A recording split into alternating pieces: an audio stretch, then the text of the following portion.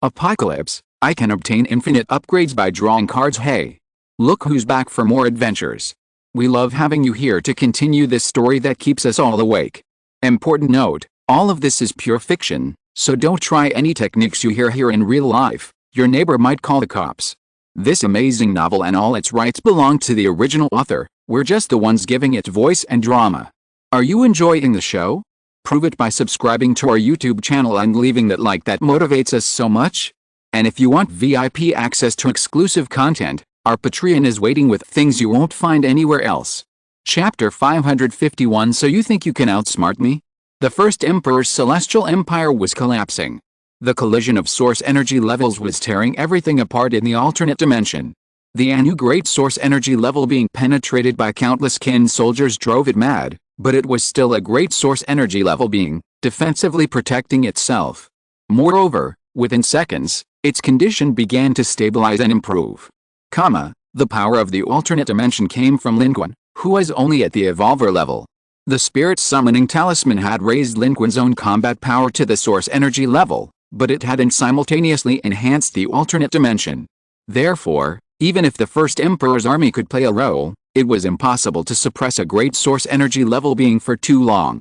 Moreover, the alternate dimension itself was also nearing its limit. At this moment, Saint Ava's body grew infinitely. Its power of rules rose upwards, each strand materializing in space, causing its bamboo-like body to expand. However, this expansion was not the same as normal expansion. Its body was splitting and growing, like a tree constantly branching out, only at an many times faster speed. In a short time, it was no longer recognizable as normal. Its split body became a strange, large tree. Then, these trunks and branches all swung downwards, smashing through the protective defenses of the Anu's chaotic, high-energy attack and directly striking its body. The branches wrapped around its body, and its armor began to organicate, its armor structure transforming into a fibrous structure, with strange leaves and flowers blooming layer upon layer on it.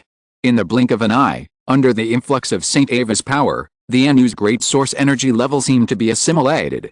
Its body became part of the strange tree extending from Saint Ava, and it was still growing. It was using the power of the Anu's great source energy level as nourishment, continuing to grow taller and more astonishing, its blooming flowers becoming increasingly vibrant, its sprouting green leaves becoming increasingly verdant.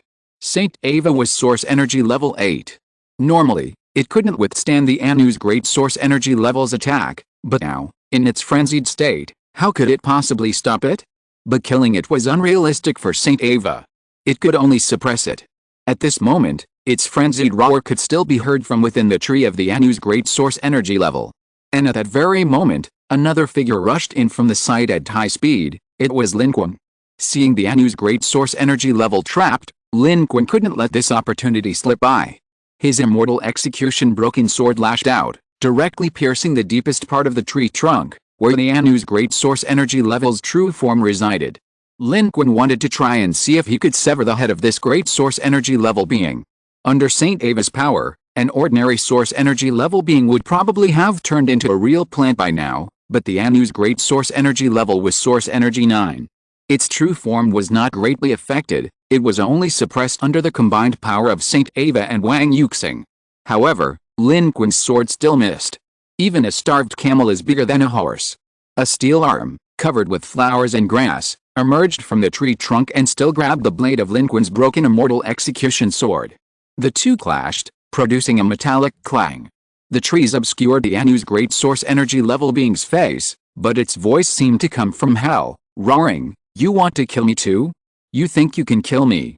Its other hand reached out from the tree trunk, grabbing directly at Lin Qun's chest. Its power of rules was restricted, but at close range, it still possessed astonishing strength. It wanted to repeat the same method, draining Lin Qun dry within inches. Lin Qun gasped. This Anu person's great source energy level was indeed formidable. Even when restrained, they were still able to counterattack. Based on his previous experience, Lin Qun knew he couldn't withstand the rule power of this Anu person's great source energy level. Therefore, after his failed attack, he quickly retreated. However, the Anu person's great source energy level hand firmly gripped Lin Qun's broken immortal execution sword, preventing him from retreating. Their other hand, carrying rule power, struggled to penetrate the power of Saint Ava, reaching for Lin Qun's chest.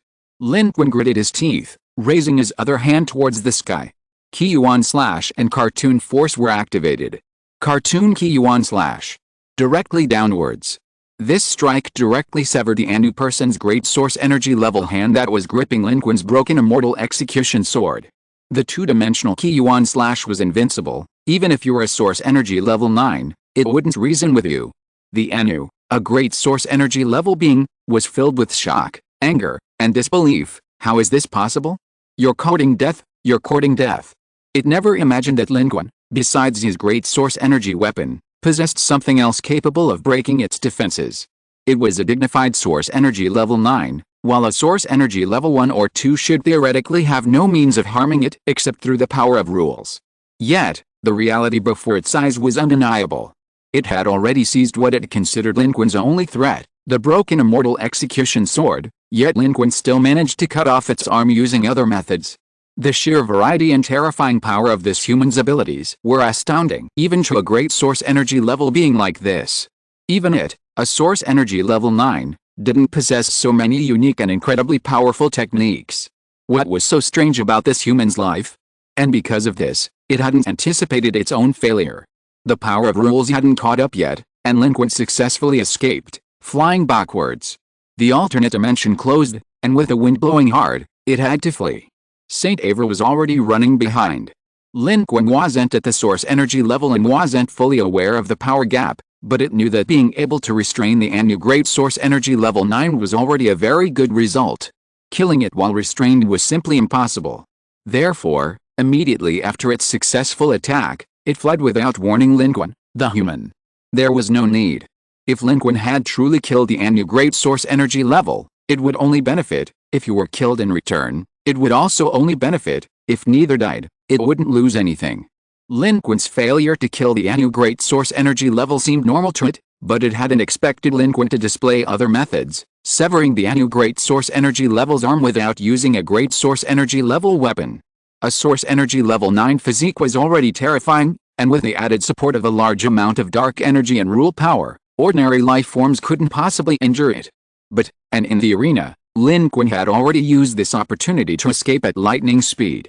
Saint Ava glanced deeply at Lin Qun in the distance and said, "Let's retreat quickly." It had considered attacking Lin Qun, but held back. The attack just now had even chilled it to the bone. If the Anu, a great source energy level cultivator at source energy level 9, was like this, it had no confidence in its ability to withstand it. If it were to combine this with a strange legion from before, it feared it would be in deep trouble. After all, fighting against a great source energy level Anu had also greatly depleted its resources. However, in its perception, this human's strength was only at the level of ordinary source energy level 1 or 2. How could he possess such combat power? He could even slice through the body of a source energy level 9 cultivator. Everyone had just gone all out. If this human were truly a great source energy level cultivator, he couldn't have hidden it. Therefore, this could only prove that he wasn't actually a great source energy level cultivator. Lin Qun keenly sensed the brief fluctuation of this great source energy level cultivator from the Ying clan civilization. His hair stood on end, and he was ready to attack at any moment. Only after Saint Ava's thoughts subsided and he quickly retreated did Lin Qun withdraw his gaze. He glanced down below. The Anu's great source energy level was struggling madly. Cracks were appearing on the tree formed by Saint Ava trapping it, from which light was emanating. Its aura was expanding like never before, seemingly brewing a terrifying explosion. Saint Ava's warning was correct. Its combined efforts with Lin Qun had achieved the current result, but it couldn't restrain it for long. Soon, it would unleash another wave of destruction. The Anu's great source energy level had come here to reap the rewards of the battlefield, but it hadn't expected this outcome. This was a humiliation for it. How could it tolerate it? It was naturally enraged and driven to madness. At this moment, the alternate dimension closed, and everyone returned to space. Lin Qun and Saint Ava both retreated, returning to their warship. Mr. Lin, the curtain of the British civilization has closed, we can jump at any time. Back on the bridge, Lin Qun staggered, immediately hearing Suji's report. Lin Qun was also greatly exhausted, having once narrowly escaped death. That energy level being from the third orbit is expanding its aura, Paparu said. It'll break free in half a minute at most. Let's rush towards that energy level being from the explorer civilization. Then we'll get close to their warship, wait for me to make my move, and then immediately jump. Is there enough time? Lin Qun steadied himself, took a deep breath, surveyed the battlefield in a second, and spoke quickly. Papata reacted quickly, immediately understanding what Lin Qun wanted to do. A sly and cunning smile appeared on the weasel-like face. Others might not have enough time, but with me as your pilot, great and holy son of civilization, of course we'll have enough. As he spoke, the cone-shaped spaceship shot out, directly attacking the retreating Tus. Tus was dumbfounded. They had invited the 9 energy-level powerhouses from the Anu civilization in the 3rd planetary orbit, thinking victory was assured, but the result was completely unexpected. Seeing Lin Qun charging towards it, it was terrified, fearing it would suffer the same fate as Maya. As the cone-shaped spaceship moved forward, it turned backward, running for its life. Although Lin Qun's aura was still not strong, he wielded a weapon of great source energy level and could go toe-to-toe with source energy level 9. Who did it think it was? If it really faced him, it would probably suffer the same fate as Maya. From its own perspective and from the perspective of its civilization, it, at the source energy level, could not die. But soon, Tus was even more shocked and angry to discover that this human cone-shaped spaceship was a feint.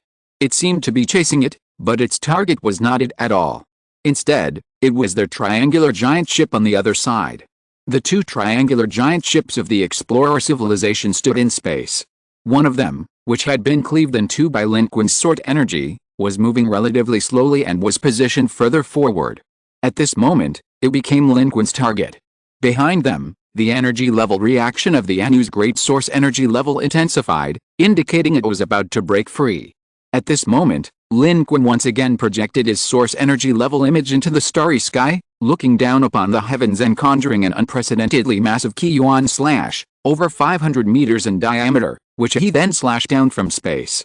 Of course, at this point, the distance between everyone was still considerable. Even with Lin Qun and his cone-shaped spaceship rushing forward, they couldn't close the distance to the triangular behemoth quickly. The 500-meter diameter Qiyuan slash, once released, would take time to reach the triangular behemoth. Meanwhile, Lin Qun's cone-shaped spaceship had already turned again, activated its warp drive, and vanished into the void, disappearing from the battlefield. On the other side, the British civilization's fleet also retreated completely, one ship after another rapidly warping away. Both of their source energy level ships had fled. In an instant, the battlefield was a scene of utter chaos, with everyone scattering like birds and beasts. Inside the battlefield, the explorer civilization's triangular behemoth was desperately trying to evade the energy slash. This energy slash, projected by Lin Qun at the source energy level, was enormous yet incredibly fast. Already damaged, the warship struggled to avoid it. None of the numerous interfering weapons it launched managed to intercept, all being shredded by the energy slash. It was like an extremely sharp blade, sweeping across the battlefield, cutting through everything in its path. Tus was also taken aback, finally realizing this was a feint by humanity. It roared and projected its own image into the starry sky, attempting a long-range interception. But to its astonishment, it discovered that its power seemed ineffective, completely sliced apart by the energy slash. It charged unstoppably towards their warship.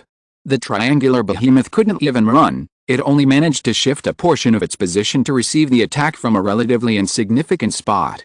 Its shield reacted violently, flashing like metal being cut, before being pierced through. The triangular behemoth had a corner sliced off. Flames erupted from within. Although many individuals had taken emergency evasive action, a large number of explorer civilizations perished on the spot. Tus and the other explorer civilizations were filled with grief and indignation at this outcome. At the same moment, in the center of the source energy level battlefield, an explosion of energy erupted. The power of source energy 9 surged forth, sweeping across the starry sky in extreme rage. But even in its fury, it had nowhere to vent its anger, because its enemies on all 4 sides had fled. A second later in the jump, and it would likely have been trapped. A disgrace. A disgrace. British civilization, human civilization, you either go back and surrender, or I, the Anu, will ravage your planet and slaughter all your participants. Meanwhile, Lin Qun's cone-shaped spaceship had already jumped away and appeared near the orbit of Blue Star. And at this moment, Lin Qun's personal panel was buzzing with contribution point notifications. In just a few minutes, his contribution points had surged by over 20,000. That triangular behemoth was Lin Qun's target. That behemoth carried a large number of explorer civilizations. Who wants to kill your source energy level beings? Harvesting your contribution points is the key. You think you can outmaneuver me? Let's see who loses out. Lin Qun, on the other hand, made a huge profit. Although he lost a warship in this battle, he gained over 50,000 contribution points, a large amount of experience points, and a spirit summoning talisman crafted at the source energy level. Isn't that a huge profit? This trip was definitely worthwhile. However, after this battle, the Anu people of the third orbit will surely be furious. Even if the explorer civilization doesn't retaliate, they will. It seems impossible to stay in this level 2 civilization battlefield any longer. But before Lin Qun could return to Blue Star, Papadu suddenly said, "A drone followed us back. It's a space drone from the British civilization." Chapter 552 An invitation from British civilization. The massive blue planet was rushing towards them. Returning home brought an indescribable feeling. The past few days of the 6th orbit planet war felt like months, and everyone on the warship was on edge. At this moment, the blue planet also detected the cone-shaped spaceship. This wasn't a human ship. Suji quickly established communication to confirm its identity. Currently, the curtain of the 6th orbit planet war had been lifted, but information transmission took time, and the blue planet hadn't yet observed the changes in the 6th orbit planet war.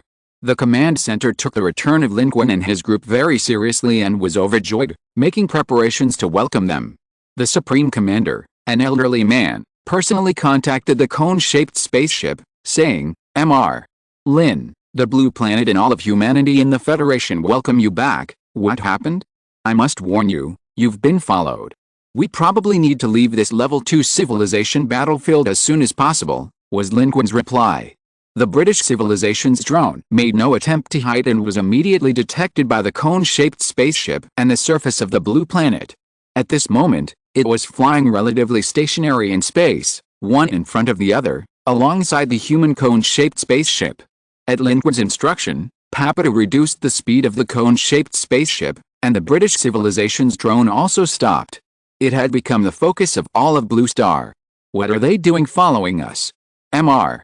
Lin, they've sent a communication request. While relatively stationary, the British civilization's drone sent a communication request. Lin Qun said, "Establish a connection and synchronize the information to the Federation Ground Command Center." The war on the 6th orbital planet was over. What were the British civilization doing here at this time? Lin Qun was also curious. The British civilization's communication access was thanks to their quantum communication technology, allowing them to communicate with Lin Qun, located outside Blue Star, from the depths of distant space with a delay of less than 5 seconds. This was something humanity could not currently achieve. The scene flashed, and the shadow of a bamboo-like life form appeared in the cone-shaped spaceship. "It's you." Lin Qun recognized it. It was Saint Ava, a great source energy level being from the British civilization. The two had once joined forces against the Anu's great source energy level beings. How could he not recognize them? "It is I, the humanity's source energy class," Saint Ava spoke slowly, its background showing their own spaceship, clearly indicating they were also rapidly returning to their participating planet. Looking at Lin Qun, it stated directly, "Humanity's source energy class, I'm here for no other reason than to extend an invitation. I have no intention of provoking conflict with you. On the contrary, I wish to offer you an invitation. The explorer civilization has joined forces with the Anu people in the orbit of the third planet. I believe you and I can also join forces. The British and human civilization, working together, can withstand the Anu and the explorer civilization." Lin Qun was greatly surprised by this information, as were the humans in the ground control center. They had been surprised to learn that when humanity and the explorer civilization had joined forces, the British civilization had sent people to intimidate them, displaying an extremely arrogant and domineering attitude. Yet, in the blink of an eye, their attitude had completely reversed, extending an invitation to cooperation to humanity. What exactly did Mr. Lin do on the 6th orbit planetary battlefield? Didn't we join forces with the explorer civilization? Now it's the 5th orbit British civilization coming to ask for cooperation. At the ground command center, many were dumbfounded. The Survey-class strategic cruiser failed to return, the database was lost, and there was currently no record of this human expedition to the 6th orbit planetary battlefield on the cone-shaped spaceship. Therefore, they couldn't yet clearly inform the Federation of the specific situation, but Suji had already connected through another channel and described the battle as briefly as possible. The Supreme Commander, an elderly man, remained silent. He was also watching Lin Qun's conversation with the British civilization's great source energy level expert. He said nothing about the invitation, temporarily handing over the power of speech and decision-making to Lin Qun. This was his unconditional trust in Mr. Lin. Lin Qun responded, "They have a source energy level 9. We are no match for it. This is a path to death. We are prepared to leave the second-level civilization battlefield. We have won enough, we don't need to stay here any longer." Lin Qun directly refused. Allying with an alien civilization is tantamount to seeking help from a tiger. This alliance with the explorers' civilization is a prime example. Humanity is scheming against the explorers, and the explorers are scheming against humanity. While the joint resistance against the Anu's great source energy level with the alien civilization was relatively successful, it was a necessary choice under the circumstances of shared interests. For Lin Qun and the British civilization, there were no other options but to cooperate. Although humanity had previously fought alongside the explorers against the British civilization, a wise civilization understands that self-interest is paramount. When interests are at stake, they will naturally choose to ally with their enemy. However, Lin Qun hadn't considered what benefits the British civilization would gain from joining forces at this time. In Lin Qun's view, the wisest choice was for the British civilization to finally extricate itself from the second-level civilization battlefield. Humanity's source energy level is not in conflict with ours, so there's no need to be so wary. What we want is the life of a great source energy level being. You don't have a true great source energy level being, and you're separated from us by 2 planetary orbits, so we won't attack you. The great source energy level being Saint Ava of the British civilization seemed quite patient. It said, "We shouldn't leave now. There are at least 10 million participants on the explorer civilization's planet. That's a huge amount of contribution points. We can share these contribution points. I understand your concerns, but now we have a common enemy. The explorer civilization and the Anu's source energy 9 have joined forces. Neither of our civilizations can possibly stand against them, so naturally we can only surrender and leave this level 2 civilization battlefield. But if we join forces, it will be different.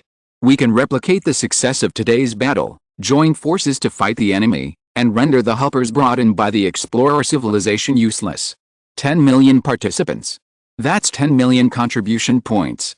Even if we share it with the British civilization, it's at least several million. It's impossible for Lin Qun not to be tempted. No one needed contribution points more than him, but the cruel difference in strength was stark.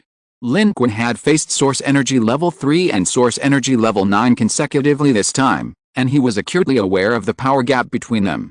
Without the spirit summoning talisman refined by Maya, which allowed him to briefly reach the source energy level, he probably wouldn't have been able to escape unscathed.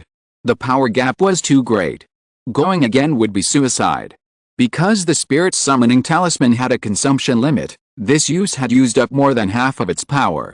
The next time Lin Qun used this spirit summoning talisman refined by Maya, he might still be able to reach the source energy level, but the strength of the source energy level he could reach next time would definitely be much weaker than the last time. We are no match for it.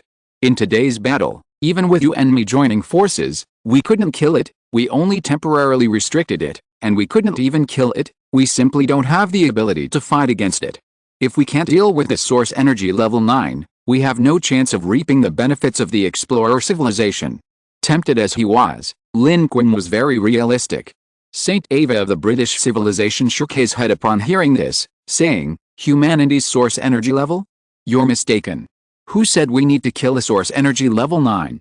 This Anu great source energy level user invited by the explorer civilization comes from the current level 2 civilization battlefield's 3rd planet orbit. They also have their enemies.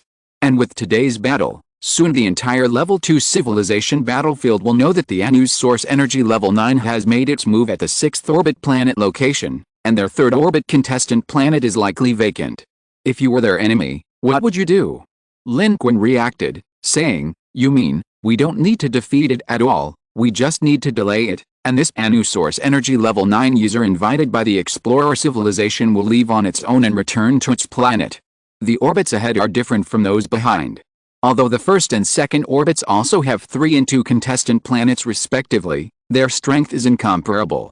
The contestant civilizations that have the hope and ambition to compete for the victory in the Level 2 civilization battlefield and to go to the God Kingdom are all on these orbits.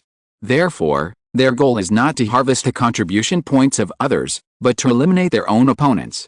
The Anu's intervention at the Great Source Energy level is partly due to this reason. And if the Anu are found to be outwardly strong but inwardly weak, how could other civilizations that want to win the civilization battlefield not want to eliminate their opponents? That's right. The Anu can't help the Explorer civilization for too long. Others' power is ultimately theirs. And this time we are in a hasty response. We still have a Source Energy VI, as you know. The 3 of us working together can withstand a Source Energy IX.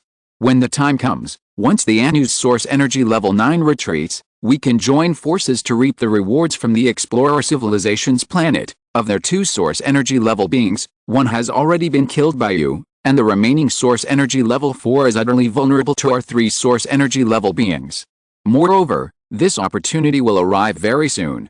Look, neither the Explorer civilization nor the Anu's Source Energy Level 9 immediately pursued us. We escaped from that Anu's Source Energy Level 9, which must have enraged it. It's a great humiliation for it.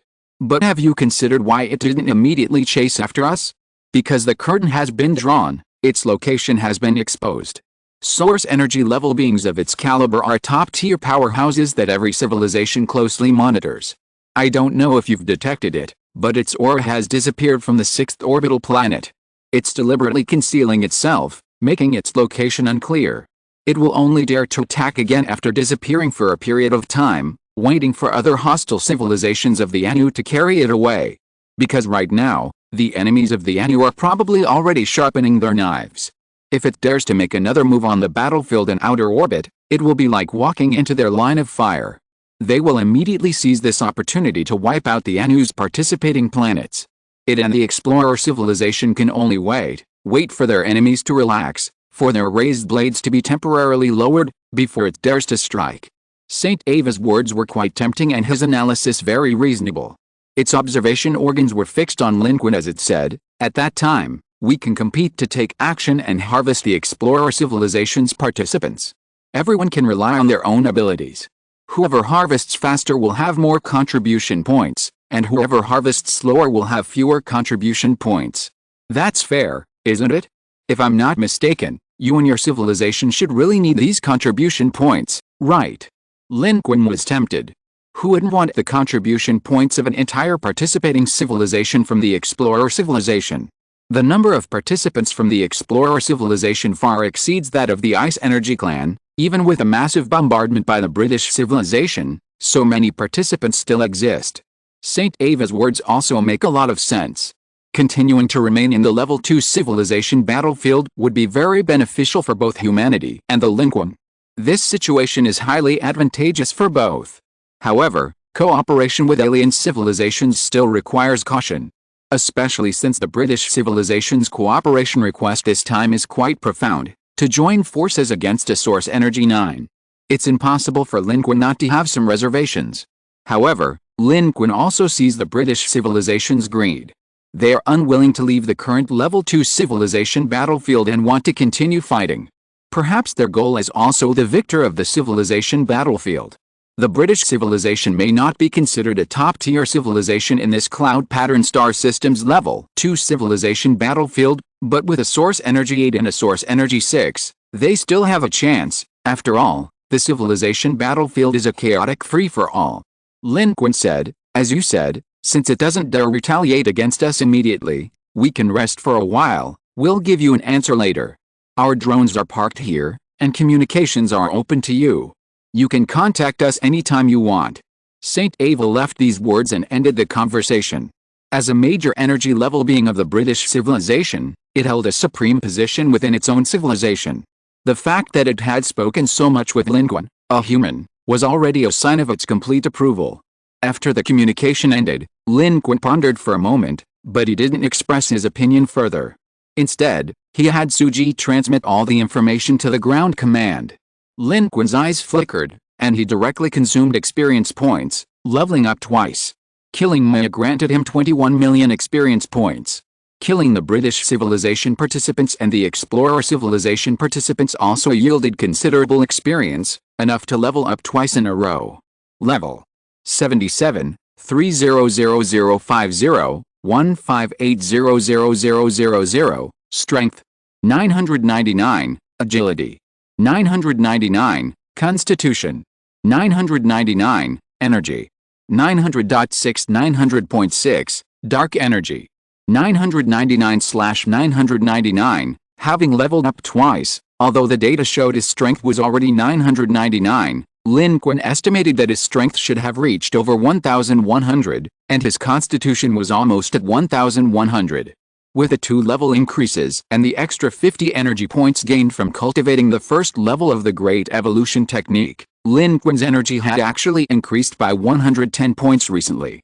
However, using the immortal slaughtering sword had depleted his energy. Surprisingly, the maximum energy consumption from using the immortal slaughtering sword was much less than he had calculated, seemingly only around 30 points. In fact, the impact of using the immortal slaughtering sword on Lin Qun this time was very small. This time, Lin Qun used the immortal slaughtering sword quite a bit. Lin Qun, while surprised, also had his own guesses and judgments.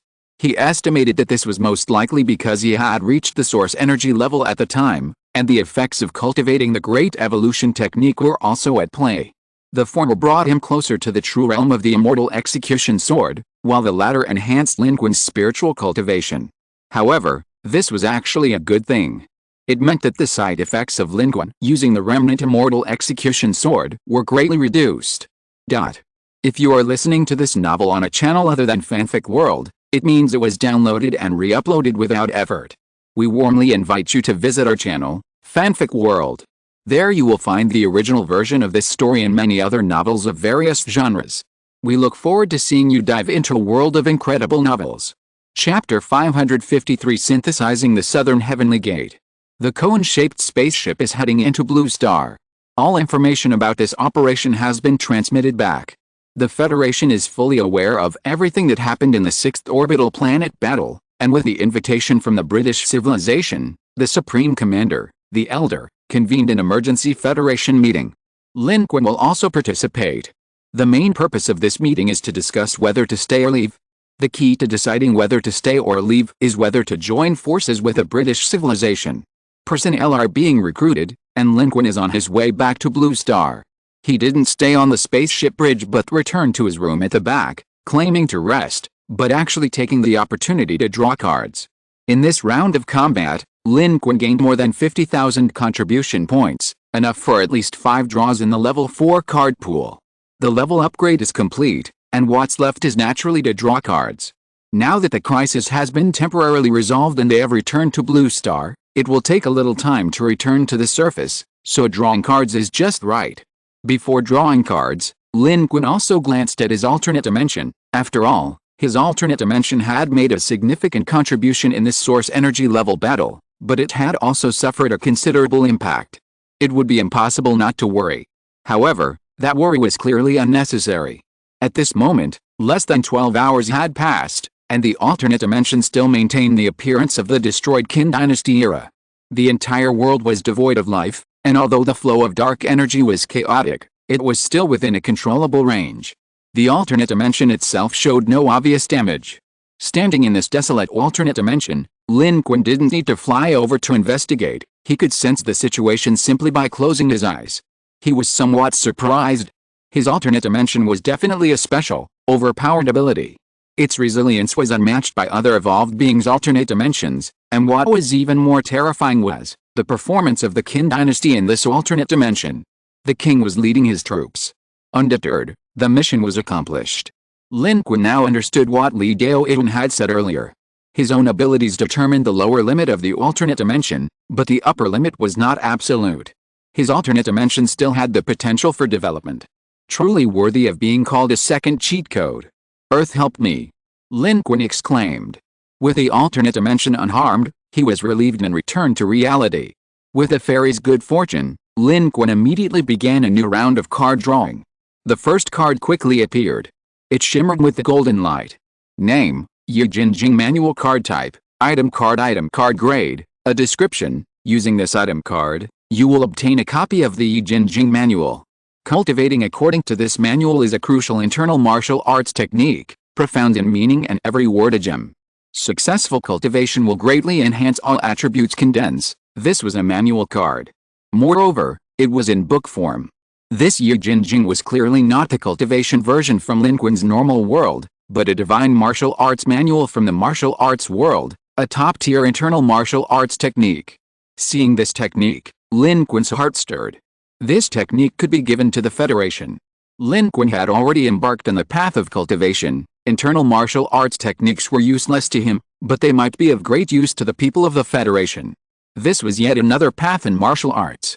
Some people aren't actually suited to basic cultivation techniques. Perhaps this path could be a good starting point. Lin Qun looked at the ancient text depicted on the card and thought, good heavens, this time I have a cultivation methods for immortality, martial arts, and advanced martial arts. All I'm missing is some unorthodox cultivation techniques. Thinking of this, some demonic arts actually surfaced in Lin Qun's mind. He wondered when he could draw them. At that moment, the second golden card appeared. This card looked somewhat familiar to Lin Qun, yet it was different. It was a consumable card.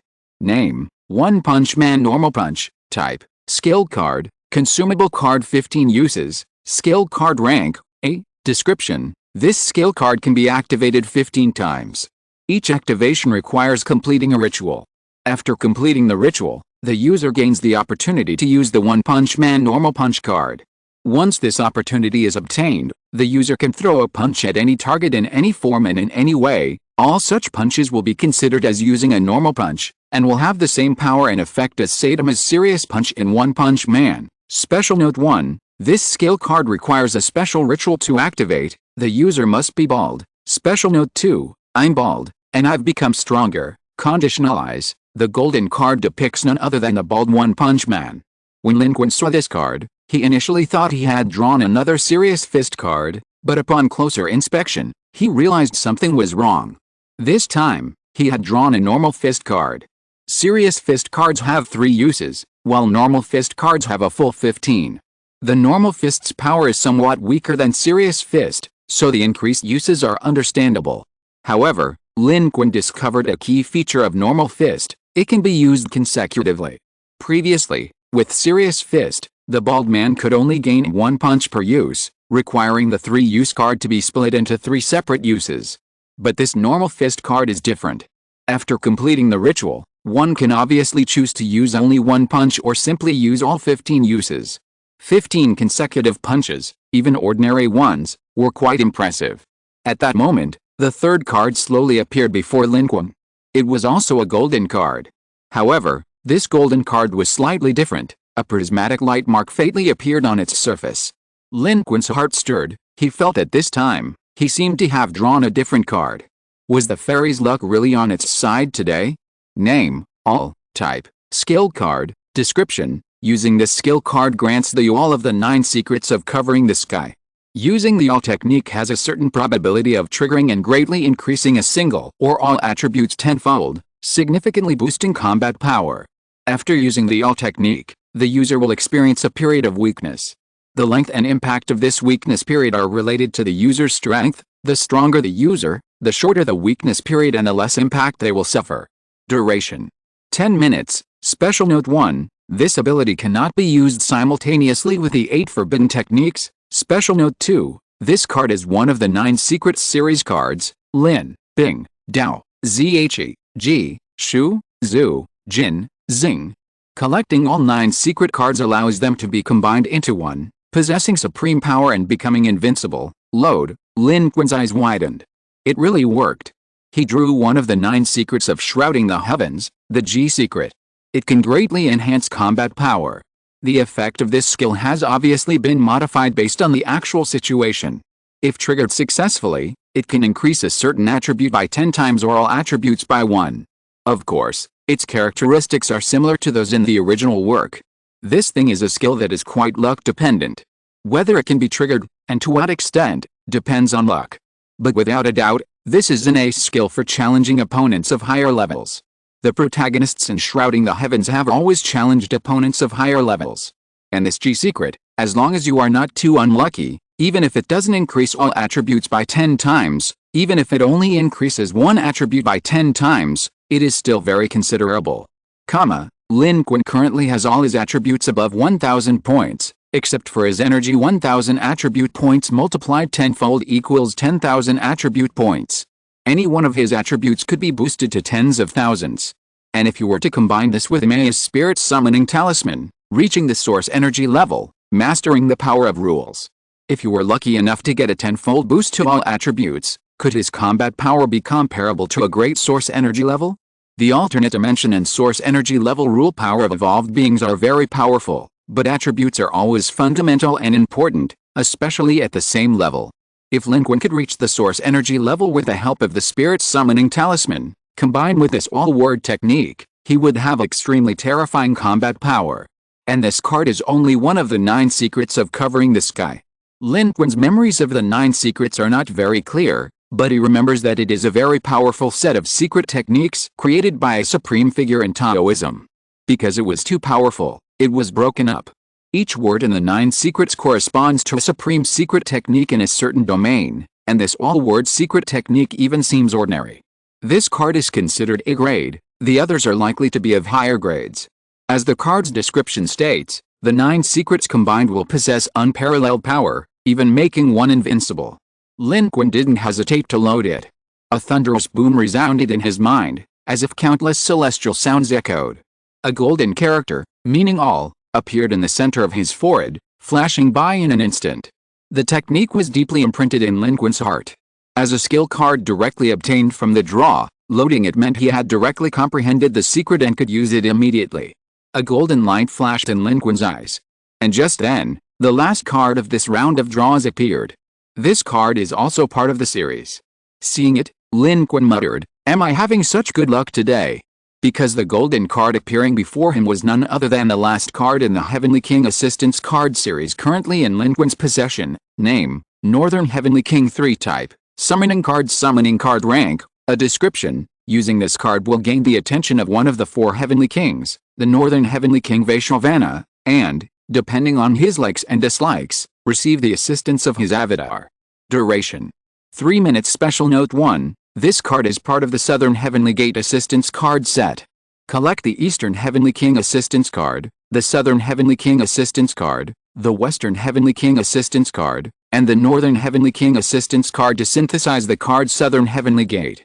Special note, when synthesizing the card, the remaining uses of the Assistance card cannot be 0. Special Note 2, hey brother, let me give you a handy first, don't rush, the Southern Heavenly Gate is just behind the Venerable One's Assistance card.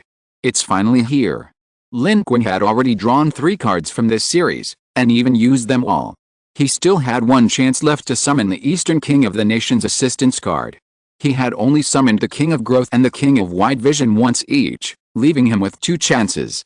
Now, with the arrival of the Northern King of the Nation's Assistance card, Lin Qun had collected all the cards in this series. All 4 Heavenly Kings were in his hands. This meant he could now synthesize the card Southern Heavenly Gate. The card draw was over, and the screen displaying his innate abilities disappeared. At this moment, the cone-shaped spaceship had just entered the atmosphere of Blue Star and was preparing to land. Lin Qun still had time, and he was even more impatient. He reached out and grabbed the golden card floating in midair. With a flick of his other hand, he directly pulled out 3 more cards. They rose from Lin Qun's hand, each shimmering with golden light, seemingly echoing and subtly attracting each other. Without hesitation, Lin Qun immediately chose to synthesize them. All 4 cards emitted a beam of light, within which a multicolored card emerged. Its shimmering light revealed a unique mystery and dreamlike quality. The image on it was none other than the magnificent and mysterious Southern Heavenly Gate, hidden among the clouds. The Southern Heavenly Gate card is complete. This is a pure S-rank card. Name, Southern Heavenly Gate type, summoning card rank, S-rank. Description: this card has activation conditions. The Southern Heavenly Gate can only descend with the protection of the 4 Heavenly Kings. Activating this card requires one use of each of the following cards: Eastern Guardian King, Southern Virudhuka King, Western Virupaksha King, and northern Vaishravana king. Only when all the guardians of the southern heavenly gate are present can the summoning of the southern heavenly gate be achieved. The projection of the southern heavenly gate will descend regardless of distance, space, or time, constructing a passage within a range of no more than 2,000 kilometers from the locations of the four heavenly kings, connecting the heavenly court with the current time and space. The descent of the portal requires a certain amount of dark energy from the user. During the descent, if two or more of the card holders or the four heavenly kings' avatars leave the field, the connection will be severed. The South Heavenly Gate can only descend for a maximum of 30 minutes. Summoning the South Heavenly Gate allows you to call upon the heavenly court before it, potentially receiving assistance from heavenly soldiers, generals, and the avatars of various deities. Special Note 1: the South Heavenly Gate cannot be destroyed. Those who disrespect the gods and Buddhas, even if they are the card holders, will feel the wrath of the heavenly court. Special Note 2: when the South Heavenly Gate is present, the duration of the four heavenly kings' assistance cards will be the same as the duration of the South Heavenly Gate. After one summoning sequence of the South Heavenly Gate is completed, it can only be summoned again after 72 blue stars. The South Heavenly Gate. The Gate of the Heavenly Court. Although it doesn't explicitly state who in the heavenly court can be summoned, this is the most terrifying aspect. A connection to the heavenly court has been established, meaning that anyone in the heavenly court can descend. Countless celestial soldiers and generals, even the Jade Emperor. Numerous invincible gods and Buddhas. Even if they are just avatars, they will still be invincible. Of course, Lin Qun felt that the Jade Emperor and top experts might not be willing to take action, and the possibility of getting them to participate was slim. But even if they didn't come, sending some other gods and Buddhas would still be incredibly powerful. Judging from the strength of the four heavenly kings, as long as they have names and titles, their avatars would be at least at the source energy level. Add the four heavenly kings, and there would be more than a dozen source energy level beings. Who could withstand that? If there were also a great source energy level expert. If there were also an army of nameless celestial soldiers and generals. They could even sweep through the battlefield of a level 2 civilization. However, Lin Qun was just imagining things. The Southern Heavenly Gate could only exist for 30 minutes. Sweeping through the battlefield of a level 2 civilization in a star system would not be enough in 30 minutes. Of course, it was also written here that the Heavenly Court was not joking. Even if you were the holder of the card, if you disrespected the Heavenly Court, you would still be killed.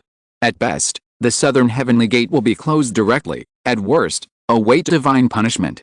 Although the Heavenly Court watches over the human world, it too is governed by strict and inviolable heavenly rules.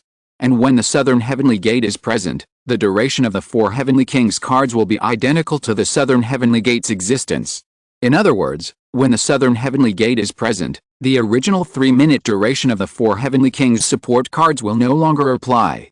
If the Southern Heavenly Gate exists for 30 minutes, they will also exist for 30 minutes. This time limit will be completely broken. Lin Qun looked at the cards in his palm, at a mysterious and majestic heavenly court gate on them, unable to hide his excitement. The secret character all, the Southern Heavenly Gate. Today's luck is off the charts. Chapter 554 Kill them all. The cone-shaped spaceship was decelerating.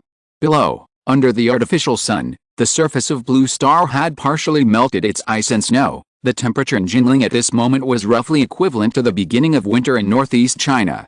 This was incomparable to before, but under current conditions, it was already a significant step forward for humanity. Currently, humanity had made significant breakthroughs in planetary climate modification technology.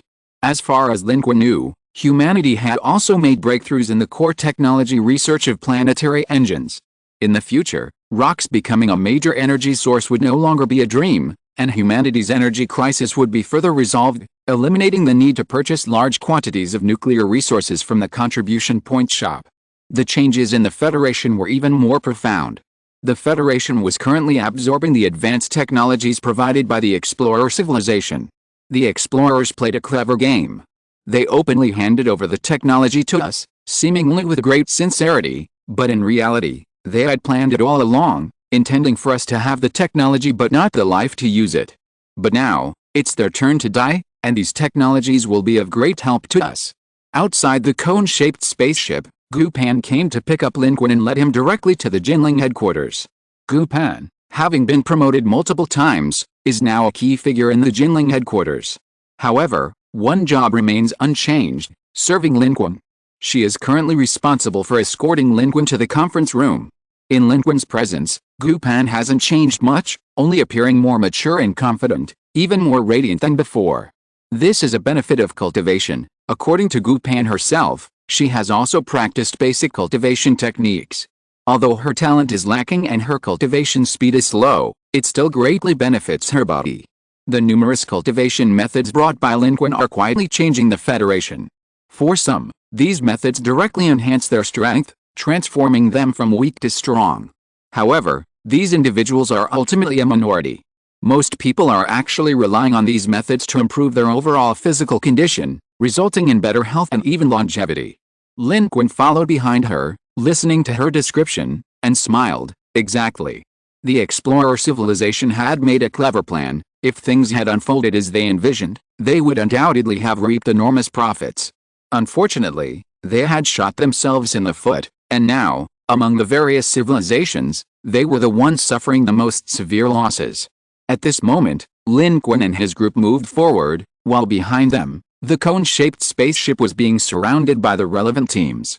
The cone-shaped spaceship would be taken over. This physical spaceship of the explorer civilization would be more conducive to humanity's research into the technology provided by the explorer civilization, while Suji and the others inside would undergo a series of health and safety checks. Back on Blue Star, they all felt a sense of relief. Meanwhile, Lin Qun, led by Gu Pan, arrived at the conference room of the Supreme Commander. All present were high-ranking officials of the Federation. Some were in person, while others were attending via video. Lin Qun also saw Chu Yaowei here. As an evolved being, Chu Yaowei had also gained a place here. A sufficiently excellent and upright strong person was given equally important influence by the Supreme Commander. Of course, Chu Yaowei herself didn't really have any thoughts on this. In such situations, she mostly remained silent. From this perspective, it was actually a clever tactic, firmly binding Chu Yaowei, who is accustomed to being detached from everything, to the Federation. The purpose of this meeting was very clear, to discuss whether to join forces with a British civilization. The situation was urgent. Although the British civilization was confident that the Anu and the explorer civilization wouldn't dare to immediately pursue them, the words of other civilizations were never entirely trustworthy, and humanity had to make a decision as soon as possible. Therefore, the Supreme Commander didn't even have time to speak with Lin Qun alone. Seeing Lin Qun enter, he simply nodded and, after Lin Qun sat down, said, "Let's begin. We now have two choices. First, surrender and leave, returning to our own star system. With our current strength and Mr. Lin's strength, we should be able to fight the fleet of the Third Arm Overlord and defeat them. Then, we can use the remaining time and our advanced technology to leave Earth before the Third Arm Overlord's greater retaliation arrives, escaping into space. As long as we evade their pursuit, the universe is vast. We can choose a new home similar to Earth. Second, stay here and cooperate with the British civilization. If all goes well, this won't interfere with the first option I just mentioned. It's just a matter of time before we leave. The advantage is that if we succeed, we can take a large number of contribution points with us, and our victory will allow us to pay far less in reparations when leaving the Level 2 civilization battlefield, giving our civilization more time to develop here. But if things don't go well, everyone knows what the outcome will be. The Supreme Commander has made it very clear. Return now, or stay here? The ultimate path for humanity on Blue Star will undoubtedly be to return to their own star system and face the fleet of the Third Arm Overlord.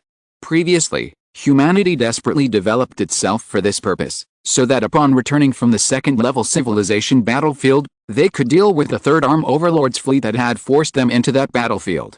And now, humanity should have that power. Human technology has advanced, and Lin Qun's combat strength has been enhanced to an unprecedented degree.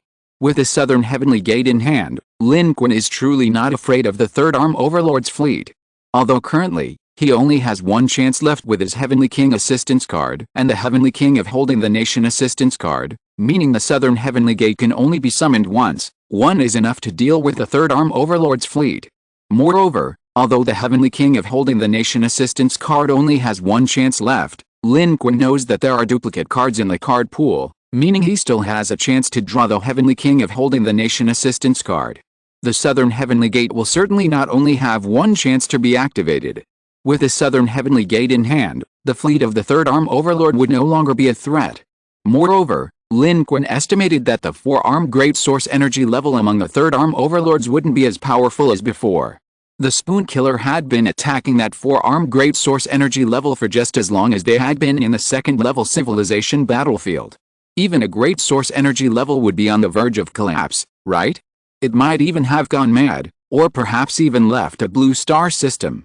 Of course, no one could be certain that after so much time, the situation in the blue star system might have undergone other changes that were even more unfavorable to humanity. There were still many variables. Even with certainty, it wasn't absolute. What if, besides the Third Arm Overlord's fleet, some unknown entity appeared? The vastness of space meant that Blue Star's coordinates had been exposed since becoming a third-level civilization battlefield, easily making it a target and attracting any potential adversaries and dangers. However, generally speaking, humanity's return to its home in the Blue Star system was now possible. In this situation, humanity had many choices: go back now, or not go back. The reason for not returning is simple. As long as humanity remains on the second-level civilization battlefield, there are benefits. If they can resolve the crisis caused by the alliance between the Explorer civilization and the Anu, humanity will not only gain a large number of contribution points, but can also stay in its current, quiet orbit around the 8th planet for a longer period. They can use this time to earn extra leaderboard contribution points, and simultaneously develop their capabilities, building an advanced human fleet on the second-level civilization battlefield. There are too many things they can do. Conversely, if humanity returns to its home planet, even if it defeats the fleet of the Third Arm Overlord civilization, humanity must flee Earth as soon as possible. Earth's coordinates have been exposed, and it is no longer a habitable place. In comparison, staying on the second-level civilization battlefield seems more advantageous for humanity. Of course, the danger of remaining on the second-level civilization battlefield is inevitable. A single misstep could lead to annihilation, a double loss. At this moment, faced with the Supreme Commander's words, many people looked conflicted and hesitant, unsure of what to choose. It was too difficult a choice. No one knew what to do next. But at that moment, Lin Qun spoke up. He looked around and said, "If it were me, I would choose the second path, to join forces with a British civilization. Staying on the second-level civilization battlefield is advantageous to us. As long as we can hold our ground here, whatever we do will be beneficial. And I am confident in this." Lin Qun's words drew everyone's attention, their expressions filled with surprise. His words were brimming with confidence, power, and pride. Before, Lin Qun had also hesitated. No one knew what fate held, making a choice difficult. This was why he hadn't accepted the invitation from the British civilization's great source energy Saint Ava. But now it was different. Lin Qun had just taken off. With the Southern Heavenly Gate in hand, he had an absolute escape route. Even if that Anu's source energy 9 killer came, he could simply open the Southern Heavenly Gate and make it suffer. Of course, the Southern Heavenly Gate was a trump card. Lin Qun wasn't going to unleash it right away. They couldn't just unleash their full power right away. Lin Qun now possessed the spirit-subduing talisman refined by Maya, combined with the all-encompassing secret technique, making him quite formidable. Cooperation was possible, and it was worth a try. Lin Qun wanted to secure the Explorer's civilization's contribution points. Strength was his foundation. With strong backing, the risks of staying in the Level 2 civilization battlefield and the potential risks of cooperating with the British civilization were greatly reduced. Lin Qun's thinking had changed. With strength, why not give it a try? The crowd exchanged glances, many eyes lighting up. Mr. Lin's confidence was their confidence. The Supreme Commander couldn't help but ask, "Mr. Lin, are you confident?" "Yes." Lin Qun didn't say much, only, "The Explorer's civilization wants to kill us, and the British civilization is offering cooperation. This is a good opportunity. Let's wipe them out. Let's turn the Explorer's civilization into our contribution points." Lin Qun's words were powerful and resonated with everyone. Ultimately, who wouldn't want to stay here, gain more contribution points, pay less reparations, and even build their own fleet? Even if returning to Earth's star system now would give them the confidence to fight the fleet of the Third Arm Overlord, who wouldn't want to return in a stronger state? The Supreme Commander, an elderly man, gave Lin Qun a deep look, but didn't ask any further questions, simply saying, "Since Mr. Lin is confident, then I agree with Mr. Lin's decision." Stay here and cooperate with the British civilization. The Supreme Commander firmly and swiftly expressed his agreement with Lin Qun's decision. Several military representatives followed suit, all unafraid of war and willing to follow Lin Qun to conquer the alien races. The meeting began and ended quickly, faster than anyone had imagined. Even Lin Qun was surprised. There were no doubts, no questions. He sat silently in the corner for a moment, then slowly stood up and said, "Thank you for your support. I will bring victory to the Federation." Everyone couldn't help but look at Lin Qun. He said he wanted war, and humanity fought, what an honor and glory. Behind it all was the respect and trust of the entire Federation. On one side, Li Zheng smiled and said, "When have you ever failed to bring victory to the Federation?" The Federation forces represented by Li Zheng, based in Luchun, were among the most supportive of Lin Qun. After the meeting, Chu Yaowei stood beside Lin Qun and said, "You command such overwhelming support, with no one uttering a single question. You're more than just a banner." Lin Qun looked at her and said, "This is the unity of humanity from top to bottom within the Federation." Chu Yaowei patted his shoulder, smiling brightly. Lin Qun didn't spend much time catching up with her before turning to find the Supreme Commander.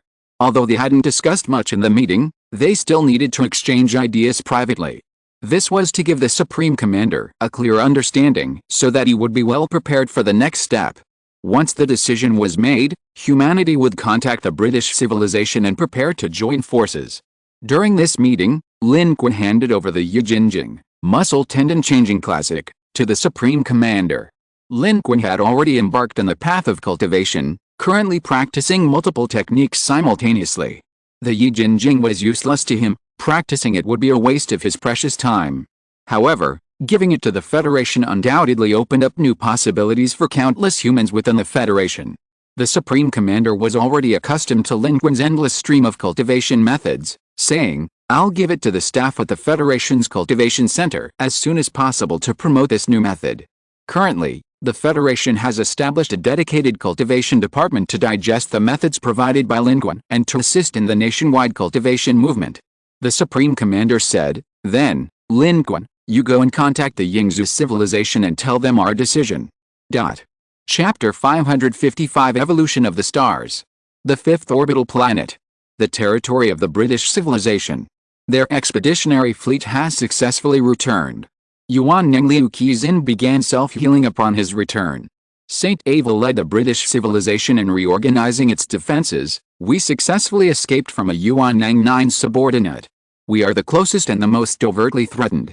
The Anu's retaliation will soon arrive, and the British civilization will be the first to bear the brunt. Therefore, we must be prepared. Humanity and our Federation have been formed. As long as we can withstand the Anu's large-scale Yuan-Nang attacks, we will be able to launch a counterattack and achieve victory.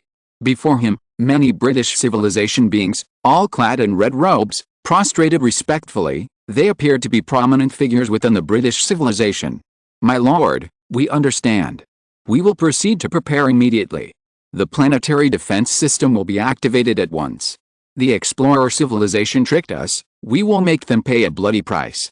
My lord, we will transmit to humanity the information we possess and are currently gathering regarding the Anu civilization and this Anu source energy 9. At humanity's level, they cannot observe any Anu activity, nor can they obtain any deeper information.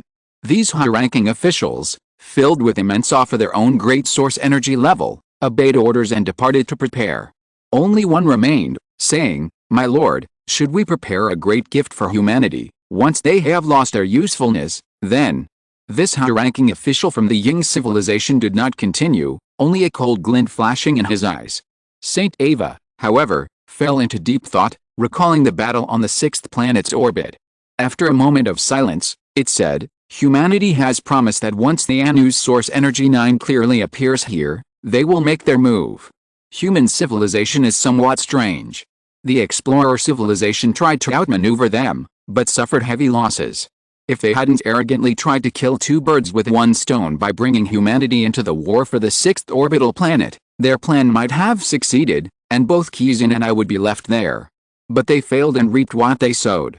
This also shows me that this human civilization is not simple. You mean, maintain cooperation within cooperation. This is a mysterious civilization.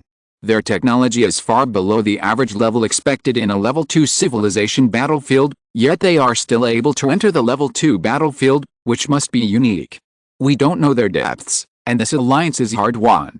Before completely resolving the current trouble of the Anu and explorer civilizations joining forces, it's best not to make any more enemies. Of course, we must also remain vigilant. If they want to attack us in secret, we must be prepared. St. Ava made its decision. The red-robed high-ranking member of the British civilization in front of it was somewhat surprised. Before the war on the 6th orbital planet, St. Ava's attitude was clear: to take down the explorer civilization and humanity. However, after this war, St. Ava's attitude changed significantly. The explorer civilization remained the target, but humanity was no longer. A deep sense of apprehension was detected in St. Ava's tone, no less than the apprehension towards the Anu's great source energy level.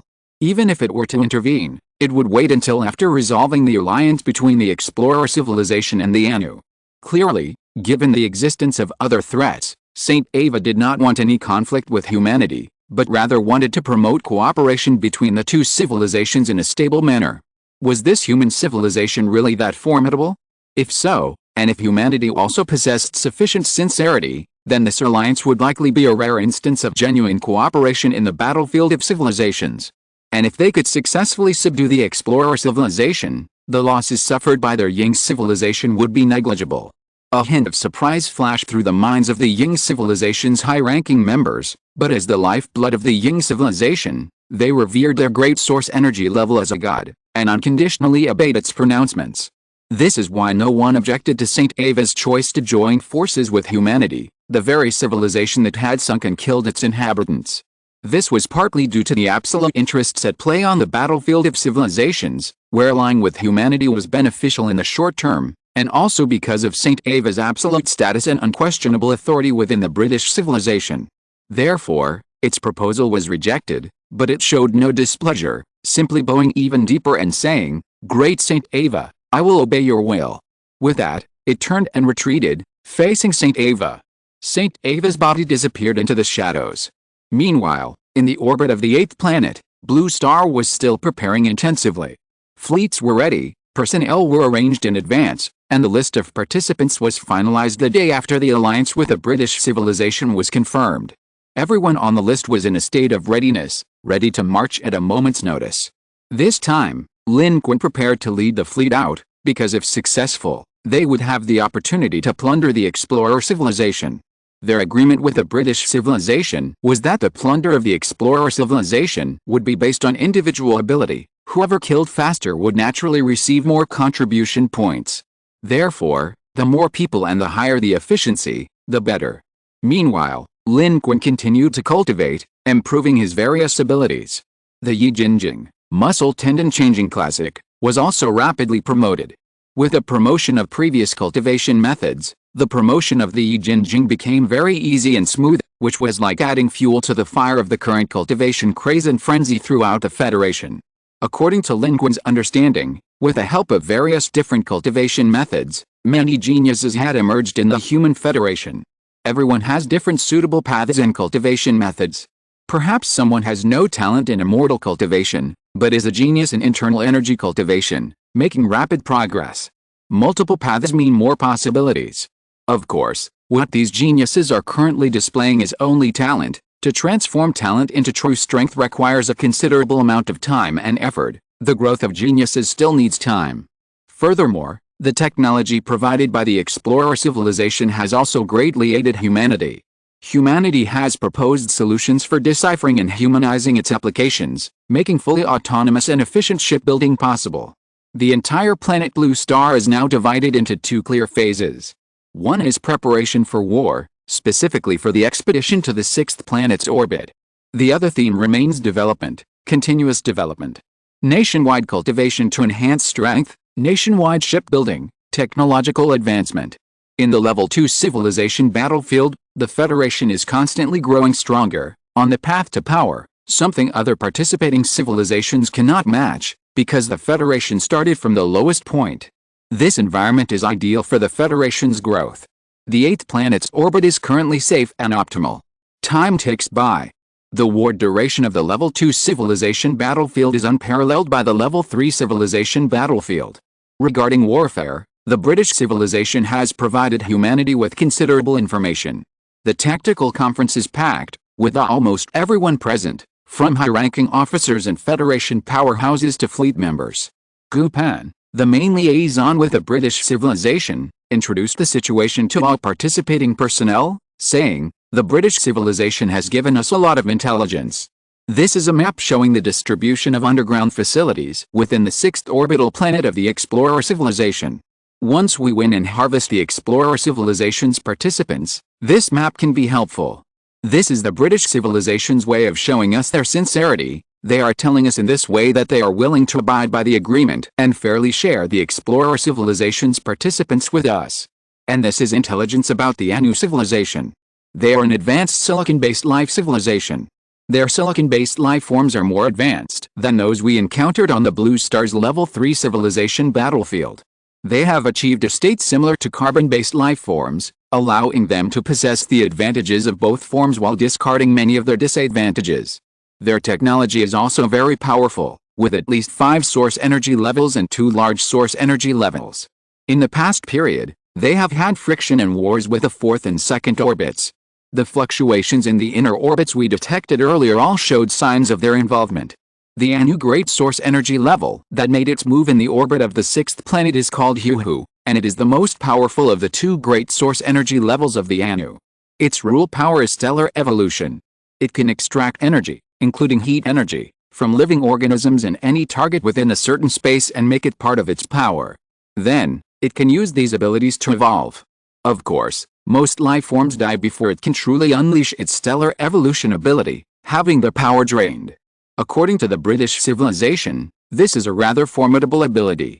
Gu Pan analyzed the intelligence sent by the British civilization in detail, and her interpretation was very clear at this moment. Below, the combat personnel and high-ranking officers listened attentively, including Lin Qun, who had also read the information transmitted by the British civilization. The British civilization couldn't possibly be doing this entirely out of goodwill. By providing this information to humanity, they were actually helping themselves. Lin Qun also vividly remembered the rule power of the Anu's Source Energy 9, but now, based on this intelligence from the British civilization, he seemed to have gained a deeper understanding of the rule power of Source Energy level. The power of rules should be divided into 2 parts. Taking the Anu's Source Energy 9 Hu as an example, one part of its rule power is to drain the energy in the universe for its own use, and this method alone can kill a person. But this is not the whole story. The drained energy will be expressed as its attack, the so-called ability of star evolution. The former is pure rule power, and the latter is the application of rule power. Lin Qun seemed to be deep in thought. In truth, he wasn't a true source energy level being. Even if he had temporarily achieved source energy level through the spirit summoning talisman and mastered the power of Maya's rules, it wasn't Lin Qun's true power. He still only had a superficial understanding, like a primitive man with a pistol. He might study it and learn how to use it, but he would never understand its principles, or even how the pistol's materials were made. As for the 4 heavenly kings and others summoned by Lin Qun, although they possess source energy combat power, coming from another world, they didn't possess the power of rules and couldn't answer Lin Qun's questions. However, this information from the British civilization did give Lin Qun a lot to think about. They had no idea that humans didn't have a true source energy level, and naturally assumed that humans did. This information was just information, but for humans in Lin Qun, who didn't actually have a source energy level, it answered many of his questions about source energy levels. Another point that Lin Qun kept pondering was, why don't source energy level beings have alternate dimensions? Lin Qun had clashed with source energy level beings many times before, but he had never considered this issue. He had always assumed that perhaps the source energy level beings were powerful enough that they didn't need to use the alternate dimension, or that they were eliminated before they could use it. But now it seemed that wasn't the case. Ahead, Gu Pan's voice continued, the Anu civilization is incredibly powerful. With their current technology, we can't detect them at all. Even if their strongest members make a move, we won't be able to find them. Information from the British civilization indicates that the Anu civilization is the most powerful civilization we currently have information about in the Level 2 civilization battlefield. Their goal is to harvest contribution points, but more importantly, they hope to become the victor in the civilization battlefield. According to the British civilization, they have competitors in the 4th, 2nd, and 1st orbits, and intermittent battles have already broken out. These contenders for the victory in the civilization battlefield are all eyeing them covetously.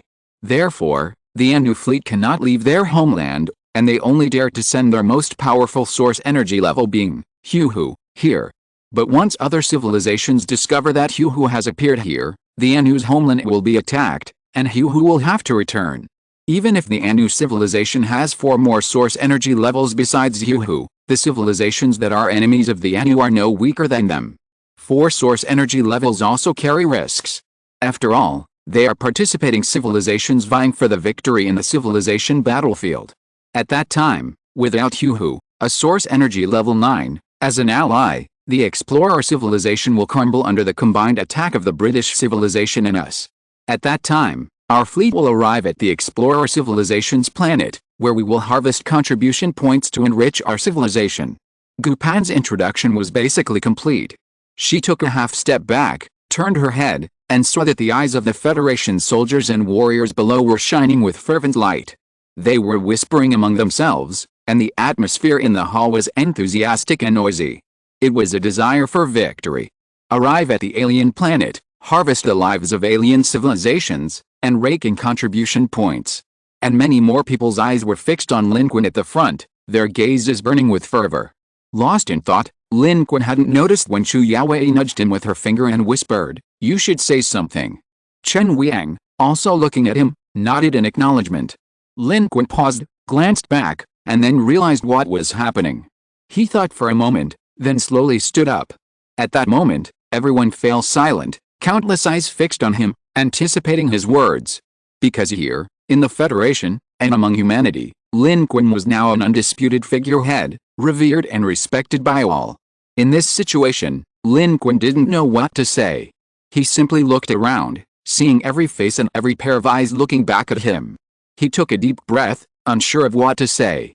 He thought of the past battles, the near-death experiences, the struggles and conflicts with countless alien civilizations.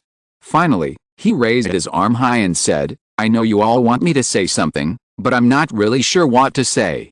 I'll just say a few words. Once, on the dilapidated streets of Shanghai, I watched a warrior I respected die before my eyes. In his dying moments, I couldn't say a word to him. He only told me to be quiet. He wanted me to live because the enemy was powerful, and if I rushed out to save him, I would surely die. Only by living could there be hope, only by living could we one day kill the enemy who trampled and slaughtered us. That was the glorious future that I, you all, and countless Federation humans and warriors who died young, all infinitely longed for, that one day, our human civilization could act with generosity, and live proudly and with our heads held high as a civilization. Let every alien race that dares to kill us pay the price for their deeds. Let everyone know that those who offend humanity will be retaliated against 100-fold by human civilization. And now I want to say, that future is just around the corner. I survived, I have come this far, I have killed countless enemies, opponents I could not defeat before are no longer worthy to face me. Our civilization has its own fleet, our technology is advancing by leaps and bounds, we are strong, we have stood up. This is our second preparation for an expedition. We are no longer a civilization that can be bullied. We have the power to fight back. We will no longer watch our compatriots die helplessly. Whoever dares to attack us, whoever dares to devour us, we will make them pay a bloody price. Gentlemen, I will lead the way, this battle will be won." A brief silence fell over the crowd. People looked at each other, then someone shouted first, igniting a deafening roar that echoed throughout the arena. "Victory is certain! Victory is certain! Following Mr. Lin, victory is certain! Victory is certain!" The entire venue erupted in a deafening roar. The sound was like thunderous drums, the surging confidence and fervor of countless humans present. An expedition to the stars, an expedition against alien civilizations. This was a scene that countless fallen Federation citizens had dreamed of witnessing on the battlefields of the third-tier civilizations, and now, it had become a reality. A war spanning multiple planetary orbits was about to begin. Chapter 556 Heading towards the fifth planet's orbit. The sixth orbital planet for the competition. The shadowy spaceships, hidden in the starry sky, remain docked here. Thanks to the Anu's advanced technology, No one except the explorer civilizations informed beforehand knows they are still here. The Ying civilization's judgment was remarkably accurate. The Anu's source energy, the nine-headed serpent, hadn't acted, not because it didn't want revenge, but because it was deliberately waiting. Because the moment the curtain closed, and the information about the serpent's actions in the sixth planet's orbit was exposed, news immediately came from its home planet in the third orbit. Hostile civilizations near the fourth, second, and first orbits were all making unusual movements, probing, ready to act at any moment if they found their home planets vulnerable. But the serpent still didn't return. It only needed to disappear, and no one would dare to act again. And continuing to attack the Ying and human civilizations would require some time. Its descendants whispered indignantly, "My lord, when should we strike again? We should make them pay for their humiliation and resistance against you." "Wait a little longer," Hu said coldly. "Wait until the enemy's gaze shifts away from us. The resistance of the British and human civilizations is indeed a humiliation, but we cannot let these emotions cloud our judgment. Our goal is the divine kingdom. Harvesting the contribution points of human and British civilizations is merely an extra guarantee. We must ensure that our homeland and our ultimate goal are not threatened before we act. Now, I have just launched one attack. They didn't know I wasn't on their homeland before, but now they must be watching us closely, ready to attack at any moment. If I strike again and discover I am not on my homeland, their advanced preparations will be enough to destroy our homeland before we even return. Moreover, it's very likely that multiple civilizations will attack together, leaving us no chance to react. If we suffer too great a loss, we will be unable to compete for the journey to the divine kingdom for a long time. That loss is not something that can be compensated for by a few contribution points. Do you understand?" "My lord, I understand. You are right, you are right. Humans, the British, and the explorers are nothing more than walking contribution points to us. The divine kingdom should be our goal. We cannot allow any risks to appear on the road to the divine kingdom." Its descendant silently lowered his head. "Lord Toss, we have not been able to find Lord May's body. Why don't the Anu people take action now? We should strike while the iron is hot and tear those human and British lives to pieces." On the explorers' participating planet, in the underground command center, a high-ranking blue-skinned giant from the explorers' civilization was speaking eloquently to Toss, the last remaining source energy level of their civilization. Ahead, Toss sat in his seat and said, "What's the rush? The Anu have confirmed they're going to help us. Didn't you see the rage of that source energy 9? It tore that human ship to shreds. But the Anu's home planet is in orbit around the third planet, so they were hesitant and want to wait. But how long do we have to wait?" Another high-ranking member of the explorer civilization said, his face contorted. "These cunning humans, their source energy levels should have been lured and killed by us obediently. Their entire planet should have been trampled under our feet. That would have been the only way out for their trashy civilization. But they dared to turn around and bite us. They even killed Lord Maya. We gave them back our technology. We absolutely cannot let them leave the level 2 civilization battlefield alive." Hearing this, the high-ranking members of the surrounding explorer civilizations revealed ferocious expressions and began to murmur amongst themselves. Clearly, they were extremely dissatisfied with the current outcome. Their original plan was to invite humans to ambush and kill their experts, then seize the human civilization's participating planet and countless participants, annihilating humanity before they could even react. When humans agreed to cooperate, they even mocked them as clowns, completely unaware that they had already dug their own graves. Now, however, they had become the clowns. Their anger stemmed not only from their losses but also from this humiliation. They had tried to kill others but had been the ones who were killed. Don't worry, they won't survive. They didn't surrender to the level 2 civilization battlefield, and they seem unwilling to leave. This is digging their own graves. You've all witnessed how powerful the Anu's great source energy level is. Even if the British civilization and that strange human source energy level joined forces, they could only withdraw. Their refusal to leave is tantamount to courting death.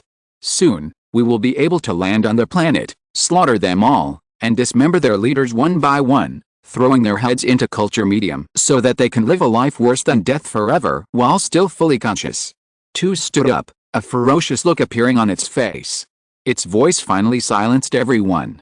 Its gaze swept across the crowd, and every life of the explorer civilization lowered its head. A raging fire burned in Tusa's eyes, as if it wanted to burn humanity and the British civilization to ashes. However, a trace of fear lingered in its heart. Judging from the reaction of the Anu's great source energy level beings, that humans' methods were truly astonishing. Even if they attacked, they had to be careful. Maya was a prime example, having finally reached the source energy level. But these humans were truly hateful. Why not just wait to be slaughtered? Why struggle? Fortunately, these humans and the British civilization seemed to still have greed, not surrendering, which gave them a chance to avenge themselves. Perhaps they wanted to join forces, but that was pointless. Next time, the Anu's great source energy level beings would surely go all out. For now, the explorer civilization could only wait, waiting for the Anu's great source energy level beings to choose when to strike. Time flowed slowly. In contrast to humanity's tense war preparations, the cloud-patterned star system remained relatively quiet. The cosmos was vast, even within the confines of a single star system. It was immense, far larger than the star system containing Earth. From humanity's perspective at the edge of the battlefield, the impact of their battle on the sixth planet's orbit seemed like a pebble thrown into the sea, causing little change. Of course, changes undoubtedly existed, but remained unobserved, surging beneath the surface. The accuracy of the British civilization's assessment was evident. The Anu's high energy level way had not reappeared, an exploration. The participating civilization was also very honest. Just 10 days after the end of the sixth orbital planet's large energy level battle, a change finally occurred in the cloud-pattern star system battlefield. An unprecedented explosion took place on the hot Jupiter in the first planet's orbit. It seems to have been hit by some kind of superweapon, which disrupted its gaseous structure, causing it to accelerate towards the star system's sun. Cloud pattern, some civilization wanted to destroy it in this way, accelerating its collision with the sun, but it's hard to say whether this will have any effect, because in our previous observations, this hot Jupiter was intentionally placed in the first orbital position. The participating civilization on it seems to want it to fall into the sun. The experts' analysis seemed to have some conclusions, but in reality, it was unhelpful. Yet, every Federation military personnel seemed to smell something unusual in the air. A new war may have already broken out, Chen Weiying said. The British civilization's curtain technology this time is a good example. Advanced civilizations have sufficient means to conceal their battlefields. From our 8th orbital position, relying on our own technology, we can only see two things. First, what they want us to see. Second, genuine, uncontrolled clashes. Change should be coming soon. There are few civilizations left in the 8th and 7th orbits. This corner belonging to humanity is unusually quiet. Humanity's gaze has always been fixed on the stars, but for humanity, the true vigilance range extends only to the 7th orbit. Beyond that distance, even the 6th orbit, effective monitoring is impossible. Therefore, humanity has little chance of taking the initiative. It can only ensure it is not attacked by hostile civilizations. On the third day after observing this change on hot Jupiter, the drone of the British civilization, docked outside Blue Star, moved. It issued an alarm and invitation to humanity. The Anu's great source energy class is approaching us. The explorer civilization's fleet has set sail. Their target is us. You should act now. Humanity's source energy class, St. Ava's voice rang out. It had entered this message itself to urge humanity to take it seriously. And humanity had been waiting for a long time. For nearly 15 days, humanity had been preparing for war. Now, it was time for war to begin. Humanity's fleet rapidly assembled, with large numbers of humans transitioning from a state of preparedness to one of war, and warships rising one after another from Blue Star. Lin Qun also arrived at his own warship. The Survey-class strategic cruiser failed to return. After the curtain was drawn, although it was in unmanned mode, it still sent messages to Blue Star, where humanity was located. The last message was sent 2 minutes after Lin Qun and his crew returned to Blue Star in their cone-shaped spaceship. After that, the Survey-class strategic cruiser's signal completely disappeared. Clearly, it had been destroyed. The explorer civilization and the Anu's great source energy level had suffered losses and would certainly not let this lone spaceship leave. Destruction was the only fate for this warship. Lin Qun's current warship and vehicle were still the cone-shaped spaceship. Although not a human-made spaceship, its performance was still quite good. After returning to Blue Star, under the guidance of the Yunbei civilization lifeforms such as Papadu, the traces of the explorer civilization on this spaceship were thoroughly erased. Furthermore, With modifications by human designers, it underwent humanization. Currently, it can be considered a truly human-made spaceship. The operating system has also been completely replaced with one usable by humans, and Suji has returned to her captain's seat. This spaceship naturally became Lin Qun's newest vehicle. He was on board during the current takeoff.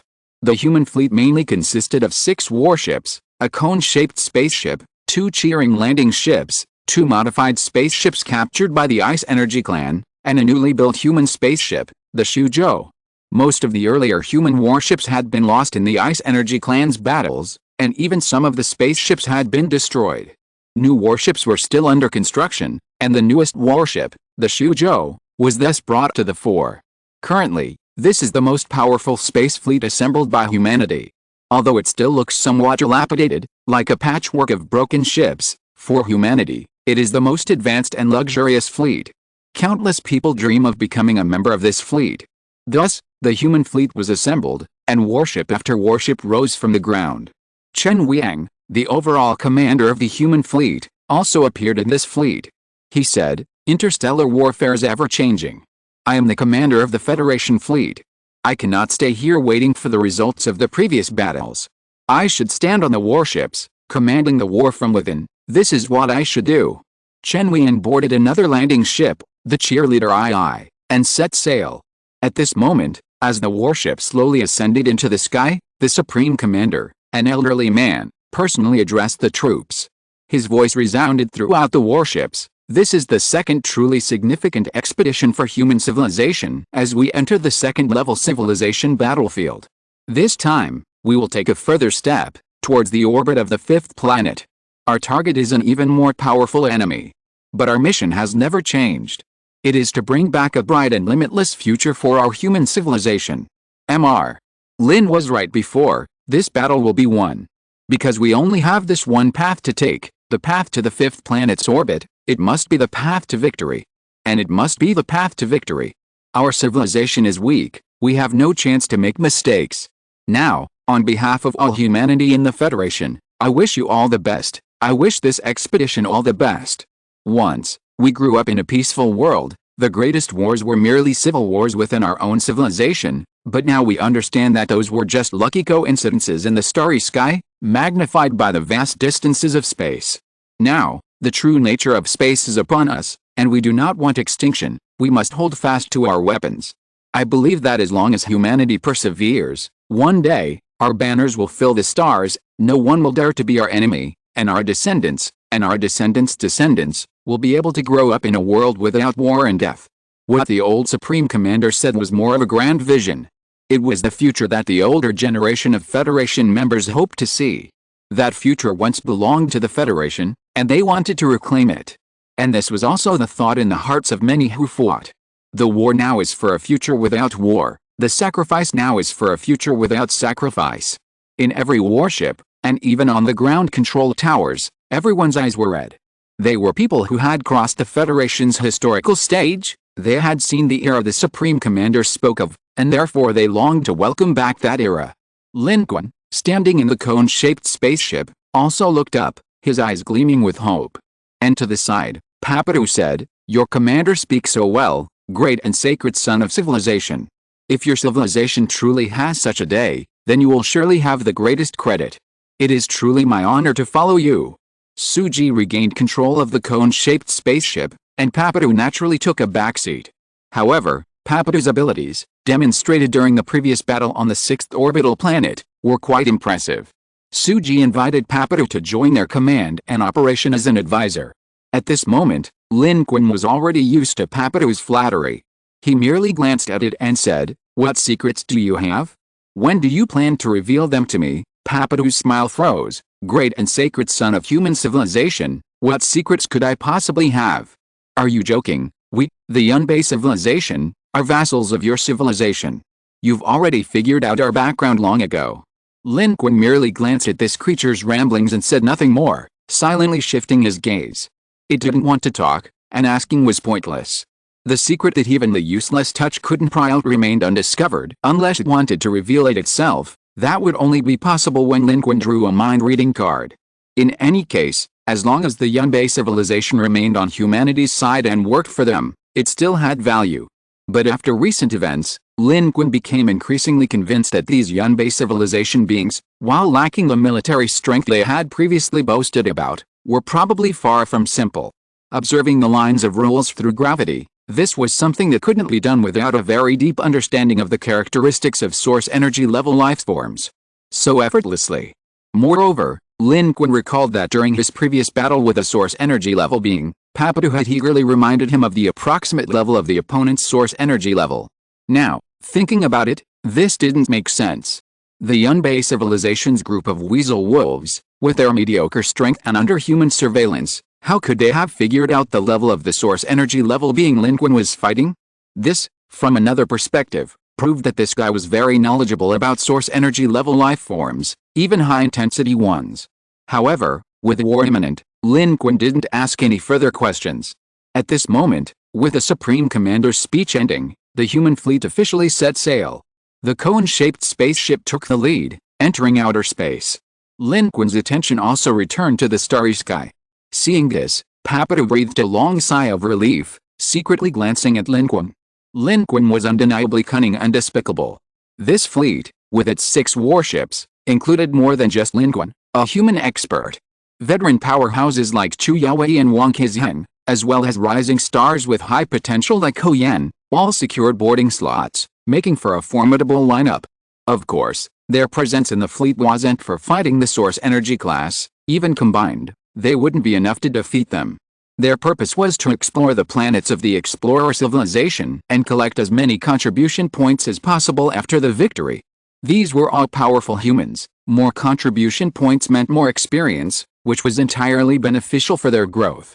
Since the competition with the British civilization would be a race to see who could seize resources faster, having more people naturally provided an advantage. As for the risks of sending all these people along, many high-ranking officials in the Federation raised objections. If such a luxurious fleet were to be defeated on an alien planet, the Federation would suffer an unprecedented blow. But in the end, the Supreme Commander, an elderly man, finalized the plan. Humanity needed to become stronger, and even more so, it needed to become stronger quickly. This was an opportunity, and naturally, it couldn't be let go. No gain comes without risk. Lin Qun understood that behind the Supreme Commander's choice was, more importantly, his trust in him. Because he had said he was confident. And at this moment, under the watchful eyes of everyone, humanity's luxurious fleet rapidly ascended into the sky, leaving the atmosphere of Earth. Guided by the British civilization's drones, one ship after another entered jump warp, and then appeared in the 5th orbital position of the British civilization's participating planet. The space and world before them changed rapidly with a jump. A vast, azure star appeared before everyone. For a moment, people almost thought they had returned to their original world, Earth. From space, the British civilization's planet resembled Earth, a verdant expanse covered in oceans. Aside from the different tectonic plates and ocean locations, it seemed like a carbon copy of Earth. However, the British civilization's participating planet was actually much larger, nearly 3 times the size and mass of Earth. Its atmosphere was similar to Earth's, but with differences. Of course, the human fleet wasn't there for sightseeing. The moment they appeared, they were quickly locked onto by multiple targets. It's the British civilization and the explorer civilization. Suji quickly traced the source of the lock based on radar feedback. The British and explorer civilizations were already facing off in space outside the British civilization's participating planet.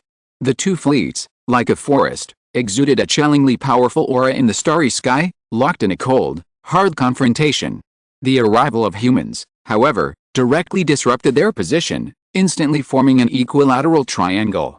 Just then, a cold, dark spaceship slowly emerged from the explorer civilization's fleet. It was the Anu's spaceship. Chapter 557 Tenfold Battle Power. The dark, starry sky, the vast, ecological planet. Nearby, the gleaming warships appear minuscule in this environment, yet they possess devastating destructive power. The explorer civilization's fleet has set sail in full force. They know the technology of the human fleet, therefore, they are not worried about humans turning to attack their competing planet. Their fleet can return to defend at any time, hence their arrival here. 2 triangular behemoths stand in space, surrounded by a swarm of wedge-shaped spacecraft operating like insects. Currently, both triangular behemoths appear perfectly intact. The damage left on them during the battle on the sixth orbital planet seems non-existent. This is normal. It's a unique advantage of the Explorer civilization's warships.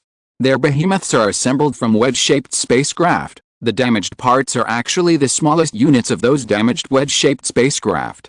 By simply switching and replacing them, the warship's functions can be reassembled in the shortest time, making it as intact as a new warship. And while they have just lost one triangular behemoth, they currently have plenty of wedge-shaped spacecraft to replace it. Therefore, their triangular behemoth was repaired in a short time. Now, they stood facing each other in space, coldly confronting one another. The dark spaceship carrying the Anu's great source energy level Hu was also flying out, like a general leaping from a battle formation, advancing with unwavering confidence and strength towards the center of the three fleets' triangular formation.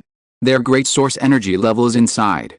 Communication with a British civilization was successfully established with the arrival of the human fleet. As requested by the British civilization's great source energy level St. Ava, it communicated directly with Lin Qun. Therefore, its reminder rang directly in Lin Qun's ears. The British civilization had confirmed through its own capabilities that Hu was there. It had indeed arrived. At this moment, Su Ji also said, according to the detectors deployed by our multiple warships, a completely new invisible curtain exists here. Its function is similar to the curtain previously erected by the British civilization on the sixth orbital planet, only on a more advanced technological level. The human fleet did not detect its existence before entering. It obscures information about the battlefield here, preventing outsiders from detecting everything that is happening here. This should be the work of the Anu people. They are worried that Hu's actions will be discovered by other hostile civilizations capable of threatening them. Our technology cannot break through this curtain, so we will probably need the British civilization to do it. Lin Qun nodded and immediately relayed the information. St. Ava responded instantly, saying, "We've already made efforts. Technically, the Anu are stronger than us. They likely anticipated our plans. However, there's another way to tear them apart, the power of source energy level rules. If we truly engage in a full-scale battle, even with their superior technology, this shield won't be able to block the dark energy fluctuations caused by more than two large source energy level beings attacking at full power, especially the Huayu. Its rule power is quite unique. A slight misstep and it can tear apart the barrier its own civilization erected for it." At that very moment, while the Ying civilization and humanity were briefly exchanging information, in the very center of the battlefield, the Anu's dark spaceship transmitted two messages to both sides. The content was very simple. If either side surrenders to me first, I will forgive and forget, and give you the opportunity to harvest another civilization. Inside the Anu's dark spaceship, the interior structure and form mirrored its exterior, exhibiting a minimalist and austere style. Behind this lay their advanced materials technology, seamlessly blending the complex warship with a minimalist aesthetic. The Anu's source energy 9-hole line resided on the bridge, positioned within the battlefield projection.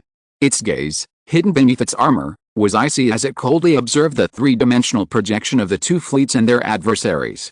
Beside it, a non-armored, Anu silicon-based life form, mimicking its form, asked, "My lord, the message has been sent. Do you think they'll fall for it?" This life form was a descendant the 9-hole line had specifically brought along. Its evolved human level was relatively high among its offspring, and it intended to nurture it. "Whether they do or not, I will make them pay the price."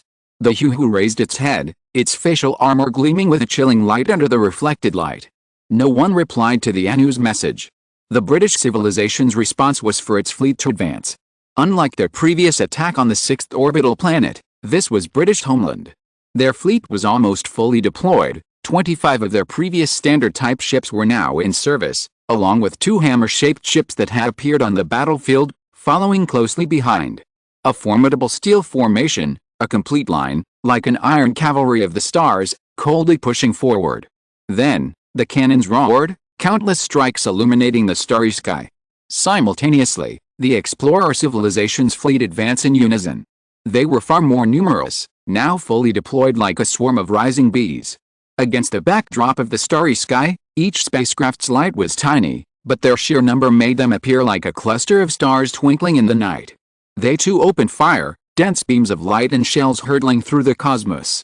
Meanwhile, The two triangular behemoths began rapidly reorganizing at their center, transforming into two terrifying, black cannons, their muzzles pointing directly at the fifth orbital planet, the participating planet of the British civilization, seemingly preparing a heavyweight strike. However, the distance between the two sides was still vast, tens of thousands of kilometers.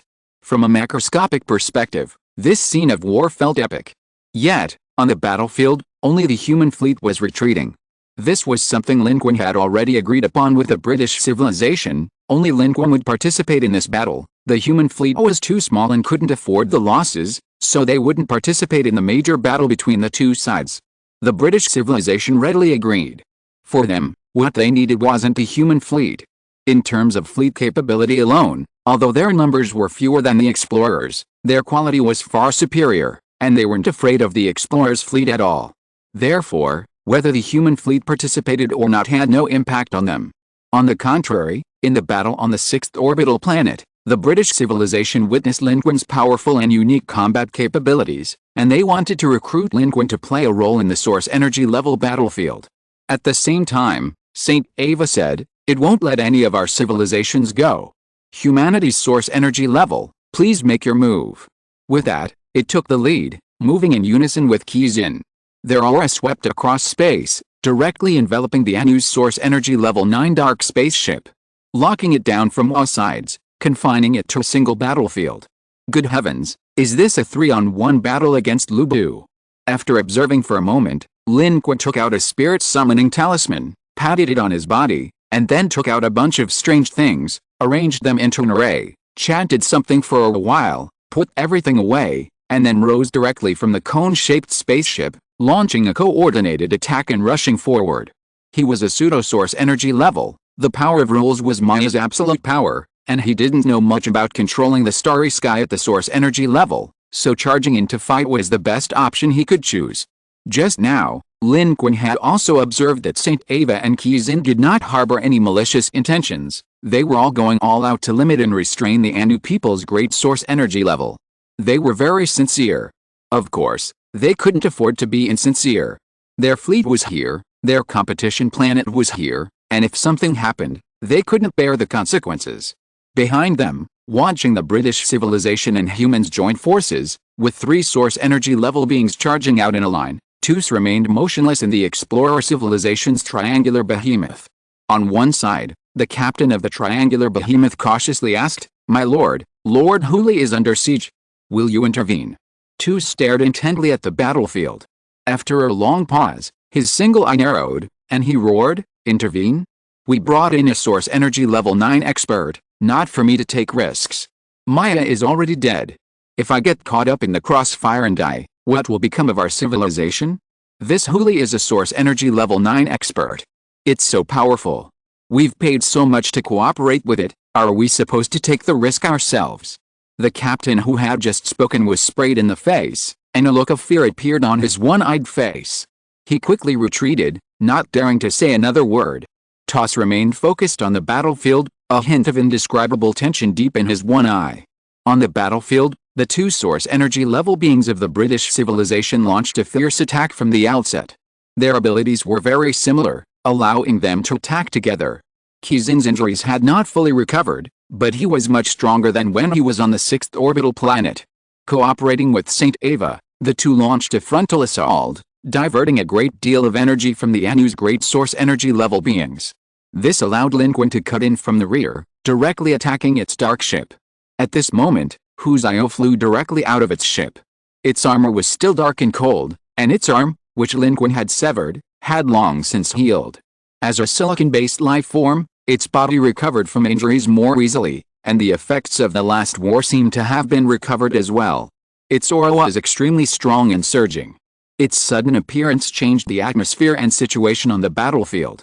It pointed one hand to the sky and the other to the forest. At this moment, its power of rule stretched out in space like a net, encompassing all the forces of Qin and Saint Ava who were attacking it.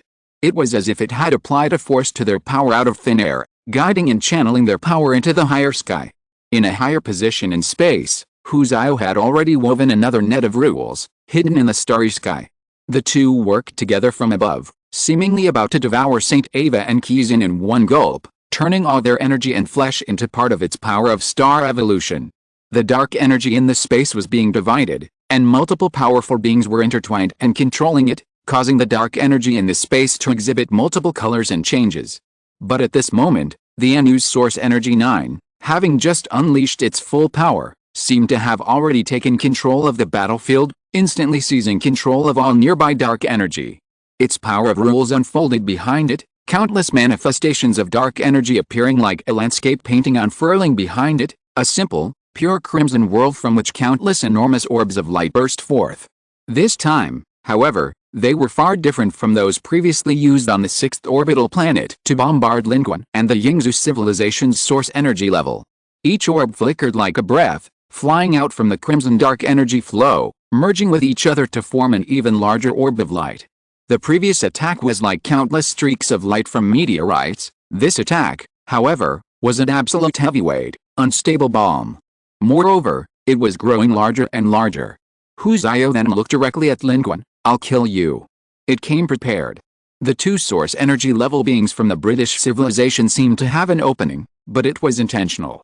Its target is the forest here. Last time, it, a mere source energy level 9 being, almost fell into this human's trap, allowing them to escape from its sight, causing it to lose face and become extremely angry. For the sake of its civilization's overall situation, it has endured until now, which is already its limit. And these two civilizations still dare to retaliate? Don't think I don't know what you're planning. Trying to buy time? I'll kill one of you now and see how you surround me. A terrifying attack formed in an instant, a burst of power only a source energy level 9 could achieve. Qizhen and Saint Ava both paled. Damn it. It wants to kill the human source energy level being first. That human source energy level being's methods are strange, but in terms of pure strength, he's no match. If he dies, we will undoubtedly lose.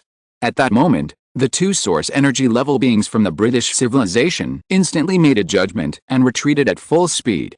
In their view, Lin Qun was likely doomed. And without a three-way encirclement, they couldn't withstand this source energy level 9. Meanwhile, inside the triangular giant ship, 2-6 exclaimed excitedly, "Hu Xiao has planned everything and gone all out. This human is doomed. Once he's dead, the alliance between humans and the British civilization will naturally collapse. Get ready, I'm about to make my move." The explorer civilization shot itself in the foot, suffering a great loss at the hands of humanity, feeling incredibly aggrieved, and has long wanted revenge. It dared not attack just now, but if the situation changes now, it will definitely intervene. However, at this very moment, facing the overwhelming and terrifying attack, Lin Qun remained unmoved, still pressing forward without hesitation. He directly activated the incantation, unleashing the All spell.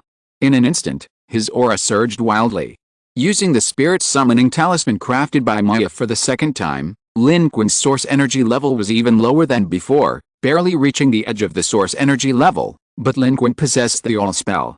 Moreover, Lin Qun not only had the All spell, but also the fairy's good fortune. The strange hair he displayed and the mystical chanting he uttered before the battle were his way of calling upon the fairy's good fortune. Doesn't the All spell involve probability? Sorry, I have good fortune to bless me. Of course, the fairy's good fortune was short-lived, and it was about to end. Anu's attack at the 9th level of source energy couldn't come, and he was about to unleash the All technique. Just then, Lin Qun's aura surged tenfold. Moreover, this time his luck was explosive, a tenfold increase in all attributes.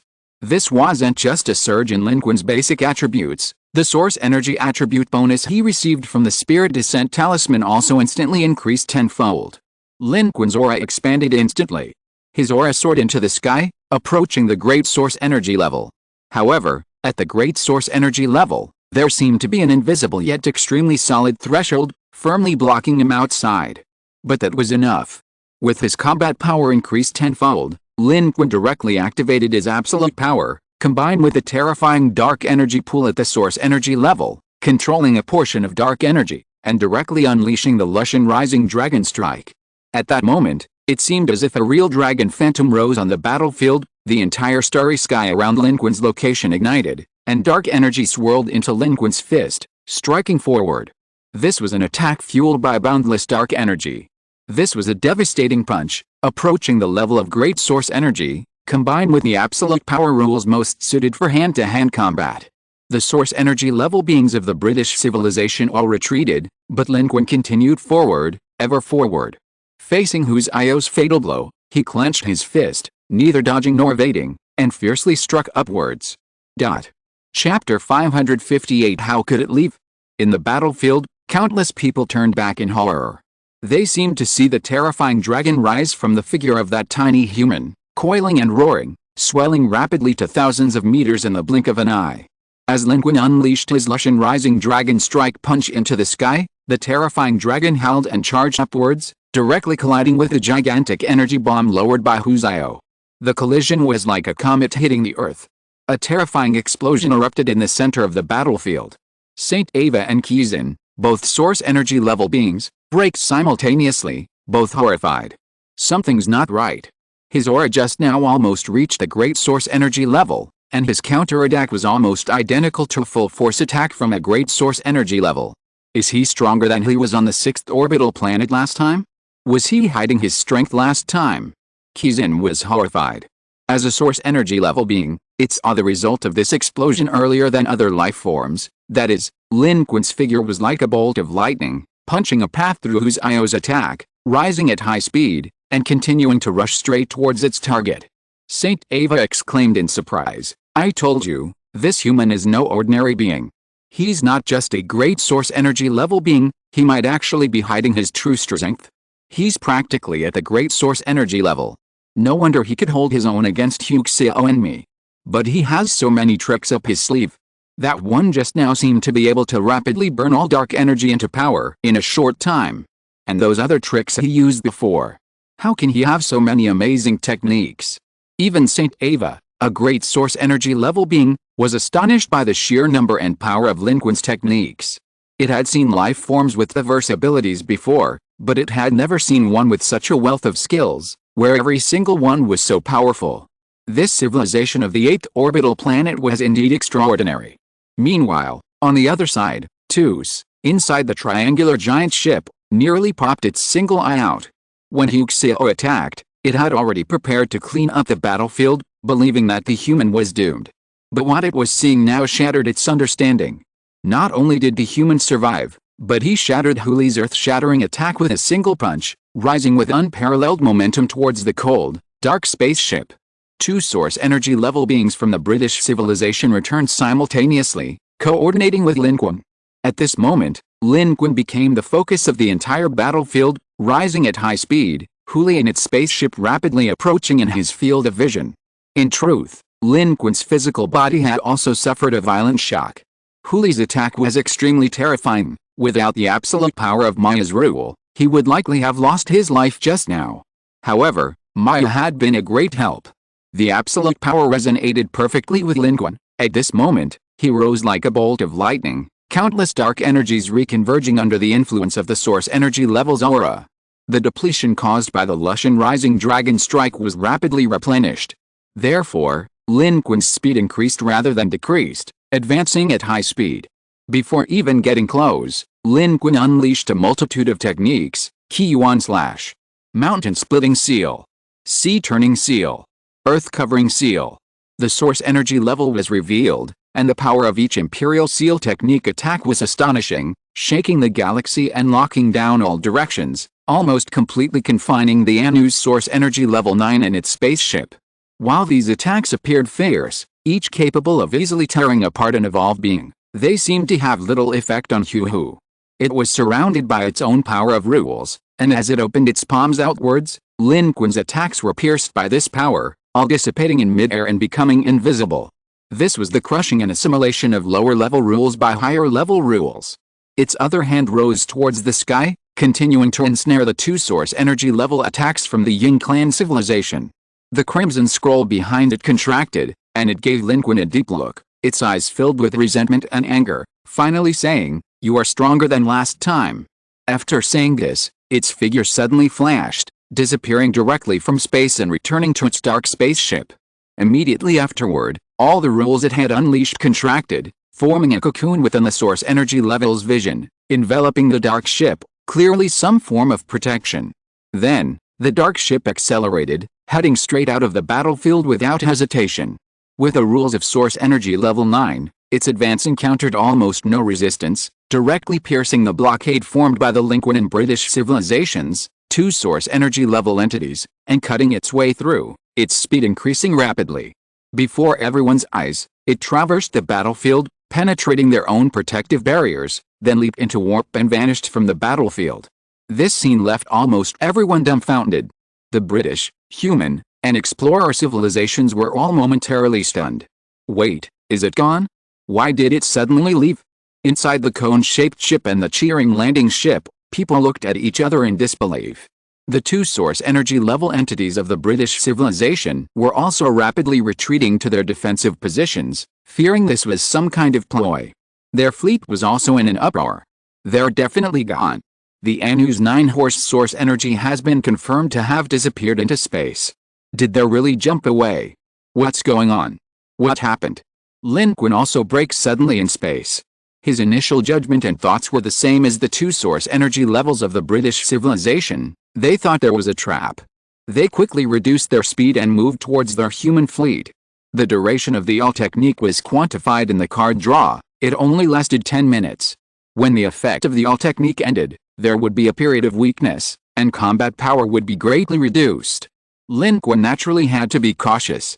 Protecting his own fleet was not only protecting the flame of humanity, but also protecting his return route to Earth. Without the fleet, he couldn't return from the orbit of the fifth planet. At this moment, the most surprised and bewildered were undoubtedly the explorer civilizations like Tus. Their war rhythm was suddenly thrown into chaos. What happened? Why did the Anu's source energy lord leave?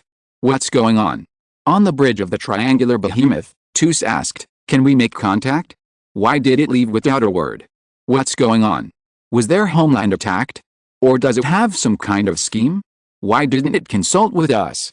But everyone on the bridge of the triangular behemoth looked at each other, completely bewildered. They tried to receive and send messages, attempting to contact the dark ship and the Anu source energy 9 within, but all attempts failed. Finally, the captain of the explorer civilization on the triangular behemoth, looking at the repeatedly displayed results, trembled and said, "Lord Tus, they rejected our communication request. No message, no answer, rejection was the answer. And the answer was the conclusion. They were truly gone. They were no longer going to interfere here, no longer going to help the explorer civilization." Upon hearing this, Tus finally understood. Its expression was one of disbelief. This is impossible. We've paid so much, asked it to help, and it's embarrassed itself. How could it just leave like this? How could it just leave like this? It's gone. What are we going to do? What are we going to do? Damn it. How could it leave? How could it just leave like this? Although Tus had been older in the explorer's civilization, its temperament was not as strong as Maya's. At this moment, it immediately showed fear. Panic filled the entire bridge, and this panic was rapidly spreading outwards, engulfing the entire explorer's fleet. At this time, many wedge-shaped ships had already begun to turn around on their own. Our helper has run away. We're finished. Who's going to fight? Run. Run. Meanwhile, seeing the explorer's reaction and combining it with their own detection results, humanity and the British civilization reached a consensus. This isn't a trap. On the cheering landing ship, Chen Weiying stared intently at the battlefield footage, saying, "This isn't a trap. That Anu's source energy 9 really escaped." On another warship, Kui Rong exclaimed excitedly, "Just as I thought, it escaped. That source energy 9 escaped. Without source energy 9 in command, how dare the explorer civilization confront our combined legion and source energy level forces? They can only flee at the mere sight of us." Suji, however, was still somewhat incredulous. The near-death experience of the last battle on the 6th orbital planet was still fresh in her mind. She never expected that this time, the Huo would make a big show of force but deliver little, leaving after such a brief exchange. Is this for real? Wasn't it trying to kill us? Meanwhile, in space, Lin Qun was communicating with Saint Ava of the British civilization through a communication device. Saint Ava said, "The information has been confirmed. The Anu's high-level energy Huai has left the battlefield and returned to its homeland. Now is the time for us to reap the spoils. I must remind you, the explorer civilization now only has one path: surrender and leave." We must reap as many spoils as possible before they do so. Saint Ava's tone also revealed a hint of excitement. Clearly, it hadn't expected things to go so smoothly. Meanwhile, Kizin said, it came in a rage. How could it leave so absurdly? It's not absurd.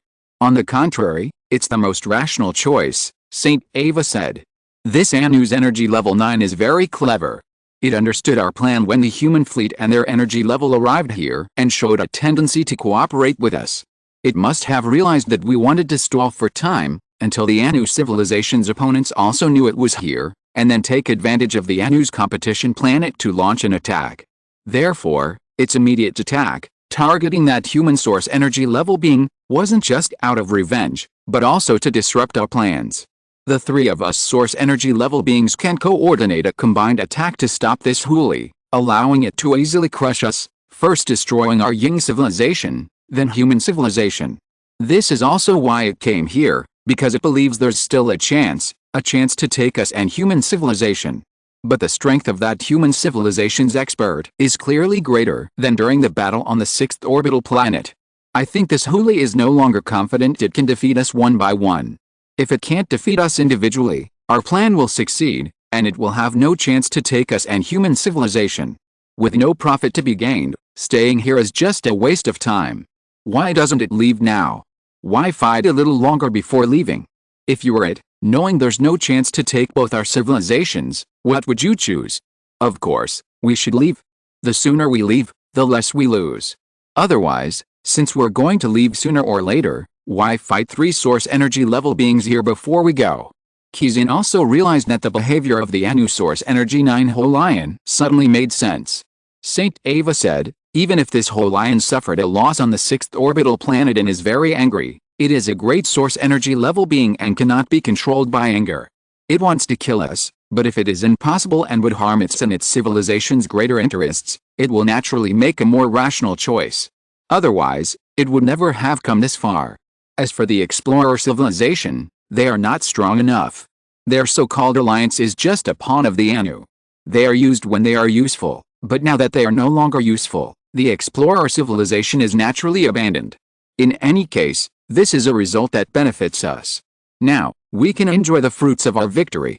I will go after the explorer civilization's fleet and prevent them from returning to their homeland, delaying their surrender and departure. You go and harvest the explorer civilization's contribution points with a human civilization. And Lin Qun and the humans had already made the same judgment. Lin Qun had already returned to the cone-shaped spaceship.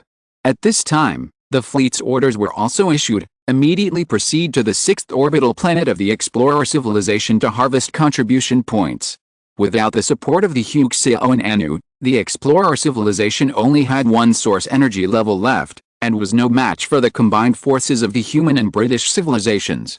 Their pride and plans had all vanished, and the human and British fleets had moved in unison, ready to reap the rewards. If the Huxiao and explorer civilizations were to win, then it would be the British and human civilizations that were desperately trying to escape. This was the cruel reality of war. The winner takes all, and the loser loses everything. The explorer civilization's plans and ambitions had all vanished.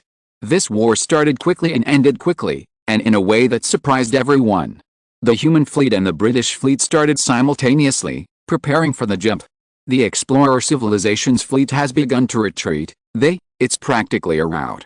Suji gazed at the starry sky, her expression complex. Lin Qun also stared intently at the stars. The explorer civilization's absurd and devastating defeat proclaimed the victory of human civilization, but it also served as a warning. Never place the hopes of civilization on another civilization. Meanwhile, the human fleet advanced triumphantly, entering warp drive, preparing to reap the rewards from the explorer civilization's competing planets. Chapter 559 1 million contribution points. At this moment, in the battlefield of the second-level civilization of the Cloud Pattern Star System, the orbital location of the third planet, the Anu people's participating planet, a hidden light flashed across the starry sky, and a dark spaceship suddenly appeared. Inside the spaceship, the descendant of the Huxiao evolved beings couldn't help but ask, "My lord, are we really leaving like this? Staying here is meaningless." Since they didn't all surrender and leave quickly, I thought the British civilization was going to join forces with a human civilization. In the battle of the 6th orbit, They thought they had restrained me, but that only happened once. I knew that the humans' source energy level was strange, so they couldn't succeed a second time. Even if the British civilization's source energy level 6 recovered, it would be the same. But I didn't expect that human to improve so much in such a short time. He's very strange, and his improvement exceeded my expectations. If we fight like this, I won't be able to defeat them. If it drags on, our own civilization will be in danger. It's not worth the loss, and we might not even gain anything. We might end up like the explorer civilization, bringing trouble upon ourselves. So, since it's destined to be a pointless battle, why stay there and get entangled with them? Just come back. As for the explorer civilization, they should have known long ago that they couldn't place their hopes on us. If it weren't for the fact that the British and human civilizations also wanted to reap what they sowed, I would have harvested them as their reward to me. Hugh, whose reply was icy cold, yet its voice held a hint of surprise and oddity. Clearly, Lin Qun had surprised it twice already. Even it couldn't quite grasp the methods of this human. But as Saint Ava had judged, its success today was due to reason, not anger. Although it was annoyed by its previous setbacks, it wouldn't engage in a battle destined to be fruitless and even risky. Leaving immediately was the wisest choice. Hugh Xiao said, "You must understand, for us now, participating in the level 2 civilization battlefield, contribution points are just a bonus. We must enter the divine kingdom here, that is our ultimate goal. Any danger or entanglement that might cause us to lose our competitiveness in entering the divine kingdom is meaningless." But at this point, it paused slightly, a thoughtful and cold glint flashing in its eyes, and said, "However, this human civilization, this human source energy level, is truly somewhat strange. We can transmit their information upwards, perhaps. There will be unexpected surprises. On the other side, the 6th orbital planet. The planet where the explorer civilization is participating is a rocky planet, its surface a crimson red. Some new buildings have already re-emerged from beneath the surface thanks to the efforts of the explorer civilization life. Shipbuilding factories and repair factories operate tirelessly underground on this planet. Everyone in the explorer civilization here is excited. They are very optimistic about the prospects of the war. Lord Tus is about to lead us to victory. Although Lord Maya died in battle, the Anu civilization he summoned will help us conquer the Ying and human civilizations.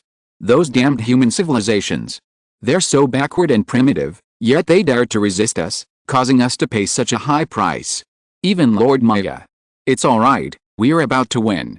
This time, we'll take down the Ying civilization first, then the humans. Lord Tus said we each have the chance to slaughter. I can't wait to set foot on Blue Star and slaughter their civilization. I heard there are hundreds of millions of participants on the planet. I'll kill them one by one. Haha, since arriving at the level 2 civilization battlefield, I haven't experienced a feeling of torturing other civilizations for a long time. Such conversations echoed across the planets of the explorer civilization. They all knew the war had begun and were confident of victory. After all, they had the Anu's help. The Anu's source energy 9 had already intervened. They had no reason to lose. The previous war on the 6th orbital planet, where the British civilization and humanity had fought a massive battle but ultimately fled in disarray, was a testament to this. These blue-skinned cyclopes were excited. This wasn't their first time participating in a civilizational battlefield. They anticipated a rich harvest, and most importantly, they could enjoy additional rewards on the defeated civilization's planet, venting their twisted, beast-like desires. But this joy didn't last long. Horrifying news quickly spread from the front lines and rapidly throughout the explorer civilization's planets. We've been defeated. We've been defeated. The Anu's great source energy has abandoned us. They've abandoned us. How is this possible? This is impossible. This is impossible. The alarm of the explorer civilization resounded across the globe. Many life forms within the explorer civilization, upon receiving the news, thought they had misheard, unable to believe such a situation could actually occur, and utterly bewildered. Yet, at that moment, 2 fleets appeared in space. These were the fleets of the British civilization and humanity. The British civilization's warships were already prepared to attack. They did not use weapons of mass destruction, that is, planet-destroying weapons. This was proposed by humanity. If the British civilization had used planet-destroying weapons, humanity, having already exhausted its usage rights, would have been wiped out, leaving nothing for humanity. For the sake of cooperation, The British civilization had agreed, and they have consistently upheld their agreement and promise of cooperation, unlike the explorer civilization which had prepared to break the agreement beforehand. Therefore, humanity had no need to engage the British civilization in battle. Everything proceeded according to plan. They joined forces to fight the Anu. Now, they would join forces to reap the rewards of the explorer civilization. Therefore, the explorers' warships chose to lower their orbital altitude directly to one side of the planet and unleash a furious barrage, clearing away the explorers' defensive structures on the participating planet. Simultaneously, several British warships fired continuous, surgical-like lasers downwards, slicing through the ground. At the same time, the British energy source, Rakusaki-shin, made its move. Its projection appeared on the planet's ecliptic plane, extending a terrifying hand to grab at the explorers' participating planet. The British have begun their harvest. We're proceeding according to plan, and learning from them. The explorers' main facilities and participants are underground. We'll focus our attack underground. Aboard the cheering landing ship, Chen Weiying swiftly issued orders, a rare hint of anxiety in his voice. The British civilization had kept its promise, forcing away the Anu's source energy 9. Everyone was reaping the benefits from the explorers' civilization, each relying on their own abilities. Whoever reaped more would gain more, and whoever reaped less would gain less. Their technological and performance advantages were undeniable. They came to reap the rewards. The more they reaped, the less humanity would gain, and the less benefit humanity would receive. How could Chen Weiying not be anxious? At this moment, human warships also converged on the surface of the explorers' civilization's crimson planet, which had lost its atmosphere. Various weapons opened fire, bombarding the areas where the British civilization had previously provided humanity with the explorers' underground facilities and the densely populated areas of the participants. Several powerful individuals also flew out, attacking in all directions to reap the rewards.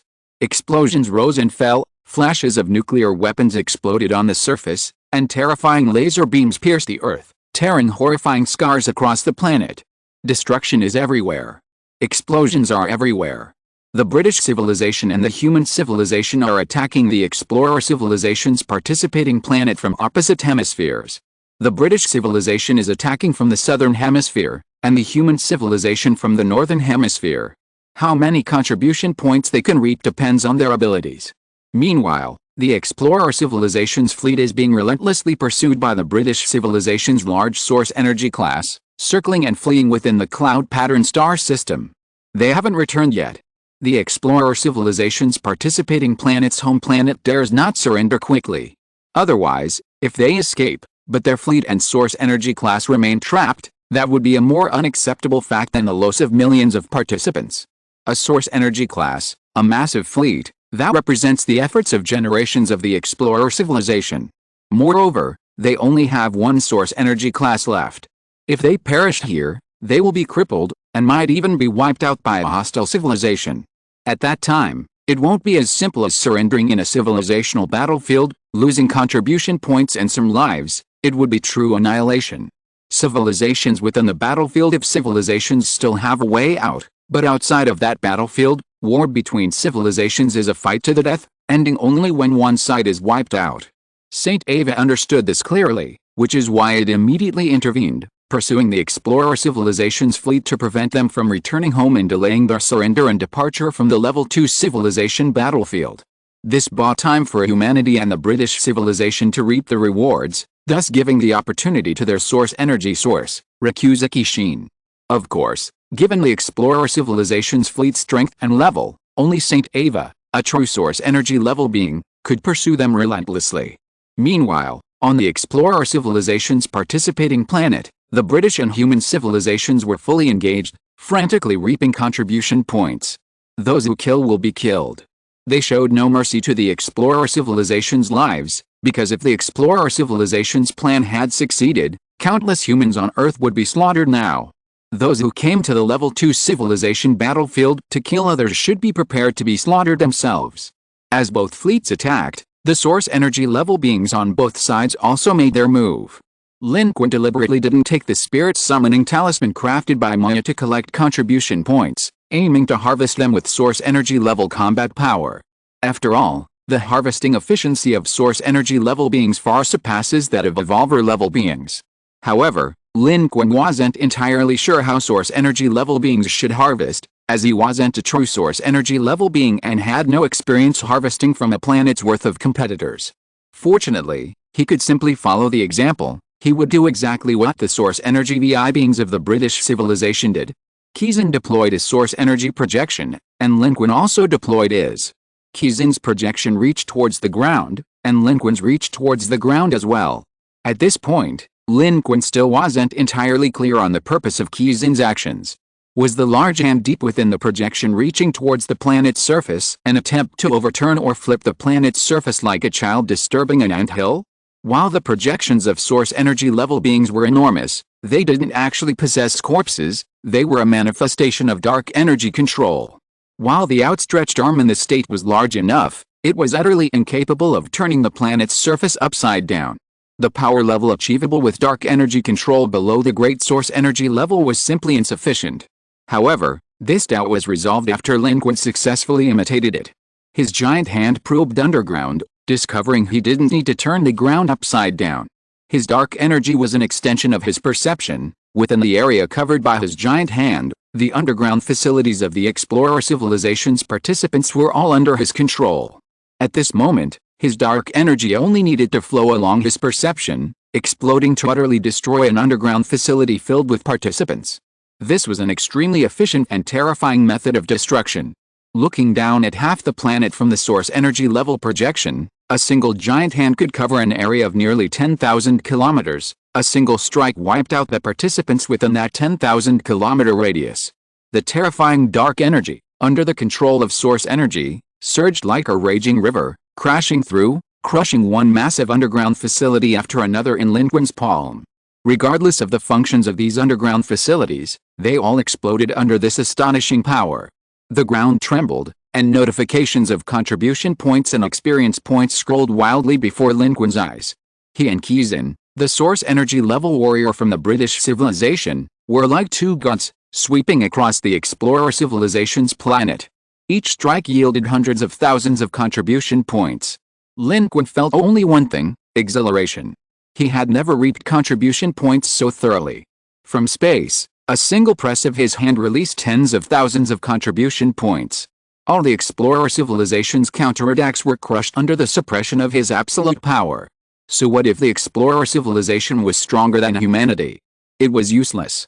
Lin Qun's projection overlooked the planet. Where did the explorer civilization dare to retaliate against the 6 human warships and powerful individuals? Lin Qun swept them away, crushing all resistance and advanced weaponry. Lin Qun's original plan was to activate the ancestral giant's ability and unleash the Earth's rumble to reap the rewards. However, it now seemed unnecessary. He had adopted Qizhen's method of harvesting, which proved more effective and efficient. In the Earth's rumble state, his mobility was significantly reduced. While the 100,000 giants possessed bulldozing-like abilities, their slow movement made it difficult for them to penetrate the ground and search for the explorer civilization's life. Now, however, he was like a god, reaping the lives of the explorer civilization. Sweeping across the battlefield, the human fleet and its powerful warriors continued their harvest, equally unstoppable on the surface. The effect of the all technique had worn off. Although Lin Qun's aura had weakened, with a spirit descent talisman on him, he still possessed source energy level combat power, enough to easily reap the battlefield. In just over 10 minutes, Lin Qun had already harvested 1,000,000 contribution points.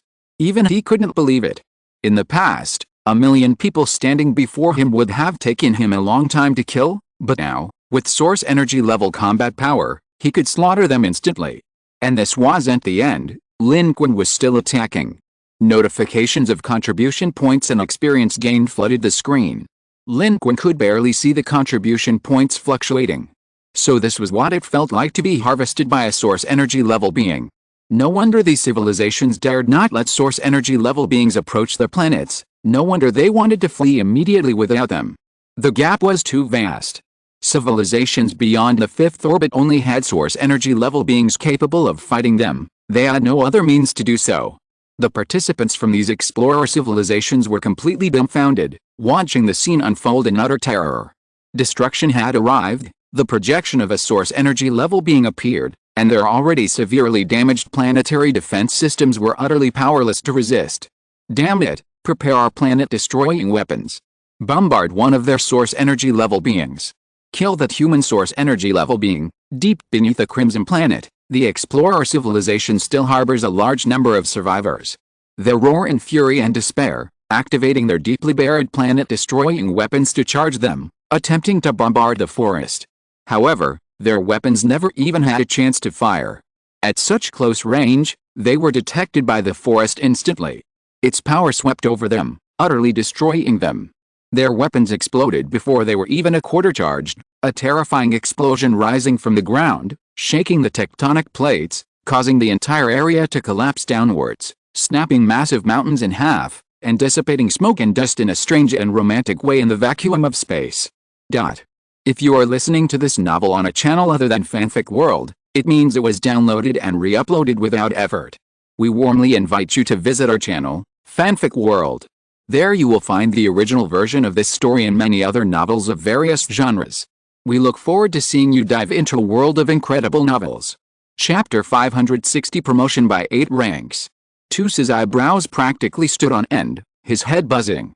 Their losses were beyond description, they were utterly devastating. The participating planets had suffered catastrophic damage, countless individual participants from their civilizations had perished. The British and human civilizations had joined forces to plunder their planets, nearly 8 million participants lost, and they couldn't surrender and leave the battlefield. Because there was no passage between the Level 2 and Level 3 battlefields, surrendering required remaining within the boundaries of one's own participating planet. The explorer civilization's fleet was pinned down by St. Ava and unable to return, so the explorer civilization on the 6th orbital planet naturally couldn't choose to surrender. Unless their planet was destroyed and it was confirmed they had no participating planets left, they could only surrender and leave outside their planet. But in that case, they would be definitively judged as defeated in the battlefield, and leaving would require paying even more contribution points as reparations than surrendering. Damn it, how much longer can we shake off that damned British civilization? We must hurry back. We've already lost too much? If our 2 giant ships and I die on the damned second-tier civilization battlefield, our civilization is finished. Toos's true nature was completely exposed, manic and twisted. Fear and anxiety filled its heart as it vented its impotent rage on its subordinates. Regret, pain, and disbelief all transformed into twisted despair. High-energy life forms are not saints. Each civilization's life has its own characteristics, and each life form possesses its own uniqueness, which may be good or bad. Seeing this scene, those below were also terrified. Their previous high morale was gone, replaced by fear, and they desperately fled. Lord Toss, we only have 5 minutes left to shake off that rate source energy level of the British civilization. Damn humans, damn British civilization, damn Anu people, may you all be slaughtered. Toss scratched his head and cursed, but unfortunately, that was all it could do now. It was all just impotent rage.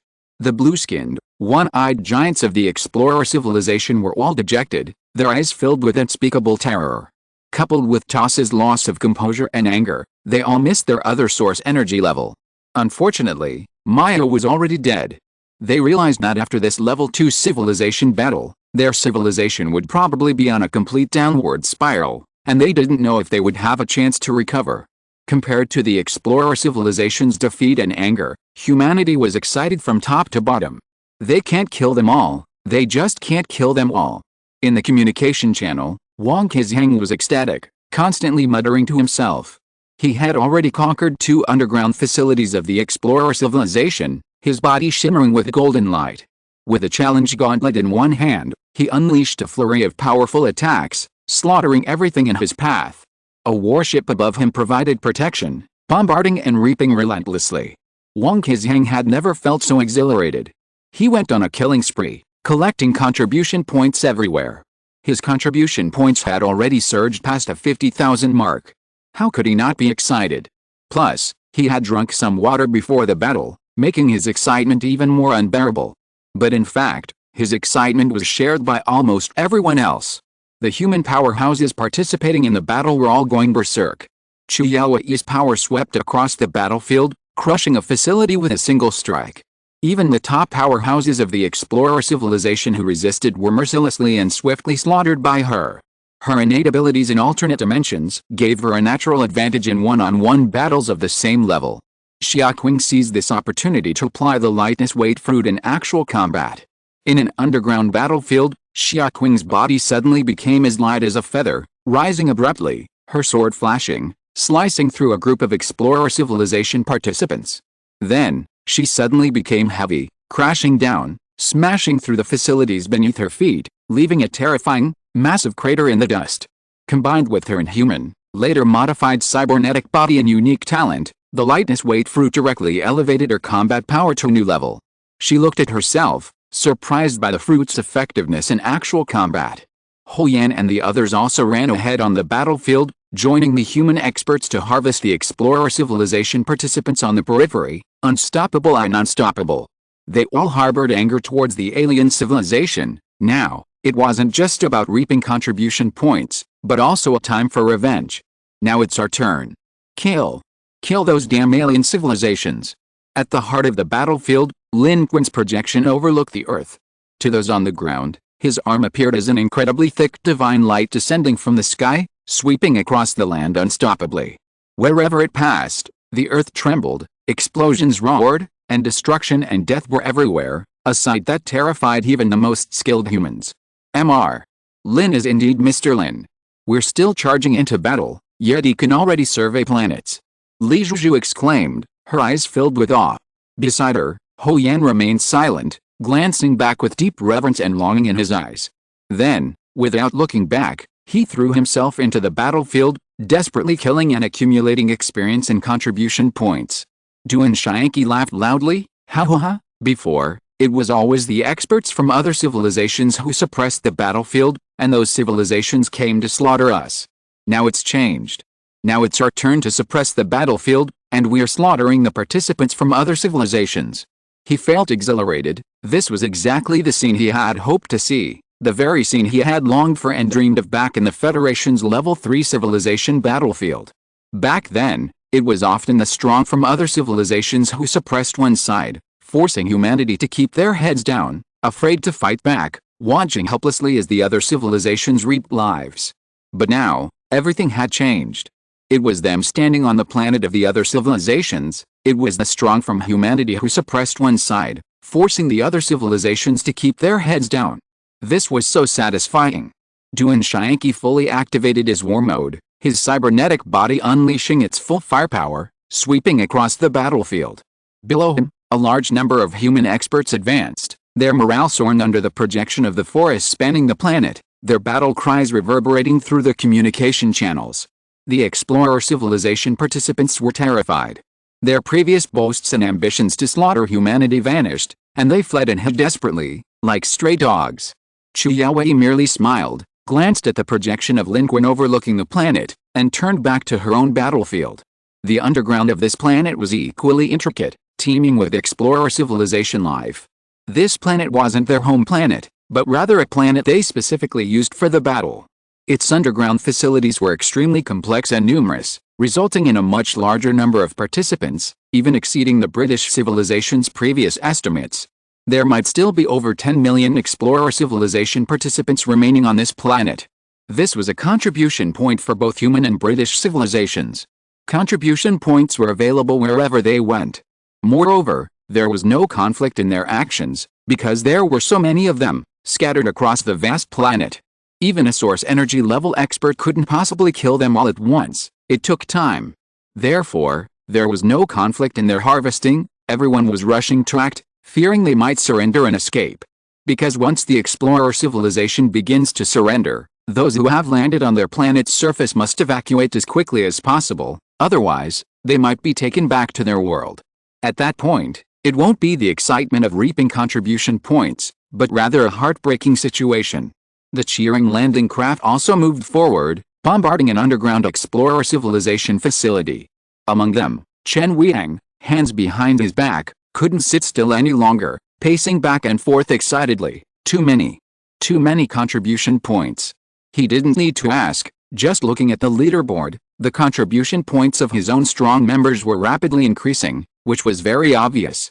Even the least skilled had several thousand contribution points, While experts like Chu Yaowei and Wang Qizhang had harvested tens of thousands, not counting the contribution points harvested and distributed by the warships, which amounted to even more. But what was even more astonishing was Lin Qun's contribution points. His total contribution points on the human leaderboard had already far surpassed others, ranking at the top with a terrifying number exceeding 2 million. Subtracting the contribution points gained earlier, this means that Lin Qun has amassed at least 1.2 million contribution points here in just over 10 minutes. This is an unimaginable and terrifying number in the history of human participation in the civilization battlefield. The more contribution points, the stronger Mr. Lin becomes. The stronger Mr. Lin becomes, the stronger humanity becomes. The more contribution points, the stronger humanity becomes.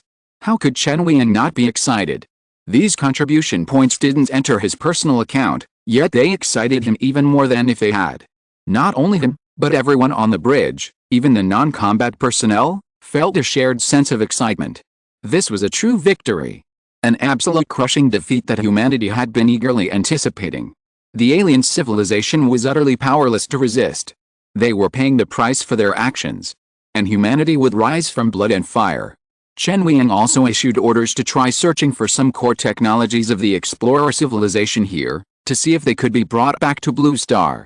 However, some core technologies were locked. Forcibly breaking through would lead to self-destruction. Ultimately, only a few could be brought back. Of course, neither human civilization nor the Forest Clan could harvest as quickly as the British civilization. Their warships had more powerful firepower and superior technology, resulting in higher harvesting efficiency. Their source energy level was that of a stable source energy powerhouse, a true source energy level, naturally making them much faster than humans. However, the British civilization was very measured and sincere, maintaining a distance from both humans and the Forest Clan to avoid friction and ensuring their harvesting areas didn't overlap. Through these actions, the British civilization clearly demonstrated their genuine cooperation and their current lack of desire to confront humanity. Compared to the scheming explorer civilization, the more powerful British civilization was more sincere.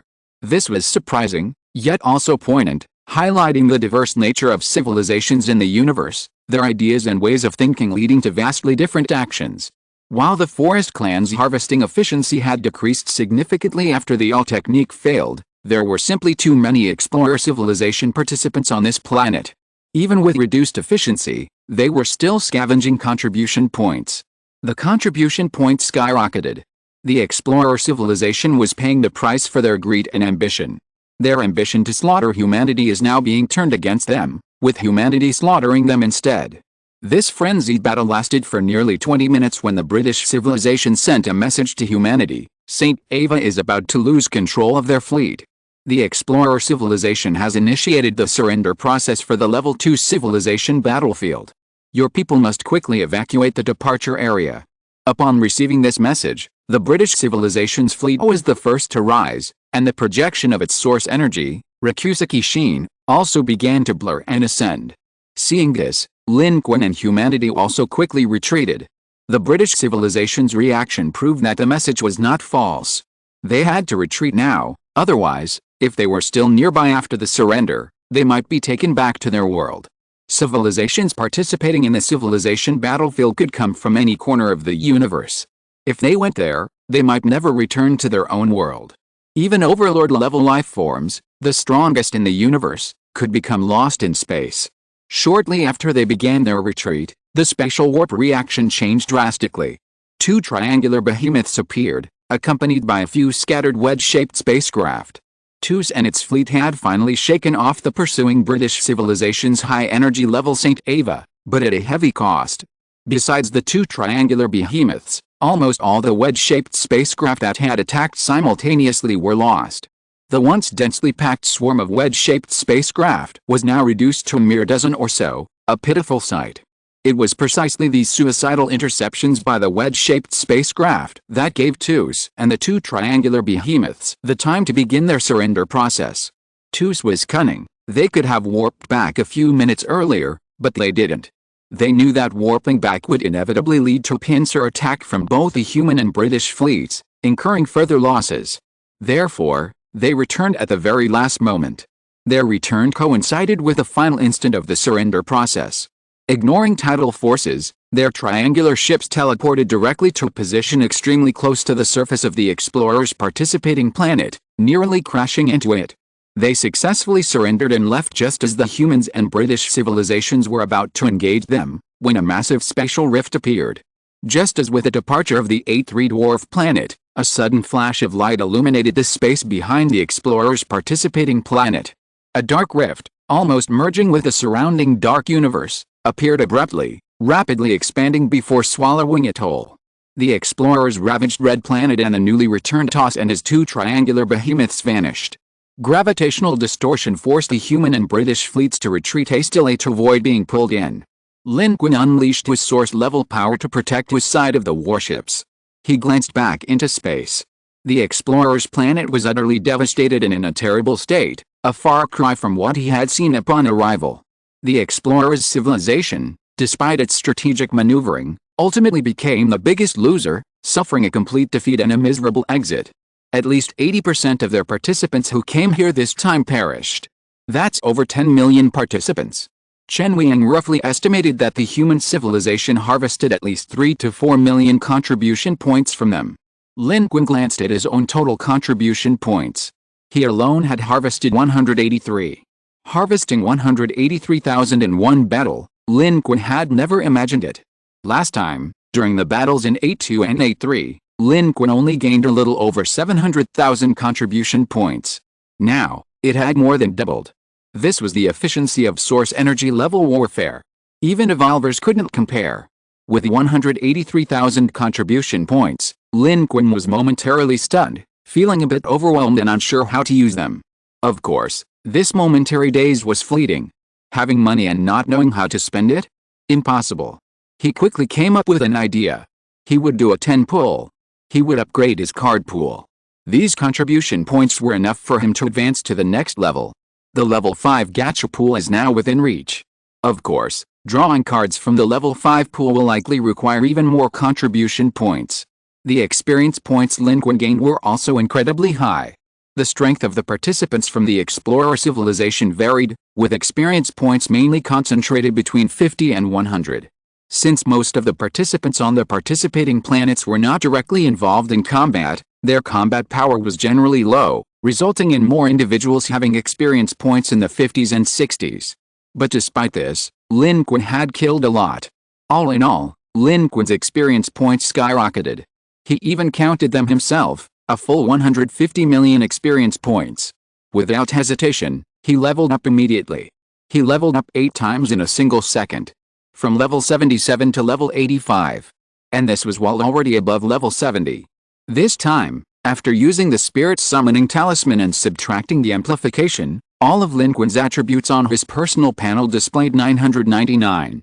Level 85, 2361110, 334000000, Strength 999, Agility 999, Constitution 999, Energy 999/999, Dark Energy 999/999. Lin Qun closed his eyes and sensed his current strength, agility, and constitution attributes were all around 1400 points, while his energy was at least 1200 points.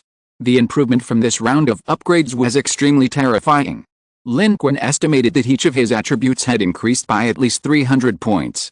The higher the level, the more difficult it is to level up, but similarly, the higher the level, the more terrifying the attribute increase per level. Lin Qun speculated that for levels above 80, each level up would increase all attributes by at least 40 points. The cost-effectiveness of upgrading was also quite high. And in this battle, it wasn't just Lin Qun who gained level and accumulated contribution points. Those human powerhouses, such as Wang Kezheng, Chu Yaowei, and Xia Qing, also saw a significant increase in strength, truly reaping a rich harvest. Beyond experience, they also gained a significant amount of contribution points. These points allowed them to make large purchases and directly enhance their innate abilities. This was a huge boost for those like Wang Kezheng, who relied on their innate abilities in combat. Upgrading their abilities directly elevated their combat power. Hou Yan was also pleasantly surprised. Despite his low level and the small number of explorer civilization lives he had killed, the experience required for leveling up was minimal, allowing him to jump 8 levels and gain over 100 points in all attributes. His eyes shone with determination. Back on his ship, he gazed through the porthole at Lin Qun's cone-shaped spaceship in the distance, as if he could see Lin Qun's figure inside. Feeling his own improvement, he felt he was one step closer to the being he so admired and strived to emulate. This feeling filled him with immense joy and fulfillment, and he couldn't help but give Li Zhuzhu a big hug. Li Zhuzhu was initially surprised, but a delighted smile appeared on her face as she returned the hug. At this moment, the entire human fleet was enveloped in an atmosphere of jubilation. Chen Weiying exclaimed, "We succeeded. We won." Chapter 561 Card Draw. Fiery Array. Under the influence of gravitational disturbances, the warships of both human and British civilizations were no longer orderly, scattered across the starry sky. Before them, the explorer civilization's planet had completely vanished, as if it had never existed. According to the warship's analysis, gravity was changing. During this time, the cloud-patterned star system had undergone significant changes, with planets in various orbits shifting, and these changes were driving the star system towards irreversible and massive transformations. Of course, the emergence and significant impact of these changes would take a very long time to manifest. The movement of life itself seemed far too slow compared to the movement of massive objects in the universe. The explorer civilization had completely withdrawn, and the Anu's great source energy level had returned, ceasing its intervention. At this moment, the brief chaos quickly ended, and the human and British fleets rearranged themselves in the air, separated by a certain distance, but facing each other, the atmosphere tense and ready to fight. The 6 human warships appeared somewhat insignificant compared to the British fleet. A cold, deadly atmosphere pervaded the standoff. Now, the common enemy was gone. In the battlefield of a second-level civilization, even in outer space, it's difficult for civilizations to become true allies. Without a common enemy or shared interests, there's no need for cooperation, and the lack of cooperation often means war. War could break out at any moment. Everyone tensed up. Especially in the human fleet, Chen Weiying ordered, "Prepare to disengage from the battlefield. If the enemy opens fire, immediately leave the current airspace." Chen Weiying didn't want to engage the British civilization. Humanity had already gained a great deal by defeating the explorer civilization. Now was the time to enjoy the spoils. The British civilization, however, far surpassed the explorer civilization in both fleet strength and source energy level experts. Especially in terms of fleet strength, humanity was at a disadvantage. Engaging in a battle in such a vulnerable space was best avoided. After completing his upgrade, Lin Qun had no time for anything else. He stood in his cone-shaped spaceship, fixed in front, holding the sword of oath of victory, ready to strike at any moment. He would draw his sword immediately if the British civilization made a move. It was just a battle. He was ready to fight at any time. Lin Qun was not afraid of battle. However, deep down, Lin Qun still preferred not to go to war. On one hand, there was the issue of the fleet. On the other hand, his spirit summoning talismans were severely depleted, and coupled with the side effects of the all technique, Lin Qun wasn't confident against an advanced fleet and 2 high-level source energy cultivators. Most importantly, he still had over 1 million contribution points to digest. To fight now would be foolish.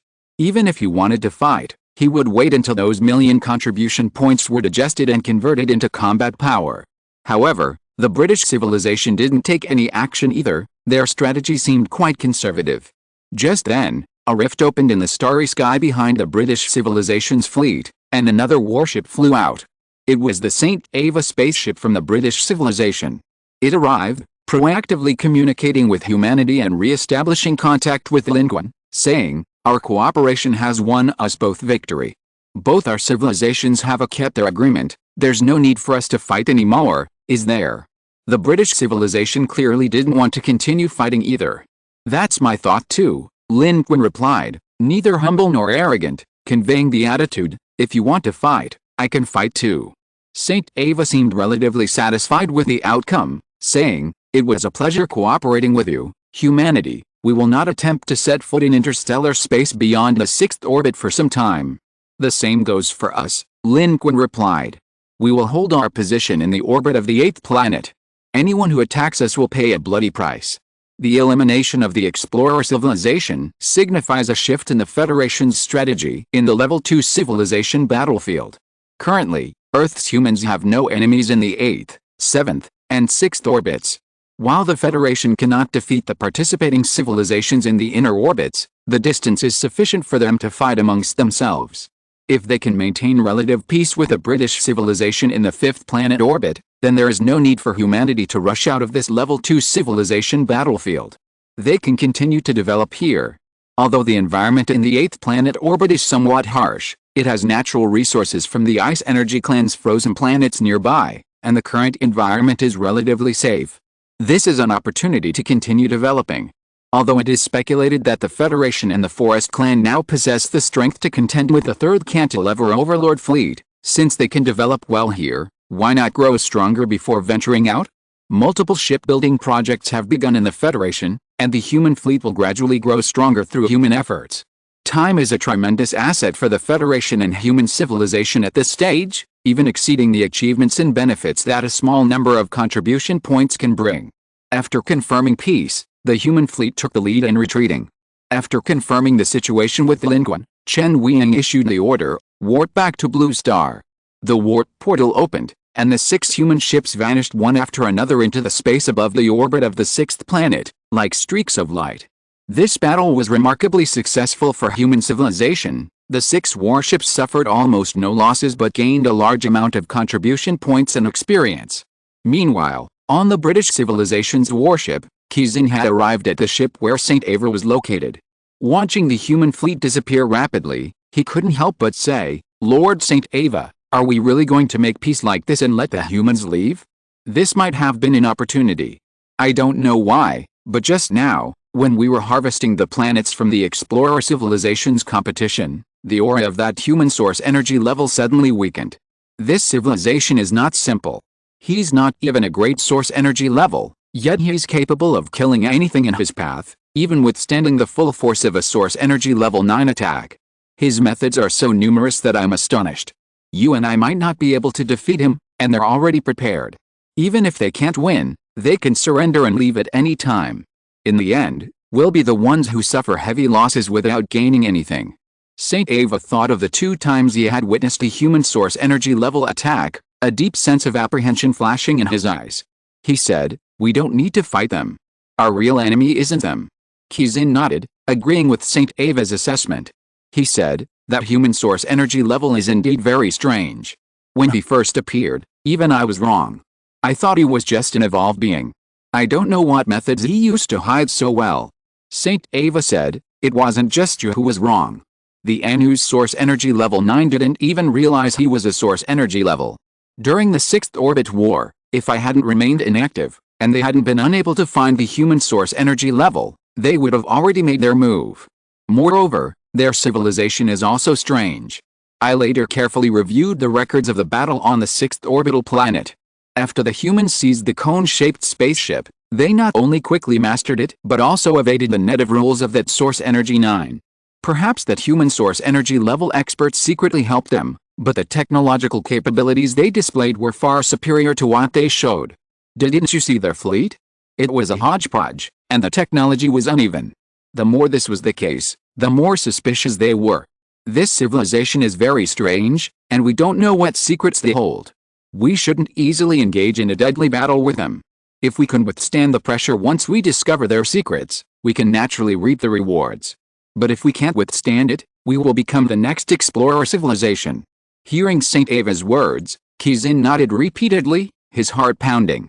While he had also sensed something amiss with human civilization, he hadn't noticed so many details, hadn't realized how utterly abnormal it was. Now, listening to St. Ava's analysis, he said, "Lord St. Ava, your thinking is indeed thorough.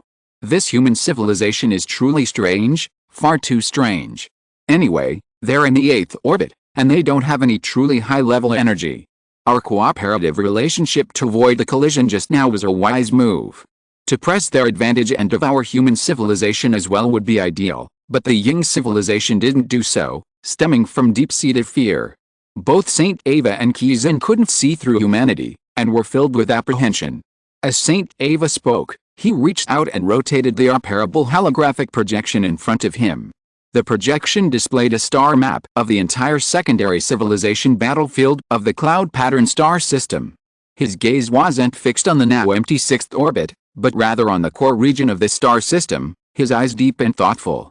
At this moment, the British civilization's fleet had also begun to turn around, warping back to the vicinity of their participating planet. For them, this battle was over. Meanwhile, the human fleet had already warped out and reappeared outside of Earth. However, the human fleet did not immediately return to Earth's home planet, but instead patrolled the starry sky to confirm that no other civilizations or British civilization fleets were pursuing them before embarking on their return journey. On the warship, Suji couldn't help but say, "The British civilization didn't choose to fight us. They must be wary of us, unable to see through us." Another fleet member annihilate. "What do you mean by unable to see through you? They can't see through the great and sacred son of civilization. The son of civilization's methods are so abundant, his abilities so powerful, and he seamlessly switches between evolver and source energy level. Right now, they probably don't even know whether the son of civilization is an evolver or a source energy level being, and therefore they are deeply wary of your entire human civilization. How could they dare to pursue us?" Behind them, Papandu heard Suji and the others' conversation, crossed his arms, and spoke with a disdainful expression. The group was somewhat dissatisfied with the tone of the accompanying creature, but what it said made sense. Indeed, Mr. Lin alone intimidated an entire civilization. Otherwise, they might have really attacked us. Mr. Lin, you're truly amazing. Intimidating an entire civilization by yourself, I can hardly believe it. This power is almost indistinguishable from the Anu's source energy 9, isn't it? Suji couldn't help but turn her head to look. Just now, after confirming safety, Lin Qun, who had been staying on the bridge, left and returned to his rest room. But Lin Qun's rest wasn't real rest. Although he was a little weak after using the all-encompassing technique, the overall losses from today's battle weren't significant. He came back to draw cards. With 1.83 million contribution points, Lin Qun couldn't wait to draw some. He was really addicted. Therefore, after confirming safety, Lin Qun didn't stay on the bridge anymore and went straight to this secluded spot, eager to try his luck and draw from the level 4 card pool. Although Lin Qun wanted to upgrade to the level 5 card pool, he had enough contribution points this time. Before upgrading, he planned to have a good time drawing cards in the level 4 card pool. After all, the level 4 card pool actually had quite a few powerful cards that were usable. With so many contribution points, the 10,000 contribution points for one draw in the level 4 card pool was just a drop in the bucket. With 1.83 million contribution points, he could even draw 183 times in the level 4 card pool. Of course, Lin Qun wouldn't use them all to upgrade to the level 5 card pool, but drawing a dozen or 20 cards wouldn't be a problem. Let's start with 4. He skillfully set up the formation and successfully obtained the fairy's good fortune. Immediately, the card drawing began, and the first golden card appeared. Name, Blazing Fire Formation Gate. Type, Skill Manual Card. Skill Manual Card Grade, A. Description, using this card, you can obtain the secret manual of the 7th formation of one of the 10 deadly formations of the intercepting sect.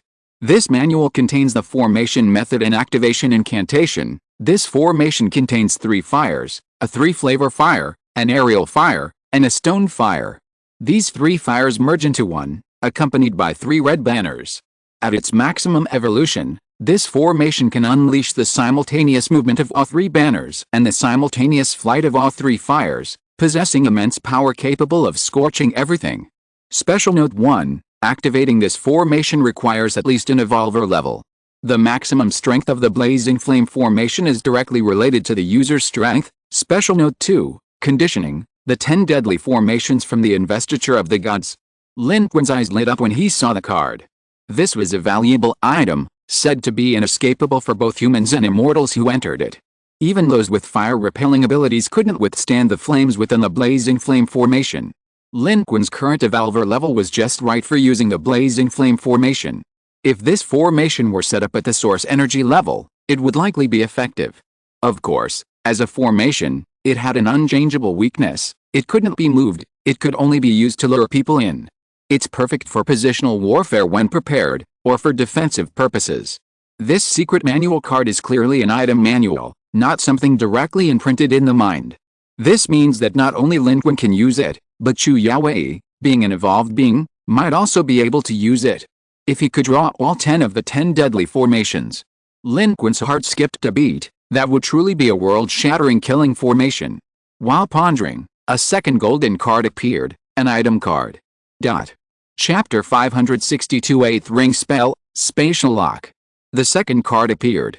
Name, Avalon Type, item card grade, a description. Using this item card grants you the interstellar travel ship Avalon. This ship has a ring-shaped structure, 220 meters in diameter, and is equipped with a complete life support system, entertainment facilities, hibernation modules, and living modules. Under normal conditions, the Avalon can carry 5,000 passengers on interstellar journeys. Condense, Avalon? Lin Qun felt a sense of familiarity upon seeing the card's name. Looking at the card's design, the multi-layered ring structure, he immediately remembered. Wasn't this the merchant ship that traversed the stars in the movie Passengers? Passengers is a classic science fiction film about a future world where people migrate to other planets, and the Avalon, their travel ship, encounters a crisis en route. Lin Qun had seen the movie and had a deep impression of the Avalon, a veritable luxury cosmic cruise ship. Simply because the ship was incredibly comfortable.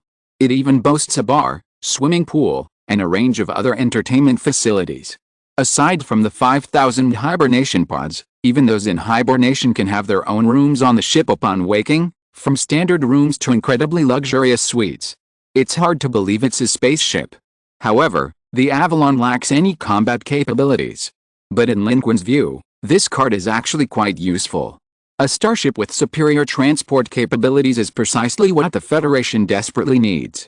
Even if they return to Blue Star's star system and resolve the threat from the Third Arm's overlord, Blue Star cannot be lingered on for long, a fact that cannot be avoided at present. According to Lin Qun's understanding, the Supreme Commander has been planning a massive interstellar migration across the Federation, and the most crucial element for such a migration is undoubtedly a starship with superior carrying capacity. The Avalon perfectly meets this standard. Its so-called carrying capacity of 5,000 people is under comfortable conditions. Furthermore, in the original concept of space passengers, humanity lacked warp technology, and the Avalon only had 5,000 hibernation pods. However, the Federation has now mastered warp technology and can completely modify it. This would allow the Avalon to carry several times more people. With the Avalon as a ready-made sample, the Federation could even replicate it, saving time designing new transport ships. The Avalon is an immigration ship in the space passenger scenario, and now, in the hands of Lin Qun and the Federation, it will also become an immigration ship. Last time, the Federation's large-scale immigration failed due to the arrival of the third cantilever overlord fleet. At that time, the Federation's own technology was not very advanced, and even with some support from the Yunbei civilization, the ships they built were still dilapidated. This time, however, will be different. If successful, humanity will have a calm and stable mass migration, and no one will be left behind. Of course, that's a story for later. At this moment, the third glittering golden card is also emerging. Name, Medicine 3 Type, item card grade, a description. Using this item card grants 3 medicines. Using these medicines will have the following effects. 1. In an undying state, restores 40% of consumed stamina and dark energy, and restores a certain amount of physical strength. 2. When consumed while near death or not completely dead, death less than 10 seconds ago, it will instantly heal injuries or revive the user, restore 20% of consumed stamina and dark energy, and restore a certain amount of physical strength. Special note 1. Only beings with the ability to consume these medicines can use and enjoy their effects. If a near-death or not completely dead target has lost any possibility of consuming medicines, this item cannot be used. Special note 2. Using 2 or 3 pills consecutively can achieve the following. 1. In an undying state, restore 80% 100% of consumed stamina and dark energy attributes, and restore some all of physical strength. 2. When taking the pills while near death or not completely dead, less than 10 seconds after death, injuries can be instantly healed or the person can be resurrected, restoring 40% 60% of consumed stamina and dark energy attributes, and restoring some physical strength. Condense. Good heavens, isn't this the medicine from Hero Kill? Lin Qun's eyes widened. The third golden card that appeared in front of him was none other than the life-saving medicine from Hero Kill. At this moment, it was drawn as an A-rank card, drawing 3 medicines at once. And the effect, as Lin Qun saw it, was similar to the effect in Hero Kill. It could be used under normal circumstances, it could be used when in near death, and it could even be used 10 seconds after death, which surprised Lin Qun a lot. This was equivalent to the ability to resurrect. However, considering that in Hero Kill, being near death simply means having no health left and about to die, and if no one saves you within the cast time, you're completely done for. In reality, changing it to being able to revive within a few seconds of death is a reasonable change. Of course, Lin Qun guessed that it was this revival change that made it an A rank card. 3 potions, that's 3 lives. And this thing can also be used on others. In a non-near-death state, this potion can also be used, but the effect isn't actually that great, not as good as the Great Restoration Pill that Lin Qun drew from the low-level card pool before. Of course, no one would use it all the time, it's naturally meant to be saved for when it's most needed to save a life. However, as a potion, this rather unscientific thing also has a very realistic effect. It can reverse near death and revive you completely, but the premise is that you can't even be without the ability to take potions. Lin Qun didn't have many lives left in Hercules' 12 trials, and now that he had the potion, didn't he have 3 more lives? And at this moment, the 4th card also appeared. This time it was a skill card. Name, Space Lock Type, Skill Card Description. Using this skill card grants the 8th circle spell Space Lock. Consuming dark energy, this spell locks a designated spatial area with a radius of 100 meters within a 20,000 kilometer radius, preventing teleportation, spatial jumps, and other spatial movement and jumping abilities. Special note, this spell can be cast multiple times without interval for an extended period, but the longer it is used, the greater the dark energy consumption will be load. This is an 8th circle spell? Lin Qun looked at the skill description and his heart skipped a beat. Isn't this just space blockade? Lin Qun had encountered this situation during Blue Star's first encounter with the 3rd Cantilever Overlord fleet and the war against the 6th orbital planet. The enemy used technology to block space, causing warp drive equipment to malfunction and preventing people from quickly escaping the battlefield. Such technology is something humanity has never possessed. Therefore, facing warp blockade, humanity generally has no countermeasures and has never restricted others.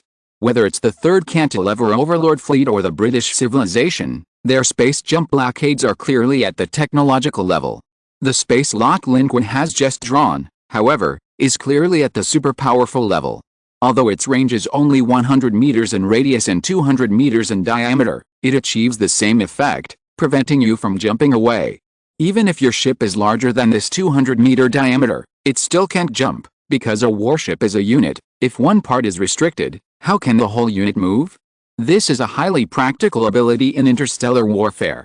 If he had possessed this earlier, when facing the nomadic fleet, their warships wouldn't have been able to escape at all. Lin Qun could have directly restricted their jumps. This card doesn't seem offensive, but it's highly functional and practical. Moreover, as a spell, it might even be able to overcome technological gaps. For example, if your civilization's technology is very advanced, it's not afraid of technological space jump blockades and can break through them on its own, but Lin Qun's space lock can't break through it because it's not technology. This skill can ignore the biggest technological gap between the Federation and others. Especially in the interstellar battlefield, at large distances, running away when you can't win is the norm. Without spatial locking, if everyone's skills are roughly equal, they can still escape. The Ice Clan's fleet and the Explorers' fleet's escape after defeating them are typical examples. They quickly warped away, and even the British civilization couldn't do anything about it, only able to chase after them, and ultimately they were still outmaneuvered. With a special lock spell, it won't just be others locking humans anymore. Next time, Lin Qun can also lock alien civilizations. They won't be able to escape easily either. This round of card drawing ended, and the 4 cards all had good effects, possessing various abilities. Lin Qun directly loaded the special lock, instantly mastering this ability. The Blazing Flame Array Manual and the 3 medicines materialized, and Lin Qun carefully put them away. He even glanced at the Blazing Flame Array Manual. For someone completely unfamiliar with array formations like himself, it was rather difficult to understand. However, he could later hand it over to the Federation, allowing the Supreme Commander to find a team to simplify and analyze it, saving him considerable effort in studying it himself.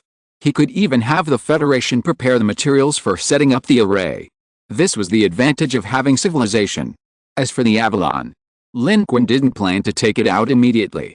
The Avalon was quite large, but it was a non-combat ship. Taking it out, whether on the battlefield of a second-level civilization or back-facing the fleet of the third-level cantilever overlord, would only make it a target, possibly lost in battle. Perhaps, he could wait and see. While he pondered, the human fleet began to re-enter the atmosphere, the boundless blue planet rushing towards them. This time, seeing the blue planet approaching, Lin Qun felt a rare sense of relief. Because the war had briefly ended. The British civilization will not intervene now, nor in the short term. The 8th orbit, isolated on the edge of the battlefield, is currently a relatively safe place. The human fleet returned, and the Supreme Commander announced the victory to the world, declaring the opening of departmental resource warehouses for a day of national celebration. The Supreme Commander personally met with Lin Qun and Chen Wiang, saying, "This is an unprecedented victory. This battle has changed our situation. We can stay here longer, our fleet construction is on track." Chen Wiang joked, "This isn't my achievement, it's Mr. Lin's. Mr. Lin alone scared away the Anu's Source Energy 9 and prevented the British civilization from attacking us." "Of course I know that," the Supreme Commander smiled. "Lin Qun, your deeds have spread throughout the world." Lin Qun smiled wryly and rubbed his forehead. He knew this too. Less than half a day after returning, his exploits on the battlefield had been spread like myths. The content had even deviated from reality to a certain extent, becoming quite absurd. For example, the most popular version circulating now is Lin Qun led the human fleet to raid space, suppressing the Anu Human Energy 9 in one move. The Anu Human Energy 9 barely escaped with its life. Immediately afterwards, Lin Qun destroyed the explorer civilization's planet with a flick of his wrist, and another gaze shocked the British civilization, forcing it to retreat 50 billion kilometers. Lin Qun exclaimed, "Is this really me?" After leaving the Supreme Commander, he met Chu Yaowei, who teased, "The great legend Lin has arrived. Who says the human race has no emperors? I am an emperor." Lin Qun retorted in a second. Unfortunately, Chu Yaowei didn't quite understand. She said, "Human emperor? That sounds good. Old Wang invited you for a drink, are you in or not?" Lin Qun glanced at the time, it was around noon on Blue Star. So early. A nationwide celebration. He gained a lot from this battle.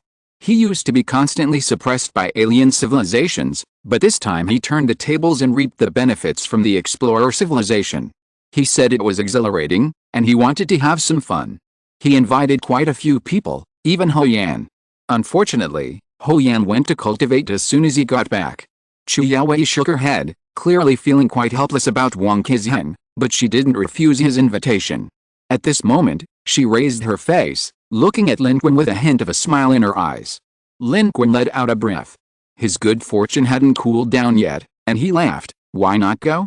That kid Wang Qizheng has some medicinal wine he can exchange for contribution points. Why not drink it? With that, Lin Qun stepped forward. Where's it? Take it easy, don't let him drink too much. Last time, Tongxin went through a lot of trouble alone. Chu Yaowei followed closely behind, her eyes shining like stars.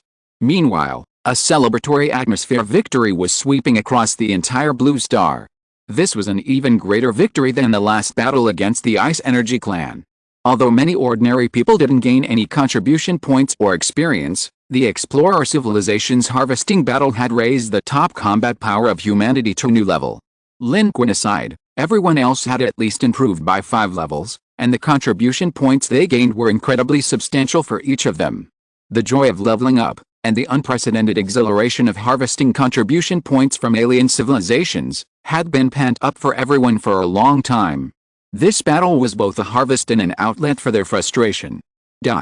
Chapter 563 Summoning Card? Emperor Nero? The next day. Jinling City, Blue Star Federation. Lin Qun had returned to his room. The small gathering last night had attracted quite a few people. Although Wang Qizheng usually seemed unreliable, his popularity had been steadily increasing lately. He had invited many people yesterday. Of course, according to Tongxin, this wasn't because of Wang Qizheng's influence. These people were all there for Lin Qun. Lin Qun's name was practically deified throughout the Federation. The Federation's publicly announced results of this battle, along with the rampant rumors, had completely elevated Lin Qun from the Federation's #1 figure to an even higher pedestal. Now, Everyone was discussing Lin Qun's sweeping victory over the alien civilizations. This wasn't just because of Lin Qun's achievements, but also because humanity desperately needed such a victory. From the beginning to the end of the Level 3 civilization battlefield, to the arrival of the third cantilever overlord, and then to the fierce battle on the 8th orbit of the Level 2 civilization battlefield, humanity had achieved 2 rounds of attacks and 2 consecutive victories, reaping enormous rewards. They had truly turned the tables and crushed the alien civilizations under their feet, which many found exhilarating and gave them a sense of triumph. Alien civilizations are nothing special. This time, won't it be our turn to crush them? It's said the explorer civilization even tried to ambush us, but they're finished now, aren't they? Mr. Lin is mighty. Our fleet is powerful enough. We're truly going to rise again. Now that we're back, we shouldn't be afraid of that third cantilever overlord's fleet, right? We've finally waited for this day. We've finally waited for this day. Many people were moved to tears. Many in the Federation today have lived through multiple eras, especially those who experienced the early stages of the Level 3 civilization battlefield. Many had lost loved ones and friends to the brutality of alien civilizations, and they were often helpless, forced to watch. This is why many harbor such deep hatred for alien civilizations. They had been helplessly slaughtered themselves.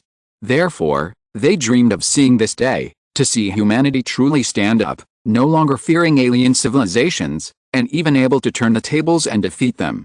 Although the alien civilizations humanity now faces are no longer the same as those that slaughtered humans in the Level 3 civilization battlefield, in everyone's eyes, they are all the same. And now, humanity seems to have succeeded. As true participants, they face other participants equally and forcefully, even ruthlessly suppressing and annihilating them. Lin Qun, as the key figure in accomplishing all this, has naturally become the focus of public attention and discussion once again. In fact, with the derailment of the interstellar war in the ground, Lin Qun has become somewhat less known among ordinary people. After all, even though Lin Qun was unparalleled in the Level 3 civilization battlefield and was once world-renowned, not everyone knew him. Time is a good thing. With the passage of time and the arrival of the interstellar war, the interstellar battlefield became distant and unknown to ordinary people.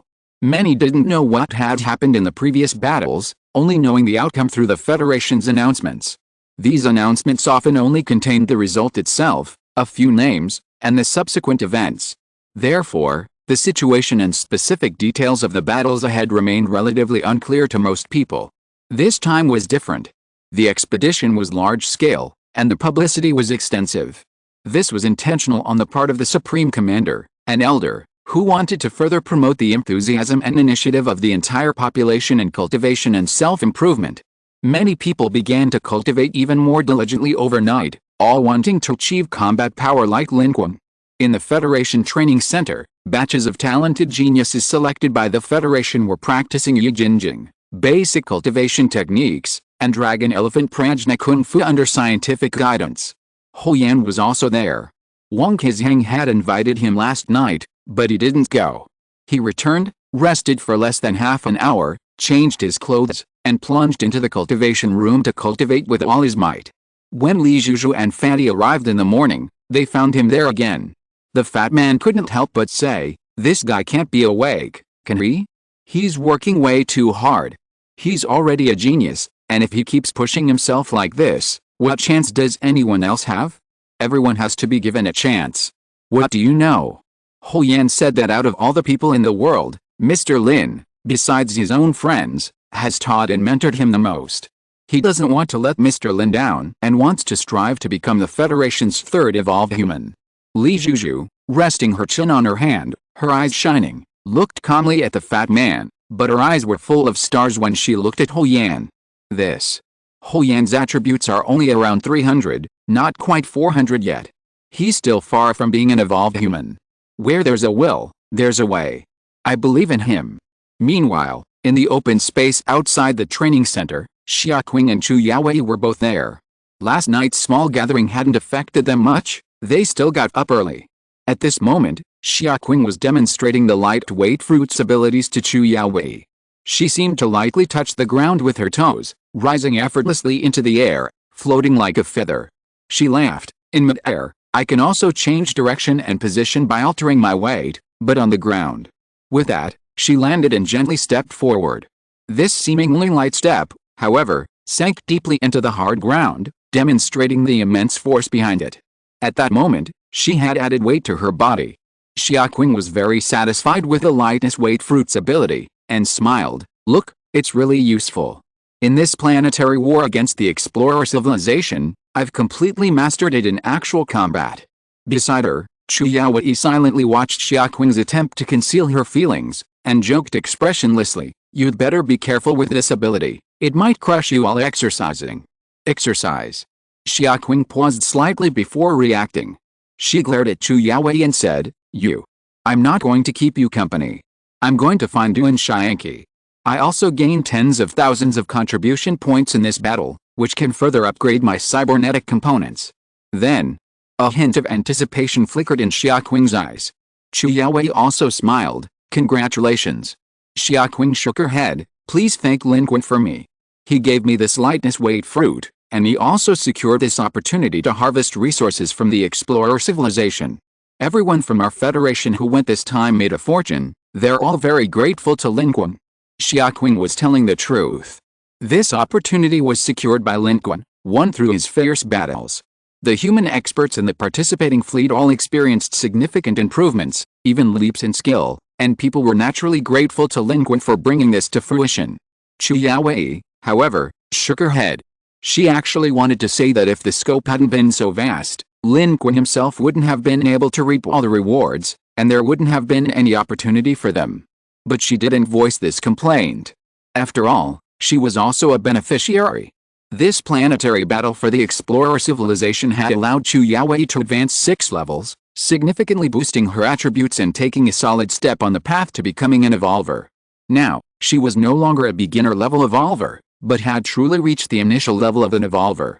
Thinking of this, Chu Yaowei exhaled and looked at her contribution points. She hadn't used any of them yet. Firstly, she hadn't decided what to exchange them for. Secondly, saving contribution points might be useful at the next gathering. Chu Yaowei shook her head, interrupting her thoughts. She didn't want to cultivate today. After a moment's thought, she started walking towards Lin Qun's residence. It wasn't that she didn't have anything to do but go see him. This was just right, to convey Xiaoqing's gratitude. That's it. Beneath Chu Yaowei's serious and earnest face, her pace unconsciously quickened, a fact that even she seemed unaware of. While these people were diligently cultivating and digesting the spoils of war. Wang Qizheng, can you get up? Wang Qizheng's room was suddenly pushed open, and Wang Qizheng, who was in a deep sleep, was jolted awake. He sat up abruptly, his mind still in a daze. What's going on? An alien civilization has attacked? Huh? In front of him, Tongxin stood with her hands on her hips, holding the key to Wang Qizheng's room, looking at him helplessly. What alien civilization attacked? Yesterday, out of so many people, only you got completely drunk, and only you used your contribution points to exchange for some energy-restoring wine from the mall. Wang Qizheng listened to her scolding, stunned for a moment, then stared at her for a while, then smiled and slumped back. It's better to lie down than to be comfortable. Tongxin, come lie down with me for a while. We'll have a morning drink together. Let's have a good chat. Tongxin. At this moment, in the Supreme Commander's office on the ground. This commander of the Federation's humans and the owner of the branch participating civilization's authority was standing with his hands behind his back, looking at the earth outside. The scenery here is truly beautiful. We can see the boundless land and the vast blue planet. Even I find it hard to believe that our home planet suffered almost no attack this time, the elderly Supreme Commander said slowly, a rare hint of ease in his voice. Behind him sat Xiao Zhongguo, who smiled and said, this victory has bought us more time. We can stay on the level 2 civilization battlefield for a longer period to develop. Your Excellency, you should relax a bit. Xiao Zhongguo knew perfectly well that while the Supreme Commander appeared calm and composed, no one was under more pressure than him. For the Supreme Commander, the level 2 civilization battlefield was an unknown territory. The opponents, enemies, and the war patterns under the stars were almost unimaginable. No one knew what Blue Star and humanity would encounter, or what their fate would be. Therefore, every choice, every decision, placed immense pressure on the Supreme Commander, for he was the decision-maker, the guide of the Federation. Every decision he made concerned the fate and direction of the remaining humans in the Federation. And on the civilization battlefield, humanity's progress was always like walking a tightrope. How could the Supreme Commander, an elderly man, be at ease? Though he hadn't been on the front lines, he had been constantly tense and on edge. Now, with humanity's winning streak and significant contribution points, and their relative safety, how could he not be relaxed? Yes, Zhongguo, we are now in an unprecedentedly favorable situation. We can attack or defend as we please. This victory has resulted in even greater rewards from the civilization battlefield. If we choose to surrender and leave the level 2 civilization battlefield now, we only need to pay 1 million contribution points. If we stay here a little longer, the required number of contribution points will be even less. You should understand what these remaining contribution points mean for our civilization. Moreover, with our current strength, we no longer need to fear the fleet of the third cantilever overlord upon returning to our homeland. This is what truly puts my mind at ease. The son of civilization, Brent, has abandoned us. We will not pursue him. We ourselves are human civilization. Therefore, we must walk our own path well, especially us, the high-ranking members of the Federation. We are the guides of human civilization. We must make the right choices and lead the way. The hope of civilization rests on our shoulders. The old Supreme Commander said solemnly. Xiao Zhongguo was stunned for a moment, then smiled and said, "What you said makes sense. We are human civilization. Although Brent has left, we still have Mr. Lin. I think even if Brent, the true son of civilization, were here, he probably wouldn't be as powerful as Mr. Lin. Perhaps." The old commander instinctively looked towards Lin Qun's residence, but from his position, he could only see the building, not what Lin Qun was doing inside. What was Lin Qun doing? Naturally, he was drawing cards. Lin Qun woke up, quickly washed up, and the first thing he did was draw cards. The 12-hour cooldown of his fairy's good luck had passed, and Lin Qun was impatient, quickly preparing to draw cards. He had already planned his allocation. Of the 1.83 million contribution points, he had spent 40,000 on card draws, leaving 1.79 million. He planned to use these points to draw 160,000 more in the A-level card pool, then upgrade the card pool to level 5, then draw cards in the level 5 card pool to see how many contribution points were needed, finally reserving 50,000 for skill upgrades and unforeseen needs. With so many contribution points, he was naturally going to draw cards like crazy. Right now, Lin Qun was working non-stop. As soon as his fairy's good luck returned, he quickly started drawing cards, muttering to himself, and the first golden card quickly appeared. To Lin Qun's surprise, this time it was a rare summoning card, and a summoning card for an anime character at that. Name: Nero Claudius Caesar Augustus Germanicus. Summoning card type: summoning card rank A. Description: using this card, you can summon Nero Claudius, the 5th emperor of ancient Rome in the Fate world, to fight for you. The Nero Claudius summoned using this card possesses full combat power and will unconditionally obey your commands, but Nero Claudius's existence requires a continuous expenditure of dark energy.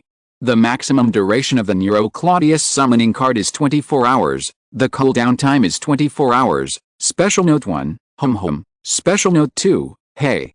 Don't mistake me for someone else. I'm not Artoria, nor that guy Okita, and I'm definitely not that idiot Mordred.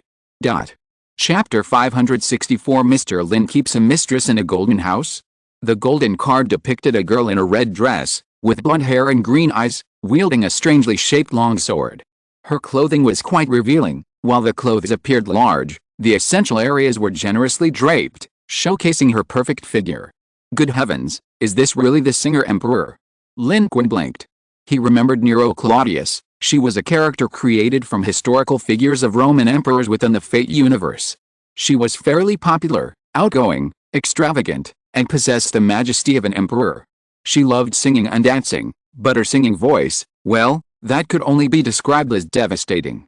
To exaggerate, her singing even possessed a destructive power surpassing her own fighting strength. Lin Qun hadn't drawn many summoning cards before. Most were monsters from Yu-Gi-Oh! Or characters like Rodan. This was the first time he'd drawn a completely human character, one with full self-awareness. This is likely why Nero Claudius's summoning card effect differs from other summoning cards. Other summoning cards simply require Lin Qun to do whatever he commands. But this Nero Claudius summoning card, unconditional obedience, unless it's an unreasonable request, cough cough, looking at the beautiful girl on the screen, Who would make an unreasonable request? Her existence lasts for 24 hours, with a 24-hour cooldown. However, unlike other summoning cards, the Nero Claudius summoned by this card requires Lin Qun to provide her with dark energy. This coincides with a setting in Fate. In Fate, servants need their masters to provide magical energy, and Nero Claudius is no exception. If that's the case, Lin Qun estimates that the dark energy he provides is only a portion, and Nero Claudius herself possesses a portion of dark energy. However, what kind of combat power will this Nero Claudius have? Recalling the settings for this Roman emperor in Fate, Lin Qun speculates, an evolver? Or, a source energy level? He'll probably have to summon her to find out. This Nero Claudius summoning card was clearly different from the previous ones. The data on those cards was almost entirely quantified on the card itself, but this one wasn't. Thinking of this, Lin Qun's heart stirred. Summoning it wouldn't be bad. This Nero Claudius was quite a likable fellow, if he remembered correctly. Of course, there was no rush. The card draw wasn't over yet. Lin Qun put the card down and looked closely, seeing the second golden card appear. This card was a duplicate, one he had drawn before, Blood Sun Pill. The effect was exactly the same as before. Also, 100 years of cultivation. Although it was a duplicate, it was exactly what Lin Qun needed. Currently, his own cultivation level had reached a certain height. To further improve by using cheats would require too many contribution points. In other words, he couldn't afford it anymore.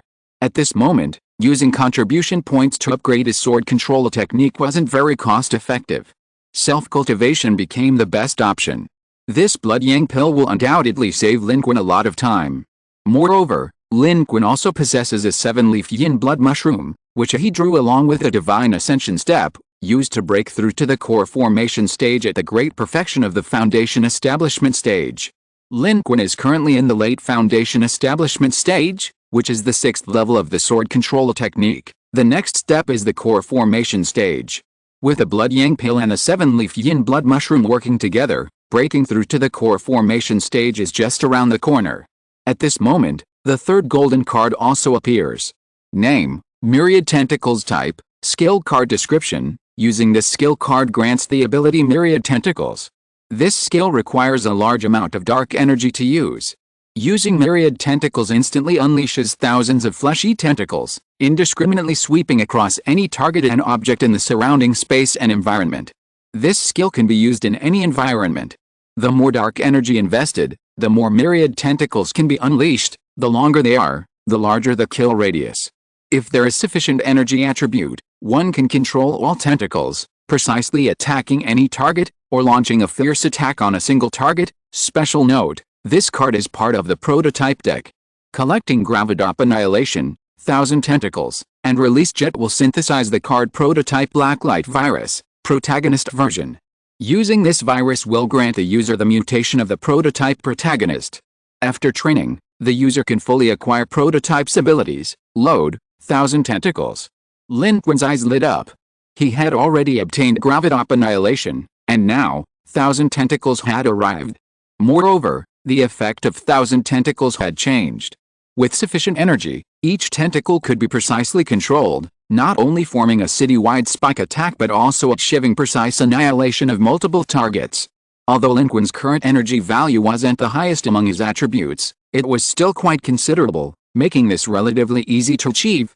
Like Gravidop Annihilation, the strength of this skill was also related to the amount of dark energy invested. It was a precise area of effect attack skill, but it could also attack a single point. In terms of usability and flexibility, the 1000 Tentacles is actually much stronger than the Gravestone Annihilation. Of course, what Lin Qun cares about most is actually the Blacklight Virus from this prototype series card set. After possessing Gravestone Annihilation, 1000 Tentacles, and the ability to release jets, it can also synthesize the Blacklight Virus, which is equivalent to having another skill set like this, and even an additional Blacklight Virus mutation bonus. At that time, this Blacklight Virus can also be used to cultivate a terrifying bio-warrior for others. Although the protagonist's combat power and prototype is not on the high energy field, his ability to mutate organisms is still extremely considerable. At this moment, the last golden card also appeared. This card is also one of the series cards, part of the Emperor's Seal set. Fourth Seal. Name, Annihilation Seal. Type: Secret Technique card. Secret Technique card rank A. Description: using this skill card, you can obtain the Annihilation Seal Secret Technique. This mountain opening seal has 3 levels: early, middle, and late. It requires a constitution attribute exceeding 800 points to cultivate. Upon reaching the late stage mastery, with sufficient dark energy, it possesses the power to split mountains and shatter the earth. Special note: this card is one of the cards in the Emperor Seal Technique deck. Collecting the Mountain Opening Seal, Sea Turning Seal, Earth Covering Seal, Heaven Annihilating Seal, and Ancient Emperor Seal allows for the synthesis of the complete Emperor Seal Technique, enabling the fusion and unification of the 5 seals, forming a supreme combat power. Load: the Heaven Annihilating Seal is here. As the 4th seal in the Emperor Seal Technique, the Heaven Annihilating Seal, judging from its name, is even more powerful. However, Lin Qun is actually more looking forward to the effect after the 5 seals are unified. After all, purely from a combat perspective, the individual combat power of these seals is only at the evolver level, not very useful on the source energy battlefield. It seems that only by reaching the late stage realm and forming the complete Emperor Seal Technique can they have a chance to shine on the source energy battlefield. And that's coming soon. There are already 4 seals. Is the Ancient Emperor Seal far behind?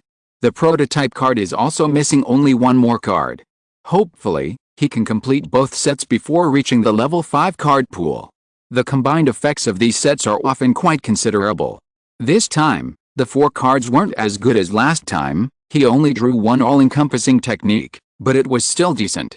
There were no useless cards, they were all usable in various ways. After finishing this round of drawing cards, Lin Qun let out a sigh of relief and paused his draws. Although he had enough contribution points, drawing cards from the level 4 card pool required 10,000 contribution points.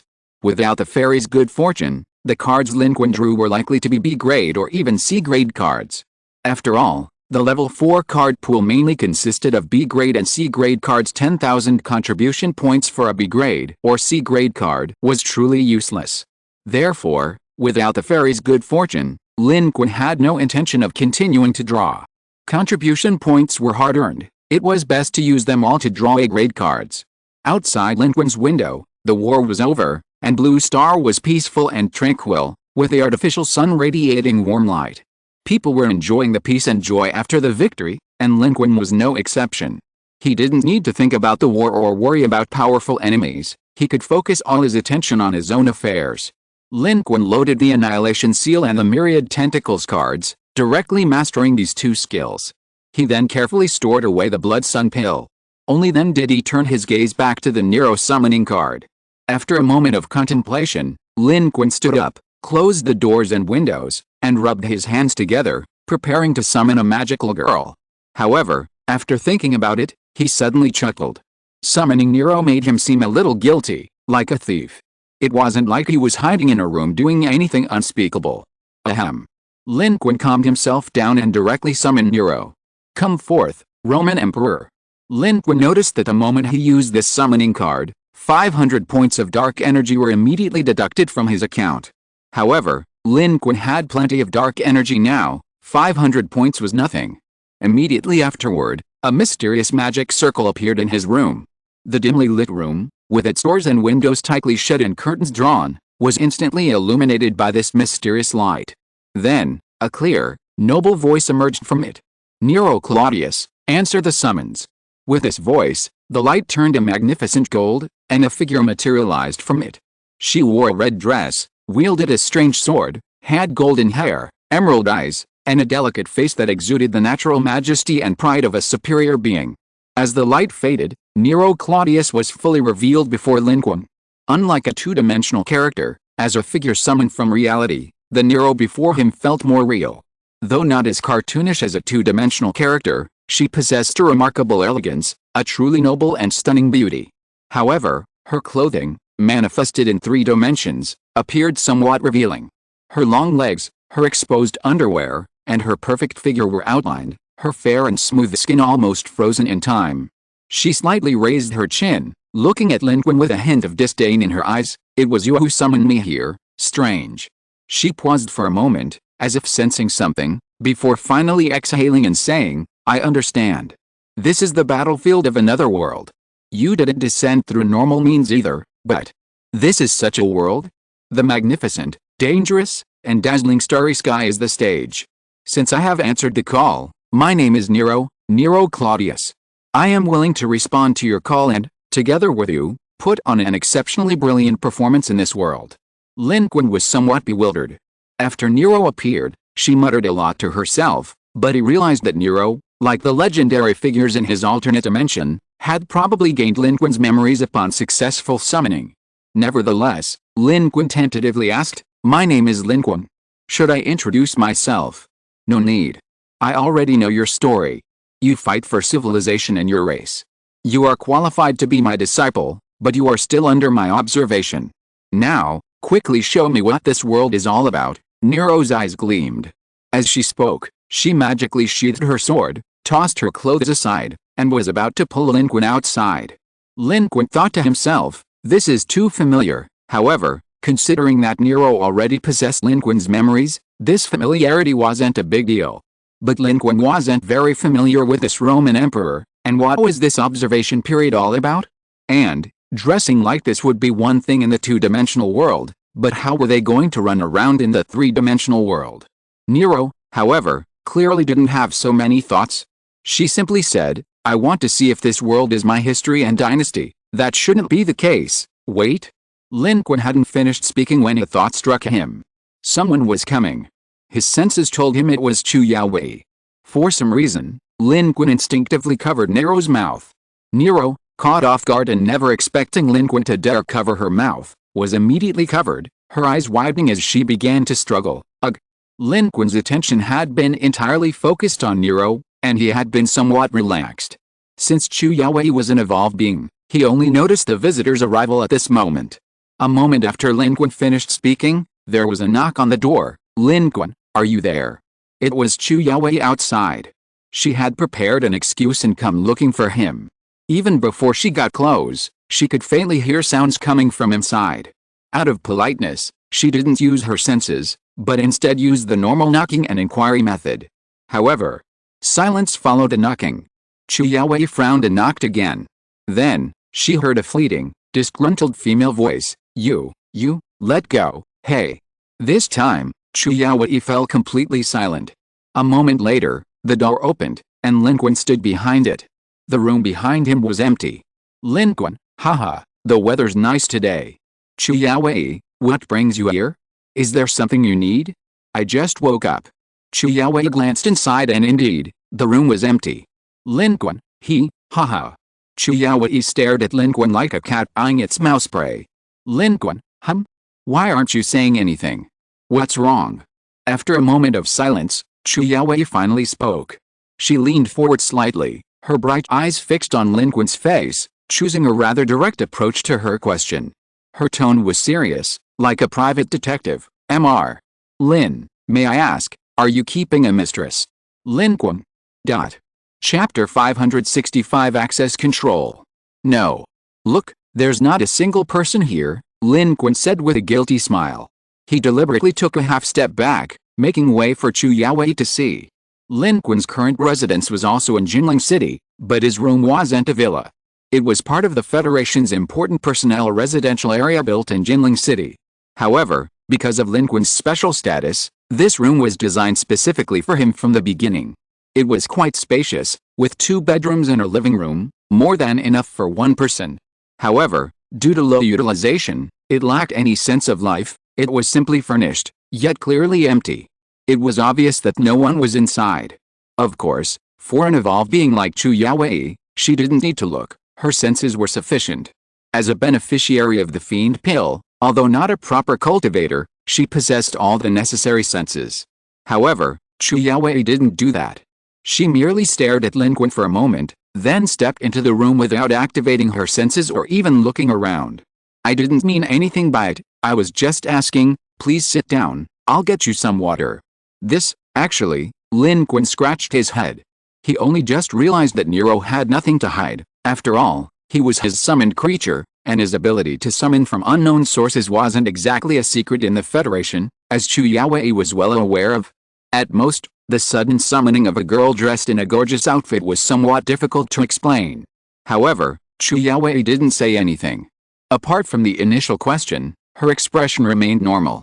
She didn't bring up the previous question again or pursue it further. Instead, she chatted casually with Lin Qun, even deliberately changing the subject, preventing Lin Qun from uttering the explanation he had intended. Chu Yaowei's face was always expressionless, making it difficult to glean anything from this. Chu Yaowei's visit this time was indeed without any particular purpose, but she brought Xia Qing's gratitude. She said, "I originally wanted to invite you to lunch, but you don't have time, do you?" Aside from the initial question, Chu Yaowei hadn't mentioned the rest, but now her eyes flickered, hinting at something. Ahem, no, I don't have anyone here, I have time. Lin Qun thought of Nero and stopped himself. No, I don't have time at noon, but we can have dinner together tonight. What I just did was. That Roman emperor was indeed a summoned creature, which could be easily explained. Lin Qun had only subconsciously concealed it, but now he realized it wasn't necessary and he could have simply said it. However, Chu Yaowei, seeing his expression, didn't give him a chance to continue. She simply chuckled, her bright smile seemingly brightening the entire room. Chu Yaowei was the typical person who usually had a cold face, making it seem as if the sky darkened wherever she went, but only Lin Qun and the others knew how radiant and captivating her smile was. Lin Qun paused slightly. What are you laughing at? Laughing at how cute you are. Huh? This answer was completely unexpected for Lin Qun. Chu Yaowei simply covered her mouth and chuckled, standing up on her own, and said with a smile, I believe you. I believe whatever you say, so. Then let's have dinner together tonight. The Jinling underground city also housed a large number of survivors. Although the surface was ablaze with a second-level civilization battle, life continued for the ordinary people in the underground city. Especially under the maintenance and efforts of the federal government, the ordinary people living in the underground cities across the Federation rarely felt the shadow and tension of war. On the contrary, order was perfect, people lived in peace and contentment, and life was no different from that on the surface. Therefore, many shops opened in the underground city, including restaurants. This wasn't the first time Lin Qun and Chu Yaowei had arranged to have dinner together. Looking at Chu Yaowei's expression and hearing her words, Lin Qun swallowed back all the words he was about to say. He nodded and said, then, see you tonight. Chu Yaowei walked away. Lin Qun then turned his attention back to his current situation. Nero Claudius was indeed not in his current room. Her current location was. Lin Qun opened his alternate dimension and enveloped himself within it. Today, the random world Lin Qun was in during his heavenly court session seemed to be an ancient city. Everything was antique and elegant, and apart from the absence of living people, the scenery was quite nice, except. Lin Qun looked up, his eyes almost blinded by the light. He saw Nero, dressed in a red robe, rising into the sky. This Roman emperor from the Fate world was raising her strange longsword, the meteorite sword, high in the air, her voice resounding throughout the realm. Build, my towering peak. Display your supreme radiance here, witness my talent. Hear the thunderous applause. Embrace the glory of the ruler. Bloom like a flower. Open the curtain, invite to the breathtaking golden theater. Dark energy surged in the space, and a huge, magnificent, and spectacular golden theater was unfolding in the sky, like an inverted city, facing the ancient city-state below. Lin Qun facepalmed. Good heavens, in just a few minutes, he had already unleashed his noble phantasm. However, the ancient city below was deathly silent. Regardless of whose era this heavenly kingdom was in, the legendary figures here showed no intention of appearing. Nero, high in the sky, clearly noticed Lin Qun's entrance. Her face carried a hint of noble arrogance. You play my instrument, how dare you read my mouth, what do you intend to do to me? This. Lin Qun showed a helpless expression. He had to think of how to appease the Roman emperor before him. Just as Lin Qun was facing Nero, in the Jinling Federation Command Center. In the old commander's office. Xiao Zhongguo had already left. The commander returned to his position, took a sip of tea, and basked in the warm sunlight of the artificial sun streaming in through the window. He exhaled, and this victory truly brought him an unprecedented sense of peace. Previously, humanity on Blue Star was swept up in the torrent of war, passively accepting change. Now, however, humanity's strength had increased. And this increased strength meant humanity could make choices. The future of Blue Star and humanity seemed clearer for the first time. However, the elderly commander wasn't one to slack off completely. He calmed down, browsing the contribution points shop in his civilization account, looking at the plans and needs submitted for various items, and considering which items were most suitable to exchange. Although he hadn't accumulated contribution points since the war on the frozen planet, the victory in this Explorer Civilization war had added points to Blue Star as a branch civilization, further reducing the compensation required for surrender. This meant a large sum of contribution points that would have been saved for surrender compensation could now be used for shopping. But, as he looked, the elderly commander suddenly frowned. Because he suddenly noticed that after selecting the items to purchase with his civilization account, the account could no longer make the purchase. Current permissions are locked. Civilization account purchases are temporarily unavailable. The commander's expression quickly turned serious. He put down his teacup, sat up, and quickly checked the other options. He discovered that all his Blue Star civilization permissions were blocked. Most importantly, Blue Star's permission to surrender and leave the level 2 civilization battlefield was also locked. This locked permission meant that Blue Star humans could no longer leave the level 2 civilization battlefield at any time. A deep surprise appeared in the commander's eyes. Just then, a message came from the Jinling Federation Command Center, the communication directly reaching the commander's office. Your Excellency, this is Feng Zixin. The situation in the inner ring battlefield of the Cloud Pattern Star System seems to have changed. The commander stood up. Horizontal ellipsis. At the same moment, in Lin Qun's alternate dimension, he had just explained the situation to Nero. Nero's golden theater dissipated. Lin Qun noticed that when Nero activated the golden theater, his dark energy had been dissipating proportionally, and in considerable amounts. Although he hadn't officially attacked, Lin Qun estimated that Nero's combat strength was between a top-tier evolved human and a source energy level. After all, the strength gradient of characters in the fantasy world differed from that of evolved humans and source energy level beings.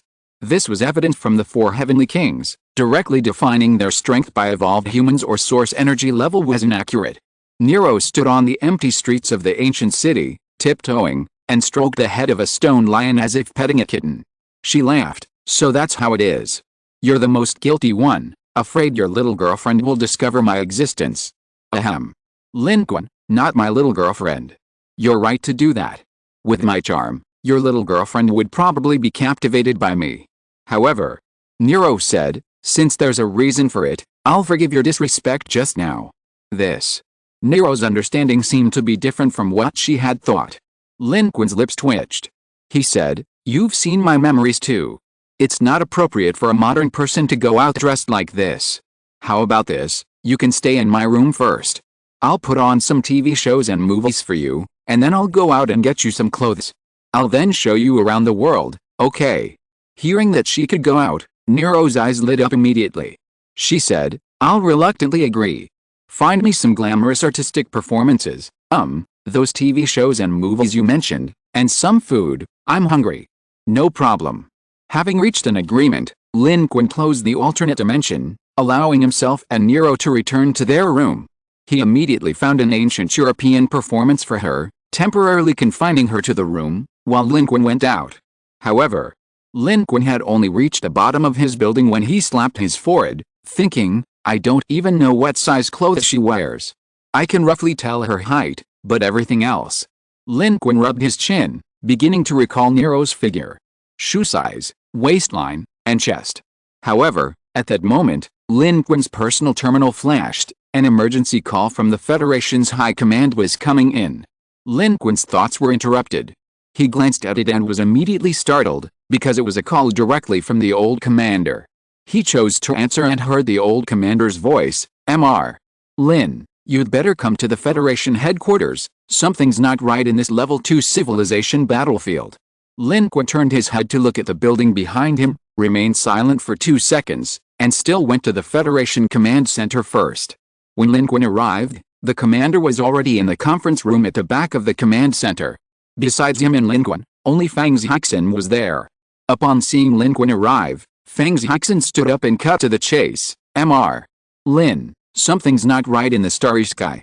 According to our latest observations of the cosmic information within the Cloud Pattern Star System, from the 1st to the 4th orbit, their chaotic battle seems to have ended. All their forces are contracting, and it's a noticeable, urgent, and rapid contraction. Otherwise, With our capabilities, we wouldn't have been able to detect it at all. And this information is from several hours ago. We haven't received the latest information about the inner ring of the cloud pattern star system yet, but what we can confirm is that at this moment, the entire cloud pattern star system has suddenly ceased hostilities. All civilizations have stopped attacking and are quickly returning to their homelands. Now, the entire secondary civilization battlefield of the star system is completely silent. The old commander also said, "There's something else you should know. Our participating civilizations' access rights have been blocked. Currently, purchasing civilization accounts, using civilization access rights, and even surrendering and leaving the civilization battlefield are all locked and unusable. We can't leave the secondary civilization battlefield." Lin Qun frowned. Both pieces of news were very strange. The participating civilizations in the inner ring are all top-tier powers. For example, the Anu, with just one great source energy level, requires a joint effort from both humanity and the Ying civilization. Their goal is to become the ultimate victor in the civilization battlefield. Why then have they suddenly ceased hostilities, even resorting to desperate, emergency contraction? And how could their battlefield access be blocked? Lin Qun reacted quickly. "You think these two things are related?" "I think they definitely are," the old commander said. "I suspect that not only our access is blocked, but currently, the access of all participating civilizations within the cloud pattern star system of the entire level 2 civilization battlefield is blocked. That's why we're in the current situation. Everyone is feeling panicked and hastily contracting.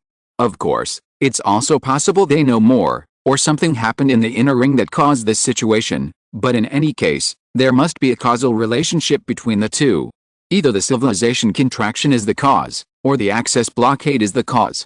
The inner ring battlefield is far from the 8th orbit where Blue Star is located, and it's a battle between gods. This was Blue Star's first time entering the level 2 civilization battlefield, and they were unfamiliar with everything there, unaware of the current situation. However, Lin Qun believed the commander's guess was reasonable. It wasn't just Blue Star's human civilization's access that was being blocked, it was definitely the access of all participating civilizations in the level 2 civilization battlefield being blocked. Something must have happened. But what happened that could affect the civilization battlefield itself? Chapter 566 The Divine Messenger is coming. Access was blocked. The entire battlefield of civilizations contracted into silence. Such a situation was unprecedented for the humans of Earth. An eeriness and tension seemed to permeate the air. No one knew what had happened, but the inability to surrender, the inability to escape the level 2 civilization battlefield at any time, was itself a terrifying prospect.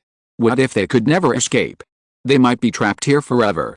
Leaving aside the powerful civilizations in the inner ring orbit, the cloud pattern star system itself, this star system, hastily pieced together, was fundamentally unstable. Given enough time, it would inevitably face destruction, with all planets roaming aimlessly within the system. Even if the planets eventually found their true stable orbits within the star system, only a few large planets would survive. In the process, the ecosystems of these planets would be completely destroyed, and everyone except the top-tier powerhouses would perish. Even the surviving civilizations, with the limited resources within the system, might never be able to leave, let alone return to their home star system. Even Lin Qun felt a profound sense of dread. The level 2 civilization battlefield, if you can leave, is a battlefield, but if you can't leave, isn't it a cage? A terrifying, inescapable star prison. If something happens on the civilization battlefield itself, it concerns the rules and power of the divine kingdoms. Even the combined forces of all the participating civilizations on the level 2 civilization battlefield could not influence or oppose it. What exactly happened? Lin Qun felt a sense of unease.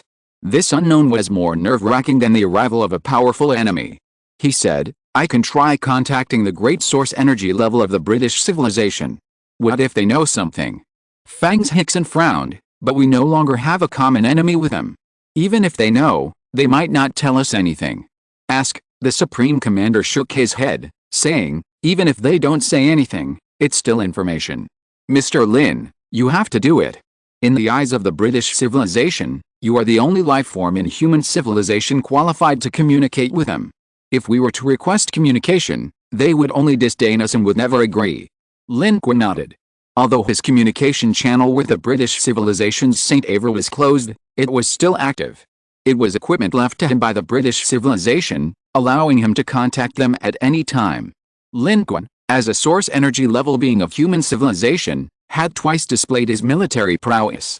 For the British civilization, which revered source energy level beings, only he truly deserved their respect and the right to engage in dialogue. If it were any other human, the British civilization might not even bother to refuse, leaving the connection request indefinitely. The Supreme Commander said, "I'll arrange it for you now, but this matter should remain confidential for now, only a select few of us should know."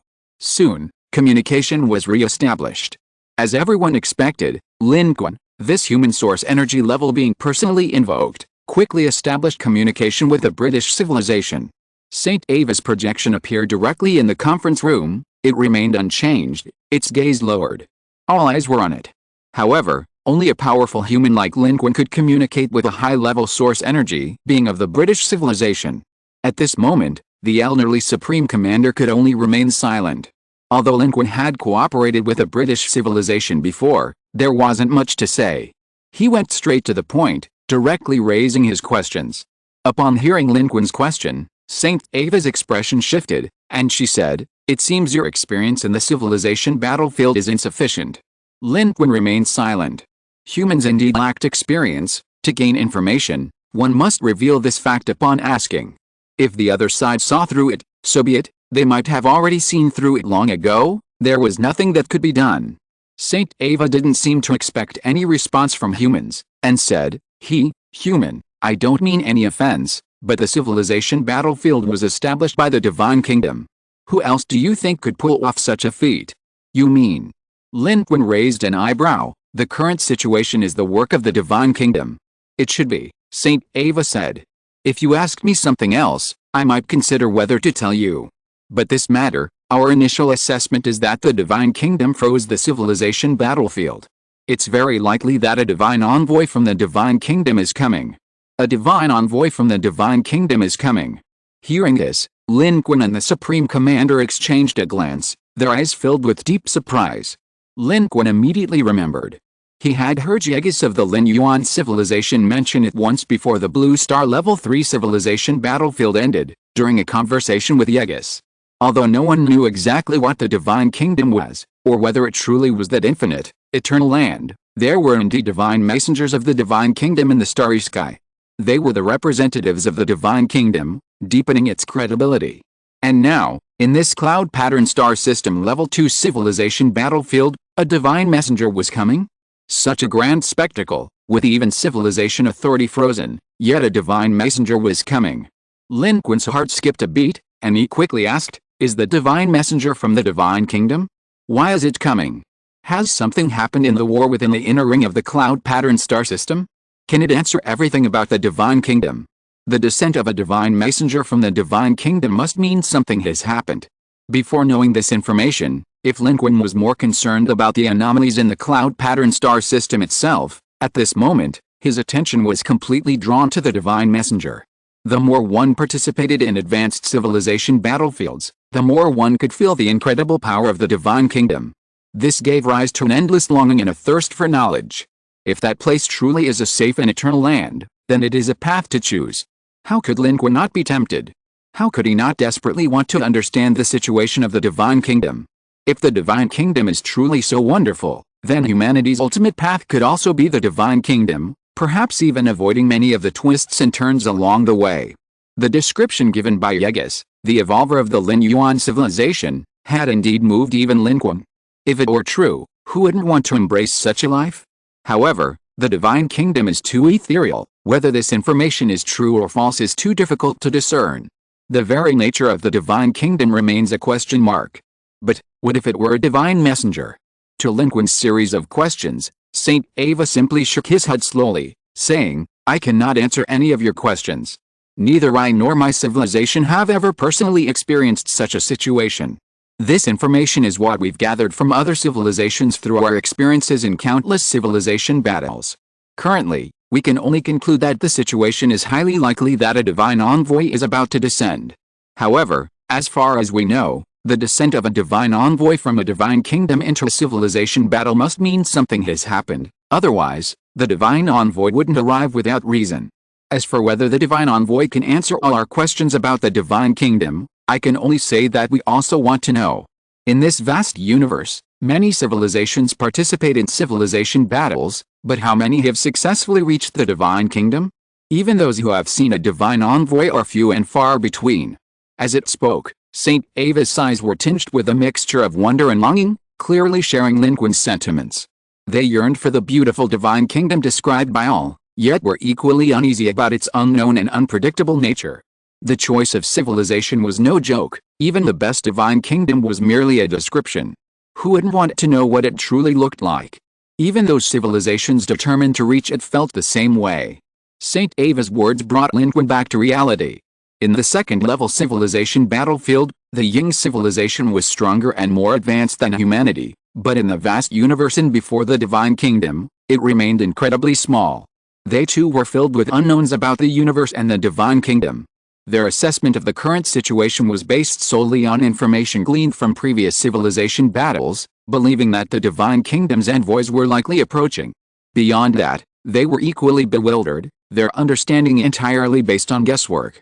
Saint Ava then said, "Humanity's source energy level, don't worry, I'm not lying to you, nor do I have any reason to. We know no more than you do, and before the Divine Kingdom, we are no different. If our current assessment is correct, not only will our civilization authority be frozen, but even our contribution points will become unusable. The entire war on the level 2 civilization battlefield will come to a standstill, and all biological forces and weapons within the level 2 civilization battlefield will become useless. When the Divine Envoy descends, the truce will be sounded. No one will have the ability to attack the Divine Envoy. The war between the participants in the civilization battlefield will temporarily cease, so everyone can temporarily cease hostilities and be less tense. I also want to remind you, it's best not to use contribution points now. If it really is a Divine Envoy descending, the contribution point calculation on the civilization battlefield will be very inaccurate during the period before and after his descent. You might spend contribution points and still not get what you want." Hearing this, Lin Qun was even more surprised. "You mean, with the descent of the Divine Envoy from the Divine Kingdom, our entire secondary civilization battlefield will be forced into truce? A semi-mandatory truce. High energy and super energy fields will be restricted, advanced weapons and equipment will be unusable, and warp drive will also be restricted. But if you still want to fight, you can still do so in a primitive way. So, it's a semi-mandatory truce, but in front of the Divine Envoy from the Divine Kingdom, who would still think about war." A longing appeared in the eyes of Saint Ava. They had already guessed that this was likely the descent of a Divine Envoy, so there was no panic or unease like humans, only longing. From this perspective, the hasty end of the war in the inner ring of the Cloud Pattern Star System's Level 2 civilization battlefield and the rapid retreat of all parties were likely also for the upcoming arrival of the Divine Envoy. Those civilizations probably shared Saint Ava's thoughts, or were even more excited than Saint Ava, because the most powerful among those civilizations currently in the inner ring of the Cloud Pattern Star System were all vying for victory in the civilization battlefield and aspiring to go to the Divine Kingdom. How could they not yearn for and anticipate the Divine Envoy of the Divine Kingdom? But Lin Qun was more surprised than anything else. The arrival of the Divine Envoy would bring the entire civilization battlefield to a standstill. High energy domains would be restricted, and all powerful individuals, even those at the great source energy level, would be unable to unleash even a fraction of their high energy domain combat power. Weapons and equipment would also be sealed off. Even the entire space jump across the star system would be restricted. To continue fighting, they could only rely on basic weapons and basic attributes. A semi-forced truce. This was something only the Divine Kingdom could probably achieve. Saint Ava was right. Under these circumstances, unless everyone was consumed by deep-seated hatred, there was no need to fight even without the arrival of the Divine Envoy. And that's precisely why Saint Ava of the Ying civilization was willing to share so much with him. Otherwise, since they were all competitors, who would tell the other so much information? From Lin Qun's perspective, the descent of this Divine Envoy felt like the GM leaving a game or the game server shutting down for maintenance. However, the battlefield of civilizations wasn't as simple as a game. This Divine Envoy from the Divine Kingdom was probably not just a GM either. Why had it come? Lin Qun asked. So, when will this Divine Envoy from the Divine Kingdom descend? After its descent, Will all our privileges and contribution points be restored? Yes, but we need to first see what the Divine Envoy's purpose is in descending upon our Level 2 civilization battlefield this time. Saint Ava wasn't blinded by the joy of the impending descent of the Divine Envoy. It also clearly understood that the arrival of the extremely rare Divine Envoy from the Divine Kingdom was an opportunity for them to get closer to and understand the Divine Kingdom, but behind this, there was also the Divine Envoy's own intention. It paused slightly, then said, "Human source energy level, if you want to leave now, perhaps it's not without a chance. Although your access is currently blocked, according to our intelligence, when the Divine Kingdom's envoy officially descends, there should be a notification from the civilization battlefield. Before the official notification is issued, there should be a short period of time when the civilization access freeze is lifted. If you can seize this opportunity, you can leave before the envoy arrives. However, we don't know if this is the truth.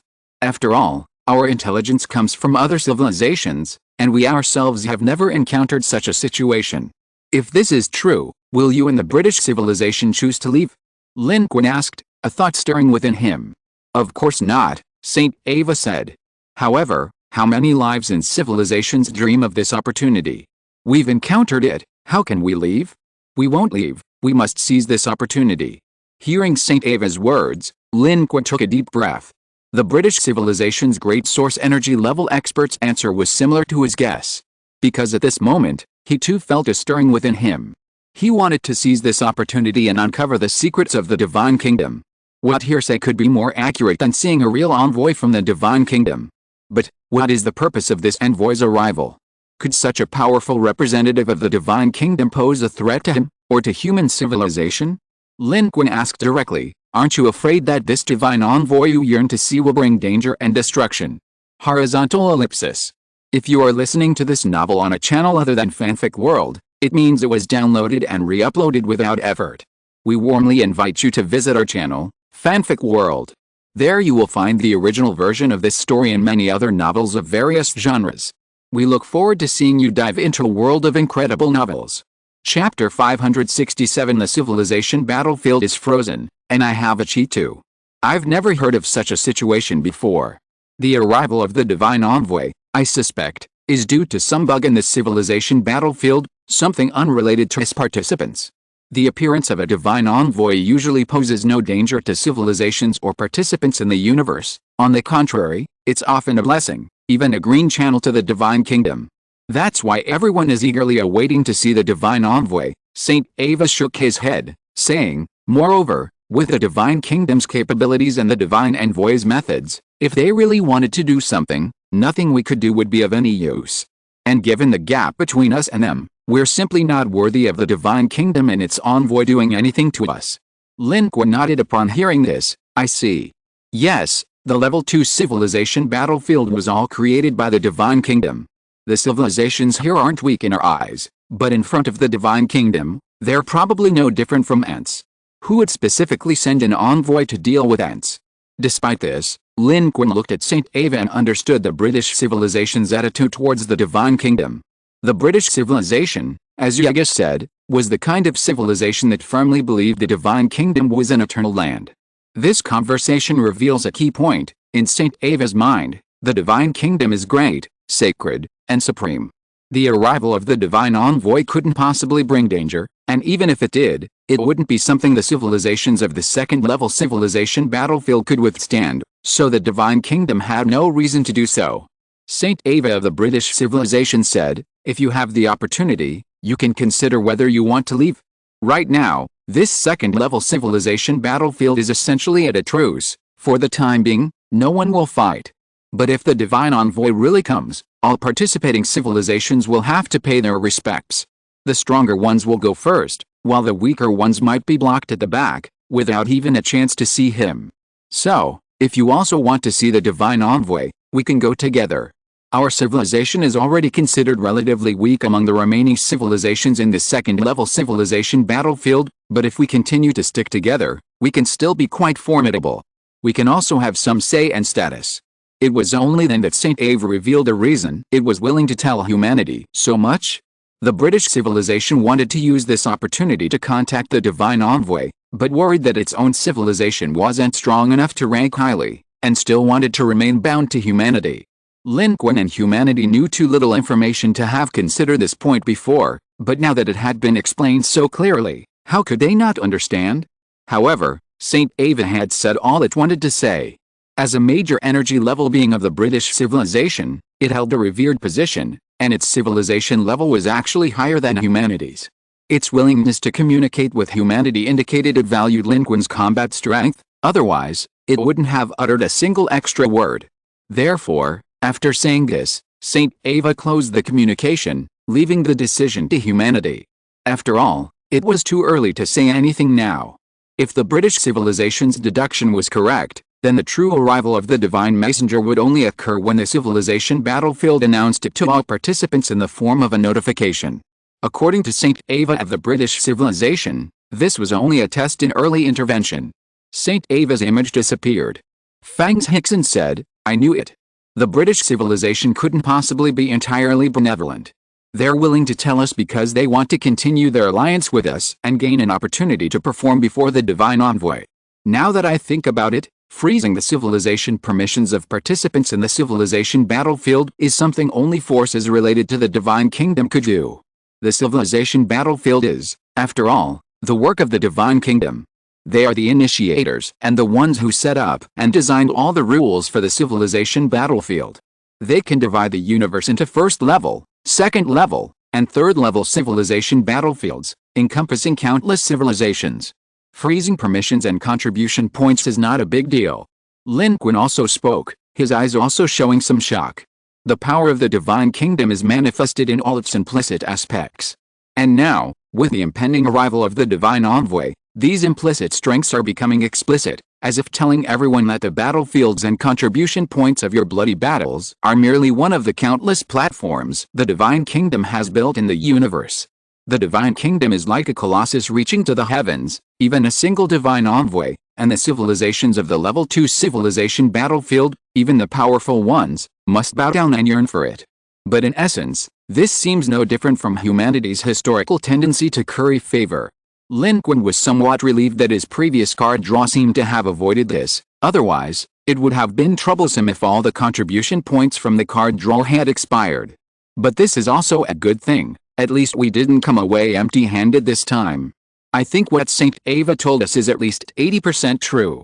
The old Supreme Commander slowly exhaled and said, "But, what is the reason for this Divine Kingdom's envoy's arrival? Mr. Lin, what do you think? I also want to meet this Divine Envoy." Lin Qun spoke his true feelings. Who wouldn't want to understand such an incredible Divine Kingdom? Lin Qun also wanted to know what kind of existence the Divine Kingdom was, and to see if the Divine Envoy of this Divine Kingdom was extremely powerful. However, after saying this, Lin Qun paused slightly and said, "But if, before the Divine Envoy arrives, there really is an opportunity to evacuate the secondary civilization battlefield as the great source energy level of the British civilization has stated, I think we can also choose to leave. After all, the Divine Envoy is even more unknown, and its power is something the entire secondary civilization battlefield cannot resist.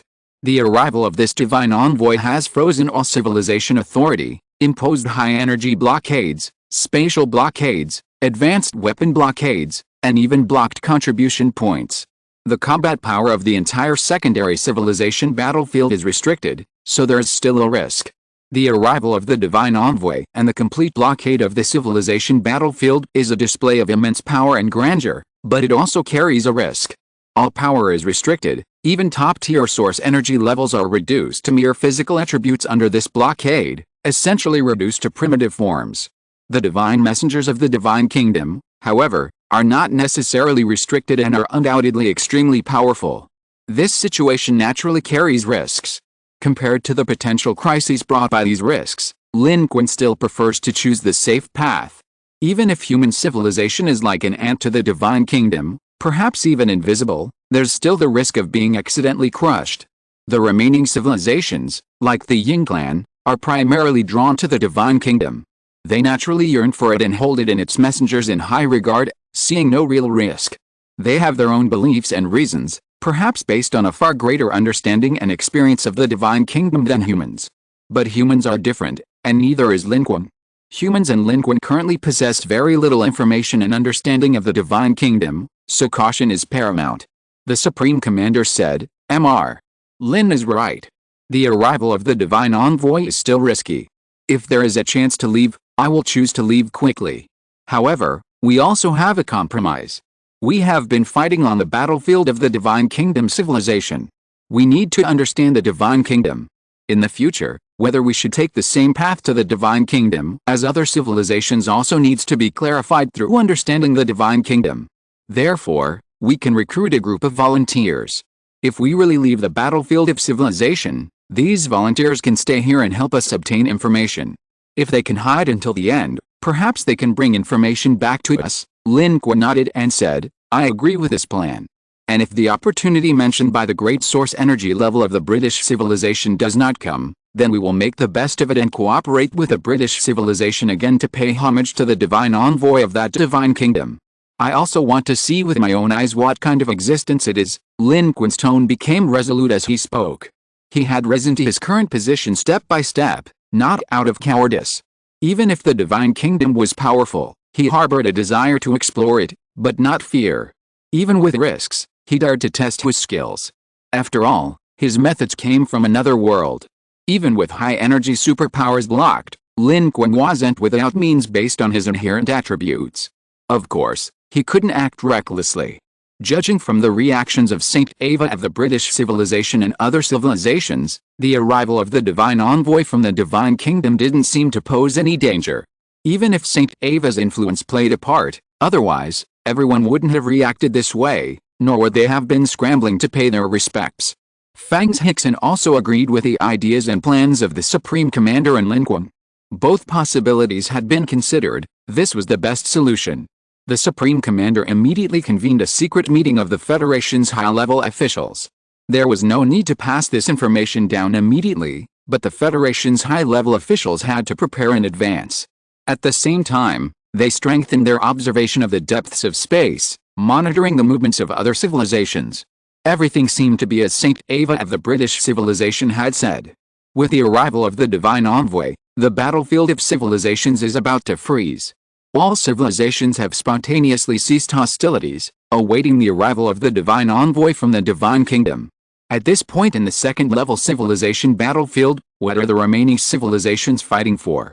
What do they want? Nothing more than the opportunity to reach the divine kingdom, or even the green passage to the divine kingdom that Saint Ava had just mentioned, the existence of which is uncertain. Therefore, the arrival of the divine envoy naturally outweighs their internal struggles. However, Lin Qun did not attend the high-level meeting. His attitude was clear: attending further meetings would be a waste of his time. And most importantly, Lin Qun slapped his forehead, remembering that he still had a Roman emperor left at home. Lin Qun then hurriedly left the Jinling headquarters, bought a large amount of things, and returned home. Back home, Lin Qun found Nero intently watching television, her emerald green eyes unblinking, completely unaware that Lin Qun had been gone for quite some time. She only turned her head to look at him when he returned, greeted him warmly, and then continued watching television. This, Lin Qun noticed. Nero seemed to have forgotten her own intention to go out. However, this was actually a good thing. Although their contact time was short, Lin Qun found the Roman emperor rather noisy for some reason. Lin Qun went into his room to check his current status. Contribution points and abilities. Currently, neither seemed to have been affected. Lin Qun sensed his condition, nothing had changed, and his abilities, except for those requiring special activation conditions, were almost unchanged. His contribution points also seemed normal. However, Lin Qun tentatively exchanged 5 stamina recovery potions, each costing 1 contribution point, but unexpectedly discovered that he had spent 5 contribution points and only received 3. Contribution points were deducted, but he only received 3 items. He lost 2 units of contribution points. Of course, Lin Qun was just testing, and for him, 2 units of contribution points weren't a big deal, but this confirmed what the British civilization had said. Contribution points were about to be locked. Using them now could result in a settlement error and a direct loss of contribution points. And the civilization battlefield's contribution point shop wasn't a shopping app. There was no possibility of traceability. Lin Qun's gaze sharpened. It seems contribution points are temporarily unusable. Of course, using them is pointless anyway. The impending blockade of high energy and super energy domains means that most cards and card abilities will be unusable. And this change will arrive soon. After the Federation's high-level meeting, the Federation began informing everyone of the impending situation through various channels in a way that was as easy to understand as possible. Just 2 hours later, a group of ordinary people in the Blue Star Federation network were the first to notice the anomaly. My contribution points are unusable. My dark energy attribute is grayed out. My abilities are unusable. The high energy blockade has really arrived. The possible evacuation window mentioned by the British civilization had not yet arrived, but the blockade of contribution points and high energy domains had already begun. Lin Qun was watching TV and chatting with Nero, trying to learn as much as possible about this Roman emperor from the Fate world. His feeling was, the dark energy that had been flowing within him was suddenly locked, turning from flowing water into stagnant water. All his high-energy domain abilities were blocked, he couldn't even open the alternate dimension, and his unused high-energy domain cards were grayed out and unable to be activated. The interface for contribution points was completely grayed out, rendering them unusable. This terrified Lin Qun. Hearing about it from the British civilization and experiencing it firsthand were two completely different things. What kind of methods were these? At this moment, this blockade was spreading at the speed of light, sweeping across the entire secondary civilization battlefield of the cloud pattern star system. All life was trapped in this high-energy blockade. This was a civilization battlefield built by the Divine Kingdom, which seemed to have a much easier time controlling everything within it. Indeed, such a powerful Divine Kingdom could even build a primary civilization battlefield for a ruler-level civilization. A cloud pattern star system like this could be easily fabricated. Locking down the top-tier combat power of a secondary civilization battlefield was nothing to them. The Divine Kingdom's intervention directly froze the entire civilization battlefield. Perhaps this wasn't even the Divine Kingdom's doing, it might just be part of the Divine Kingdom civilization battlefield mechanism, like the permissions that participating civilizations possess upon entering the battlefield, another kind of permission within the battlefield, usable by the Divine Kingdom, or the Divine Envoy. It was simply part of the battlefield's operating rules, not something intentionally created. Lin Qun even felt that this idea was more reasonable. The starry sky is vast, and there are countless level 1 civilization battlefields. This level 2 civilization battlefield is remarkable for the life forms within it, but for the Divine Kingdom, even if there are divine envoys, they wouldn't be high-ranking figures, much less likely to warrant a special battlefield lockdown. This must be an inherent function of the civilization battlefield itself, just one that is normally untriggerable.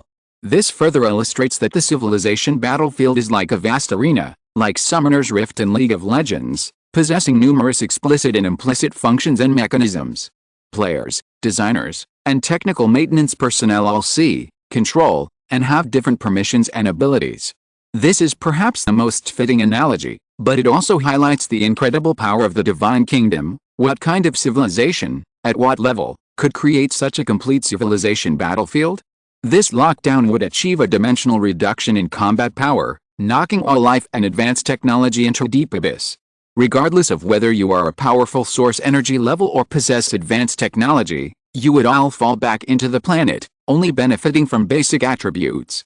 This kind of blockade spreads at the speed of light, and for most life forms, it happens and is completed almost imperceptibly, incredibly fast, and the scope of the blockade is unimaginably large.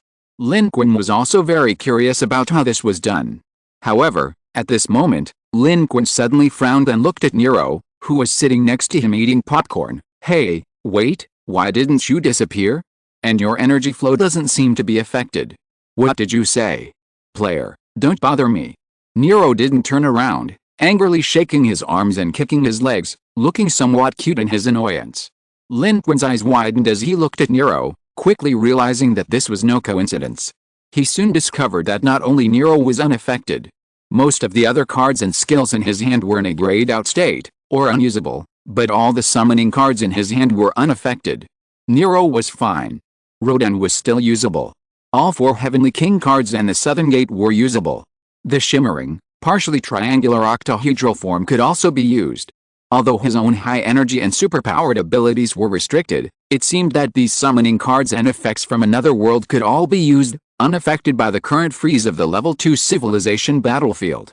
Lin Qun was immediately pleasantly surprised, Even with the civilization battlefield frozen, I still have a cheat?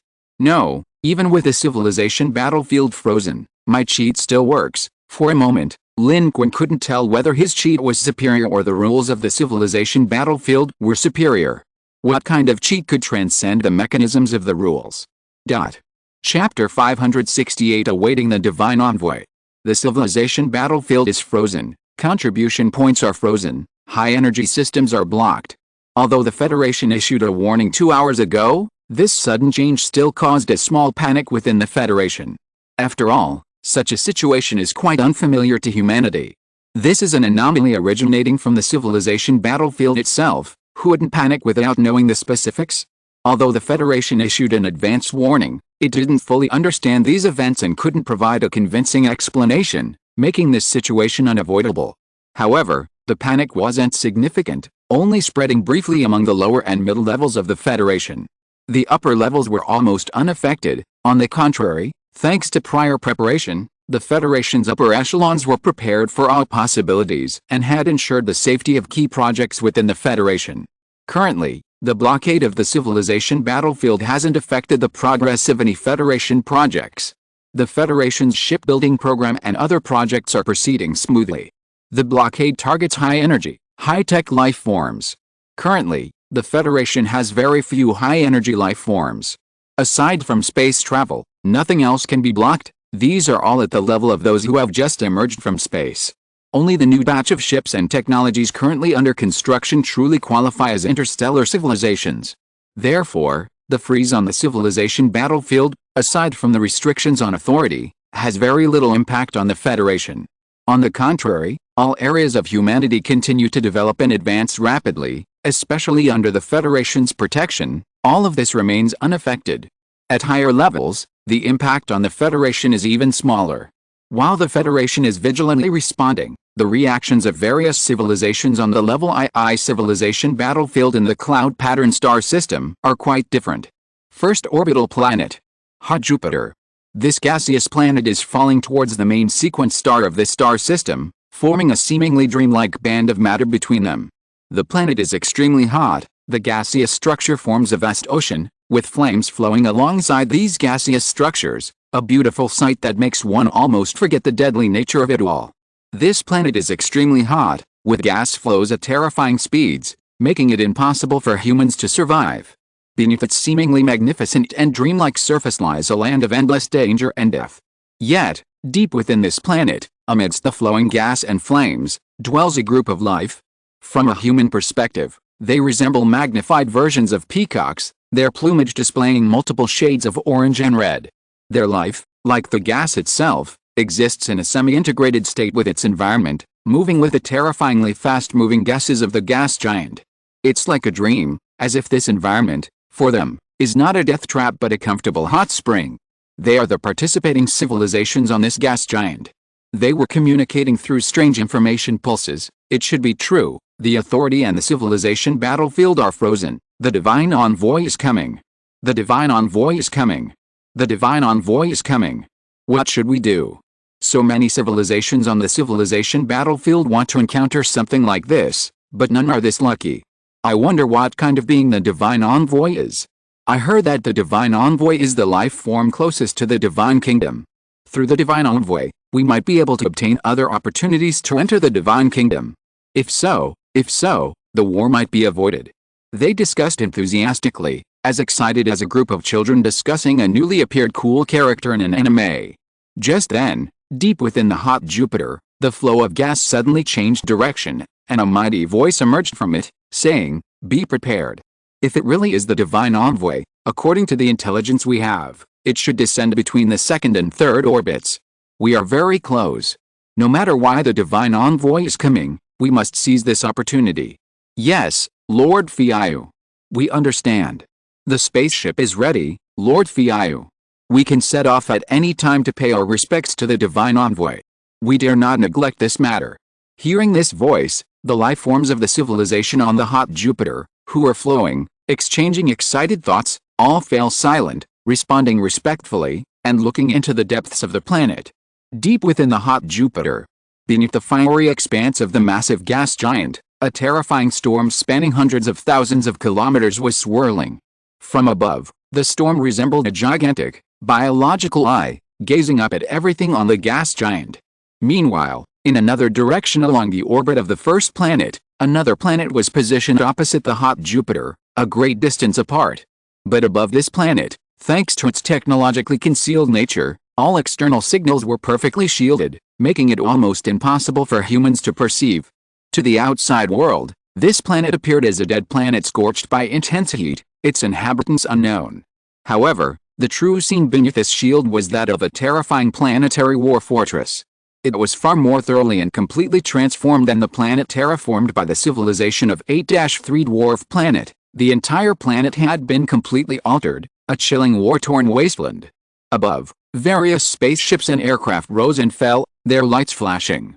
Supported by powerful technology, the heat of the cloud-patterned star system not only had no effect on them, but they also used stellar thermal radiation to further conceal themselves, making them completely unknown to other distant civilizations. Meanwhile, deep within this technologically advanced war planet, a high-level meeting of the War Fortress civilization was underway. Their life forms were in a semi-digital state, and the meeting was being held entirely in a virtual world. In this virtual world, their high-ranking beings appeared in the forms their civilization had once used. Their War Council's highest-ranking official, the Speaker, issued orders from the forefront. The Divine Envoy is approaching. We must prepare. Let our technology department accelerate. The battlefield of civilizations is now frozen. There shouldn't be much time before the announcement, and even less time before the Divine Envoy arrives. We must, before then, create a perfect body so that the Divine Envoy can see our art and technology. Only then will it be possible for the Divine Envoy to pay more attention to our civilization and gain the Divine Envoy's favor. The other high-ranking members discussed amongst themselves, some agreeing, others disagreeing. We were about to successfully clear the second track, and this damned Divine Envoy is delaying our important task. I don't believe this Divine Envoy can really give us an extra opportunity, and I've heard that the Divine Envoy of the Divine Kingdom has never even been to the Divine Kingdom. He's just a lackey chosen by the Divine Kingdom in the universe to help them maintain the battlefield of civilization. What authority can a lackey have? Whether there's an extra opportunity or not, do you dare to oppose the Divine Envoy? The council chairman's gaze coldly swept over the individual who had expressed disagreement. Although this was a virtual world, as the council chairman, it wielded considerable power within it. Its gaze was not merely a target, but a pulse of tangible power, instantly causing the individual who had voiced the dissenting opinion to tremble and lower their head deeply. I dare not. Your Excellency, you are right. We cannot oppose the Divine Envoy. To oppose the Divine Envoy is to oppose the Divine Kingdom. Whether it's a lackey or not, it is still a member of the Divine Kingdom. The Speaker of the Council said, few people have actually seen a real divine messenger. Everyone's just hearing rumors. How do we know which is true? It can't hurt to be prepared and show the divine messenger our respect and superiority.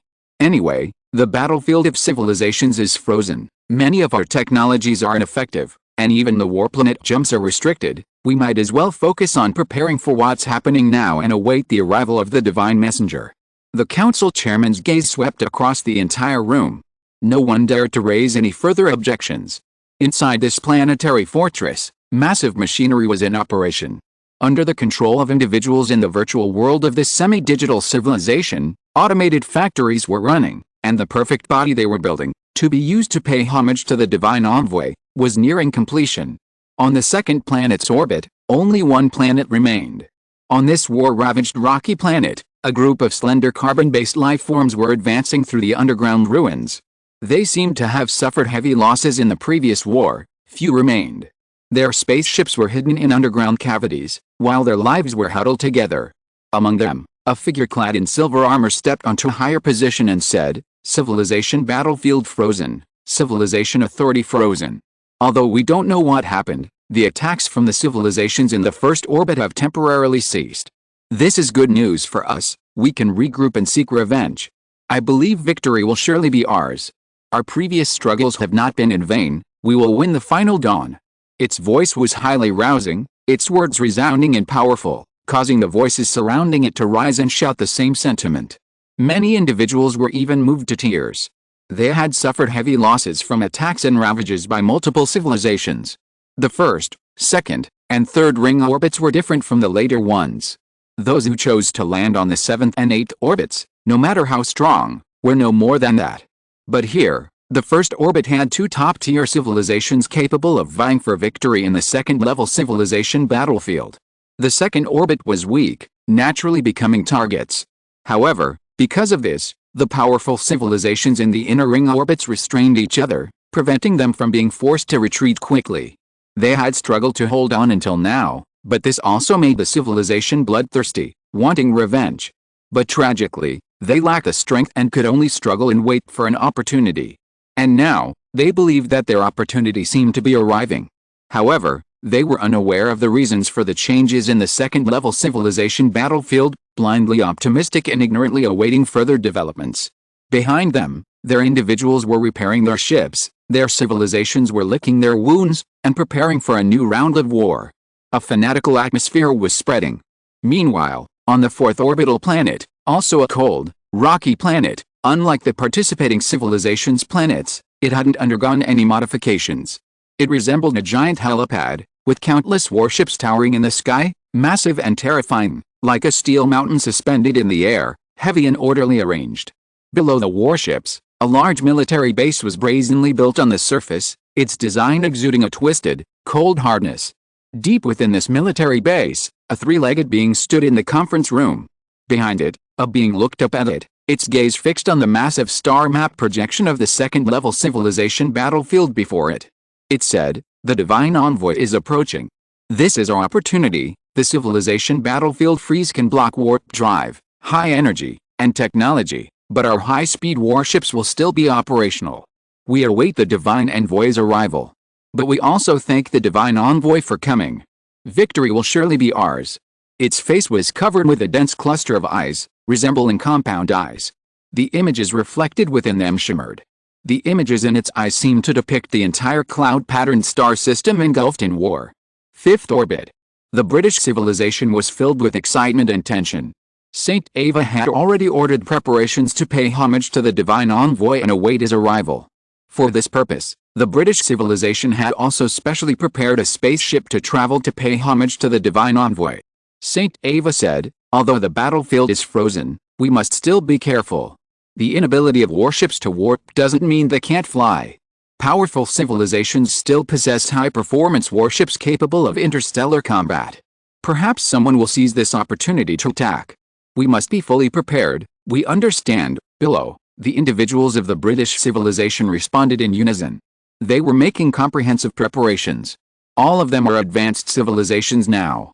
The arrival of the Divine Envoy is certainly exciting, meaning many possibilities, but it's not enough to make them all lower their guard and believe the war has truly ended. In the battlefield of civilizations, each civilization has different thoughts and mindsets. No one knows what measures each civilization will take or what their thoughts will be in the current situation. Saint Ava summoned Kizin and said, "If the Divine Envoy really comes, and if humanity is willing to go, I will accompany humanity's source energy level. You stay here. If anything unexpected happens when meeting the Divine Envoy, we will still have source energy level beings." Kizin was stunned for a moment upon hearing this, gave Saint Ava a deep look, but didn't say or ask anything more, only nodding in agreement. They were also prepared. Within the level 2 civilization battlefield, all civilizations were preparing, all waiting for the arrival of the Divine Envoy. Chapter 569, a reminder on Papa level. At this moment, a planet in the third orbit. This planet is also an ecological planet. However, its ecology differs somewhat from the ecology defined by Earth. All life here is semi-silicon based. Plants and animals all exhibit this state. The soil is also completely different from that of a normal carbon-based world, as if a fusion of the two, presenting a strange vibrant state. This is a peculiar, silicon-based ecological planet. And at this moment, the sky above this planet is shrouded in dark clouds. A fine rain of unknown composition is falling, and a strange smell of engine oil permeates the air. The life and nature are filled with a strong cyberpunk atmosphere. The Anu's source energy, the Nine Hu, a type of magical beast, is currently on a mountain peak deep within this strange, dense forest. It seems to be gazing into the distance, or perhaps staring at the starry sky above. This mountain peak is less of a mountain and more of a living ecosystem. Not only are there numerous silicon-based plants growing on it, but it also faintly glows in the hazy shadows, presenting a strange, chilling feeling, as if the earth itself is breathing. Or perhaps this land is already connected to the Anu people, and standing here, one can receive information and intelligence from all directions through ground transmission. Behind Hu stands another Anu life form clad in armor. It is the Anu's second major energy level, Colin. Like Hu, it is completely shrouded in armor, obscuring its true form. At this moment, both its aura and Hu's are extremely restrained, as if they have merged with their surroundings.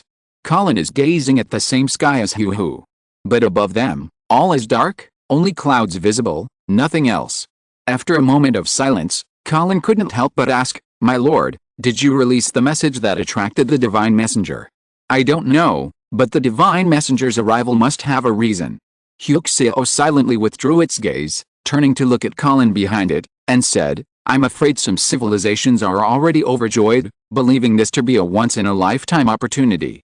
But you and I both know. The arrival of the divine messenger may not be a good thing. Their connection with the divine kingdom may not be as strong as we think." Hearing this, Colin seemed to understand something and said, "I understand, my lord, shall we still go?" "Yes, of course we must go. We need to figure out what the divine messenger really wants," Huxio said. "The civilization battlefield also has its constraints. Whatever it wants to do must be within the rules of the civilization battlefield. Nothing escapes the eyes of the divine kingdom. Moreover, I also want to see what kind of strength is worthy of becoming a divine messenger. Either go to the divine kingdom, or roam the stars. We will be that powerful one day." Colin lowered his head, his tone filled with arrogance and ambition. Meanwhile, on Blue Star, time ticked by. As time passed, the freeze and blockade of the civilization battlefield deepened. However, Lin Qun discovered that the usable cards he had found were still usable. Nero card, Heavenly King summoning card, Southern Heavenly Gate, and others were all usable. Even after the 24 hours were up and Nero's summoning time ended, naturally disappearing, Lin Qun took out the Nero summoning card and found that it was still usable. As long as the card's own cooldown time was over, it could be used again. Lin Qun realized that this might be related to the fact that these cards and the characters within them came from another world. Therefore, they were not restricted by the civilization battlefield. A cheat within a cheat, completely usable. Moreover, in the current situation, Lin Qun's cheat was usable, and its effect would likely be remarkable. This was evident from Nero's previous performance. The beings summoned by summoning cards are not simply those that can be summoned, all their abilities are unsealed, meaning they are in their full state, possessing full combat capabilities. It's important to understand that in the current frozen state of the civilization battlefield, even source energy and great source energy levels are restricted. Under these circumstances, whoever can unleash their full power will be incredibly powerful. The 4 Heavenly Kings summoning cards in Lin Qun's possession, while summoning Heavenly King avatars, each possess source energy level 1 or 2. Under normal circumstances, they wouldn't be a match for great source energy level beings, but if great source energy level beings are restricted, wouldn't they be able to fight them? Of course, this is just Lin Qun's speculation. Whether it can actually happen remains to be seen, as he doesn't fully understand the source energy level. But what is certain is that those who can unleash their full power are always stronger than those who can't. Moreover, Lin Qun's Southern Heavenly Gate can also be used. If the Southern Heavenly Gate can be opened, what is the frozen civilization battlefield? Even that so-called divine envoy would likely be in serious trouble. However, Lin Qun didn't intend to use these methods lightly. Because the divine envoy of the divine kingdom was about to descend, and his abilities were still usable, it would be tantamount to cheating on the divine kingdom's rules. With a divine envoy, a GM, present, using such abilities in front of him would be asking for trouble. If the divine kingdom noticed, Lin Qun didn't understand the divine kingdom, nor did he know whether it was a danger or an opportunity, so he dared not act rashly. Even a fool could tell that such a cheat existed and couldn't be known to anyone, and it shouldn't be used unless absolutely necessary. Exposing one's special abilities in front of an unpredictable and powerful being could very well be a path to death. Therefore, Lin Qun didn't tell anyone about this, keeping it buried deep in his heart, a trump card he knew only himself. However, Lin Qun learned from the communication with the Supreme Commander that, so far, the opportunity mentioned by the British civilization hadn't materialized. The Supreme Commander said, "I've been watching closely, and I can confirm that the civilization's authority has been frozen. Lin Qun said, the information the British civilization possesses is also hearsay, perhaps the opportunity they're talking about doesn't even exist. This is the most reasonable judgment after considering everything. But this also means that humanity only has one choice left. Therefore, after a moment's pause, Lin Qun said, if the divine envoy really descends, we will agree to join forces with the British civilization, and we will go to see it together and prepare the cone-shaped spaceship for me. I will meet this divine envoy. Lin Qun was still very confident. With the summoning cards like the South Heavenly Gate in hand, although Lin Qun had some concerns, he was not afraid if there were any problems. Since he couldn't leave, what was wrong with meeting this divine envoy? Perfect, let's see if we can glimpse the secrets of the divine kingdom. The Supreme Commander, the old man, was silent, and said, I will have Chen Weiyang prepare for you. Currently, it seems that the option of withdrawing from the battlefield of civilizations is no longer available. Therefore, humanity can only prepare for the next path, to meet this divine envoy. However, these are all high-level events and have almost no impact on the progress of the multiple projects under the Federation. Nor is there any need to. The arrival of the divine envoy, as it stands, is not war. However, the Federation's military is also operating, preparing for planetary defense. This is what Chen Weiyang proposed. The alien civilization's fleet is powerful enough that even without warp jumps, they may launch an attack through direct interstellar travel. We must be prepared to deal with all possibilities. Especially the Ice Energy Clan's fleet, they have never withdrawn and harbor resentment towards us. Previously, they were afraid that we had a source energy level fleet to cooperate with, so they kept hiding and could only remain inactive. But now, they may seize the opportunity. Chen Weiyang's suggestion was highly valued by the Supreme Commander, and the Human Federation Army quickly deployed defenses globally. Indeed, the Ice Energy Clan had not withdrawn. Their fleet remained hidden deep within the asteroid belt at the edge of the battlefield of the Cloud Pattern Star System's Level 2 civilization, refusing to leave, their purpose obvious to all. Although they had suffered heavy losses, with their strongest members wiped out, the fleet itself still possessed considerable strength and size. Even if they didn't defend against the Ice Energy Clan, they had to guard against other participating civilizations. Lin Qun actually wanted to imply, even if the Ice Energy Clan came, humanity could withstand them without relying on its fleet and surface defenses. Because Lin Qun's cards were still usable. Currently, the high-energy blockade restricted even source energy level beings, but Lin Qun's summoning cards were still functional. The 4 Heavenly Kings he summoned were comparable to source energy level beings, and their strength was unrestricted. Weren't they invincible? Of course, this was a trump card, and Lin Qun wasn't prepared to use it lightly. Lin Qun's conversation with the Supreme Commander was conducted remotely. He remained in his room. Currently, the civilization battlefield is frozen and under high-energy blockade, preventing Lin Qun from cultivating his sword control techniques and the Great Evolution technique. However, Lin Qun possesses many cultivation methods, and he can still cultivate the initial stage of the Yijinjing and the Dragon Elephant Prajna technique, making the most of his time to improve himself. He waits and improves. A sense of anticipation and curiosity also lingers in Lin Qun's heart. What is the purpose of this divine envoy from the divine kingdom causing such a commotion? And what kind of deity is he? The answers to all these questions will likely only be revealed when this divine envoy actually arrives. And Lin Qun estimates that this will happen soon. Currently, the civilization battlefield is almost completely frozen. According to the information provided by Saint Ava of the Yingzhou civilization, this is a very early sign. It shouldn't be long before the civilization battlefield issues an announcement, followed by the arrival of the Divine Kingdom's divine envoy. However, at this moment, there was a knock on Lin Qun's door. Lin Qun's senses were also affected, and he didn't notice anyone outside. But the person who arrived was someone quite unexpected. Knock knock knock. At this moment, a light rain was falling in Jinling City. Under the influence of the artificial sun, the temperature in various important human areas of Blue Star was rising, but given that this was the 8th orbital position, rain was a common occurrence. Papadu, draped in a black raincoat that completely enveloped its body, at first glance, didn't even appear to be a creature of the Yunbei civilization. Only after Lin Qun opened the door did it slightly lift its hood, revealing its signature orange-yellow linear pupils and its large mouth. Great and sacred son of civilization, please forgive my sudden visit, but I have something very important to tell you. Papadou's face was unusually serious and tense. Water was still dripping from the hem of its raincoat. Lin Qun's gaze darkened, becoming somewhat serious, and he let it in. What is it? In the past, Lin Qun might not have taken it seriously, but after a series of recent events, he increasingly felt that these human-stealing weasel-wolf creatures were far more complex than humans thought. They had secrets. The divine envoy of the divine kingdom is coming. I know.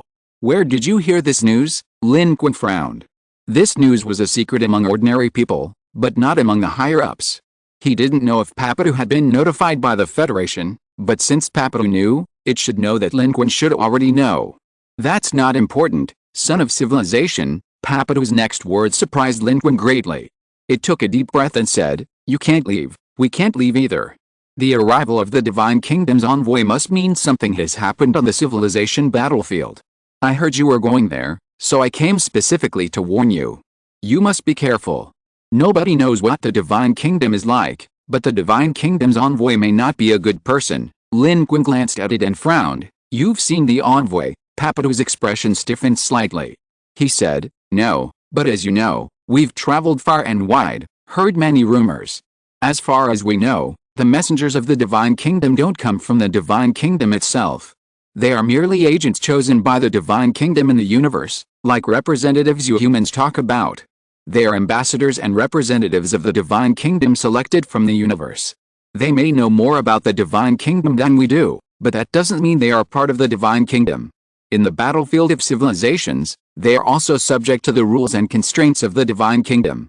However, the authority they possess and the restrictions they face are completely different from those faced by you and your civilization, the participants. You understand what I mean?" Papadou's words truly surprised Lin Qun. This information was clearly unknown even to Saint Ava of the British civilization. The messengers of the Divine Kingdom weren't people of the Divine Kingdom, but representatives chosen by the Divine Kingdom from the universe. Of course, perhaps Saint Ava knew, but Saint Ava hadn't told him. Then what were they? Foreign employees hired by the Divine Kingdom's embassy? However, to become a representative chosen by the Divine Kingdom, one must be an extremely extraordinary being. Lin Qun had been on the battlefields of two civilizations and had seen countless civilizations, yet he had never heard of anything like this. Papadou's reminder was now very clear. It wasn't a true envoy from the Divine Kingdom, but rather a representative of the Divine Kingdom in the universe. The other party was also a being from a civilization, meaning that besides representing the Divine Kingdom's position and interests, it would also have another position and interests, its own civilization and its own position and interests. This meant that this divine envoy might do things or act beyond the scope of a divine envoy's responsibilities. This was precisely the core of Papadou's reminder. Lin Qun gave Papadou a deep look. "Actually, you didn't have to tell me these things. Coming here to tell me won't do you any good." Papadou seemed to have anticipated Lin Qun's words, its weasel-like face revealing a familiar fawning expression, and said, "What good or bad? Great and sacred son of civilization, I am utterly loyal to you. If you weren't unwilling, I would kiss your terrestrial organs at any time to show my loyalty. Now that I know this, how could I not tell you? It's just a pity that this is all I know. After all, the divine realm is too mysterious. We have never truly entered a battlefield of civilization, so you can only take my words with a grain of salt." Lin Qun glanced at the creature. He didn't believe that this was all Papadou knew. He preferred to believe that this was all Papadou was willing to say. Right now, he was also somewhat unsure about Papadou, but he knew that if it didn't want to say, asking was pointless. Therefore, Lin Qun said nothing, only nodded. "I remember, and I also remember your reminder. If you suddenly remember anything other than what was said today, you can tell me any time." Of course. It is my honor, Papadou, to serve the son of civilization." Papadou rubbed his hands together, a slightly ugly smile appearing on his weasel-like face, but his obsequiousness was unmistakable. Lin Qun, however, was also somewhat confused about Papadou's intentions. Regardless, it and its civilization were still bound to humanity's war machine, allies of humankind. Since entering the Level 2 civilization battlefield, Papadou and the Yunbei civilization, though sometimes cunning and opportunistic, had consistently done their utmost. They had been a great help in the planet-destroying weapons and the war on the 6th orbital planet. Even if they had some reservations, it was only natural. After all, they were not of the same race, and it would be unrealistic for them not to hide anything. Therefore, Lin Qun's impression of Papadu had changed. He didn't intend to use force at this point. Firstly, force might not be beneficial, and secondly, he wasn't in a hurry to find a way to extract information. As long as the person was still there, the truth would eventually be revealed.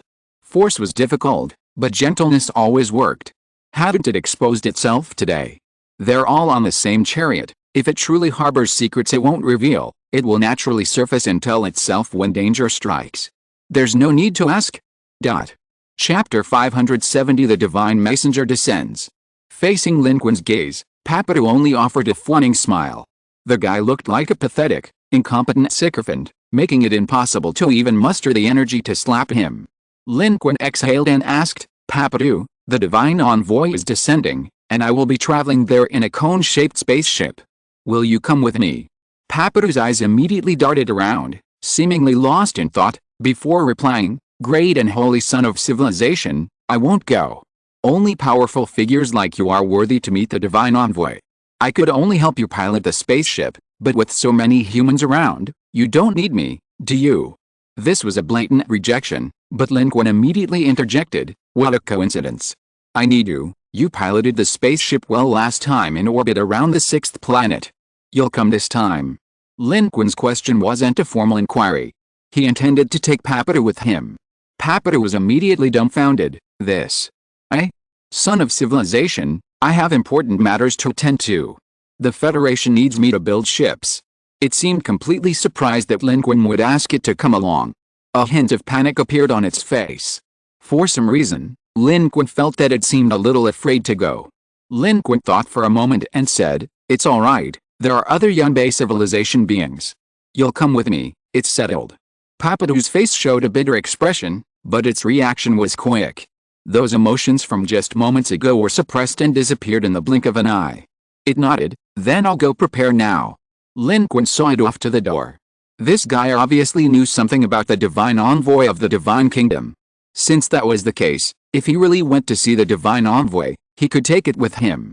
It might have secrets, but if something really happened, wouldn't it reveal something? Moreover, Papadu was also a kind of guarantee, so naturally he had to take it along. After all, this guy had practically delivered himself to their door this time. And less than an hour after Papadu left. In the Cloud Pattern Star System's Level 2 civilization battlefield, the announcement that all civilizations had been waiting for was finally released. Lin Qun was in his room, cultivating the Dragon Elephant Prajna technique, when he suddenly opened his eyes. Before him, the civilization announcement scrolled like a waterfall. Due to certain special reasons inherent in the battlefield itself, the remaining participants in the Cloud Pattern Star System's Level 2 civilization battlefield will be frozen. The Divine Kingdom will dispatch special personnel to the current Level 2 civilization battlefield to make corrections. During the correction process, the current battlefield will remain frozen during the battlefield freeze. All participating civilizations' civilization permissions will be prohibited. All contribution points will be unable to be used for upgrades, shopping, or trading. All contribution points and experience acquisition methods and channels will be temporarily closed. All high-energy life forms will be restricted. Any energy manipulation ability other than their own attribute abilities will be restricted, and all technologies with large-scale destruction, large-scale impact, and interstellar jump capabilities will be locked. A blockade will be implemented at the molecular level, locking down the entire star system.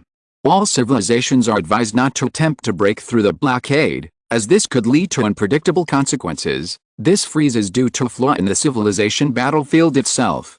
After the issue is corrected, all civilizations within the civilization battlefield during the freeze will receive an additional 100,000 contribution points into their civilization accounts. This is to express our apologies to all participants currently frozen. After the freeze ends, everything within the civilization battlefield except for the corrected parts will be reset. The Divine Kingdom's special handling personnel have no right to interfere with the status of the participating civilizations in the civilization battlefield. They can only perform corrections to the civilization battlefield. This will not affect the fairness and rationality of the current Level 2 civilization battlefield. The Divine Kingdom will bless and guarantee every civilization that participates in the civilization battlefield fairly and reasonably. The special handling personnel will arrive in 60 minutes at the location between the second and third interstellar orbits of the current star system. The last sentence states that different civilizations, with different timekeeping methods, will see time according to their own civilization's calculation method. This news quickly ignited the entire Level 2 civilization battlefield of the Cloud Pattern star system. In the room, Lin Qun exhaled. Indeed, the information from the Ying clan civilization was correct. Papadu's second confirmation confirms it. The divine envoy is indeed coming. Lin Qun repeatedly pondered Papadu's words. As the scrolling text announcements passed before him, things became increasingly clear. The notifications from Papadu actually contained more information. For example, the Divine Kingdom was fair and just, and the arrival of the Divine Envoy indicated that the Divine Kingdom had detected a problem. The Divine Kingdom's stance was simple: to ensure the Level 2 civilization battlefield operated according to the rules. In fact, it could be said that the arrival of this Divine Envoy might not have involved the Divine Kingdom's subjective involvement. Rather, the vast mechanism of the civilization battlefield itself had initiated self-repair, like an automated program, system malfunction, system self-detection, system report of failure, system dispatch of repair personnel. And this Divine Envoy from the Divine Kingdom was that repair personnel. While the British civilization and others called him a Divine Envoy, in the civilization battlefield's announcements, he was especially assigned personnel. Therefore, the Divine Kingdom had no official stance, but the personnel sent for repairs did. This meant that this Divine Envoy would represent the Divine Kingdom, but was not entirely equal to it. Lin Qun's thoughts were interrupted by the communication system. The British civilization had proactively contacted him. This time, Lin Qun would not refuse the invitation from the British civilization's St. Ava. Jinling command. As the text scrolled, the military had recorded all the information, which was now displayed on the public screen. The elderly Supreme Commander silently looked at the text, deep in thought. On one side, Feng Zixin said, "Corrections? What needs to be corrected? The Divine Kingdom is so powerful, yet there's a bug in the Level 2 civilization battlefield? They even need to send people to fix it." Perhaps the answer lies in the question itself. Xiao Zhonggu, who had also arrived, said calmly, "Perhaps this is a question only humans can discern." Meanwhile, in the rainy night of Jinling City, Papadu had just returned to its position when these words appeared before its eyes. It stopped, finding no one around, and silently watched the words scroll by. A rare, fierce glint flashed in the weasel's eyes, and finally, it let out a cold laugh. "Special handling personnel? That's more like it. What divine envoys? A bunch of weak civilizations. Anyone associated with a divine kingdom is called a divine envoy? They don't even know if they deserve it, just a bunch of discarded trash." It took a deep breath of the cold air, glanced at the darkness behind it, then quickened its pace and walked into the deep darkness, preparing to leave.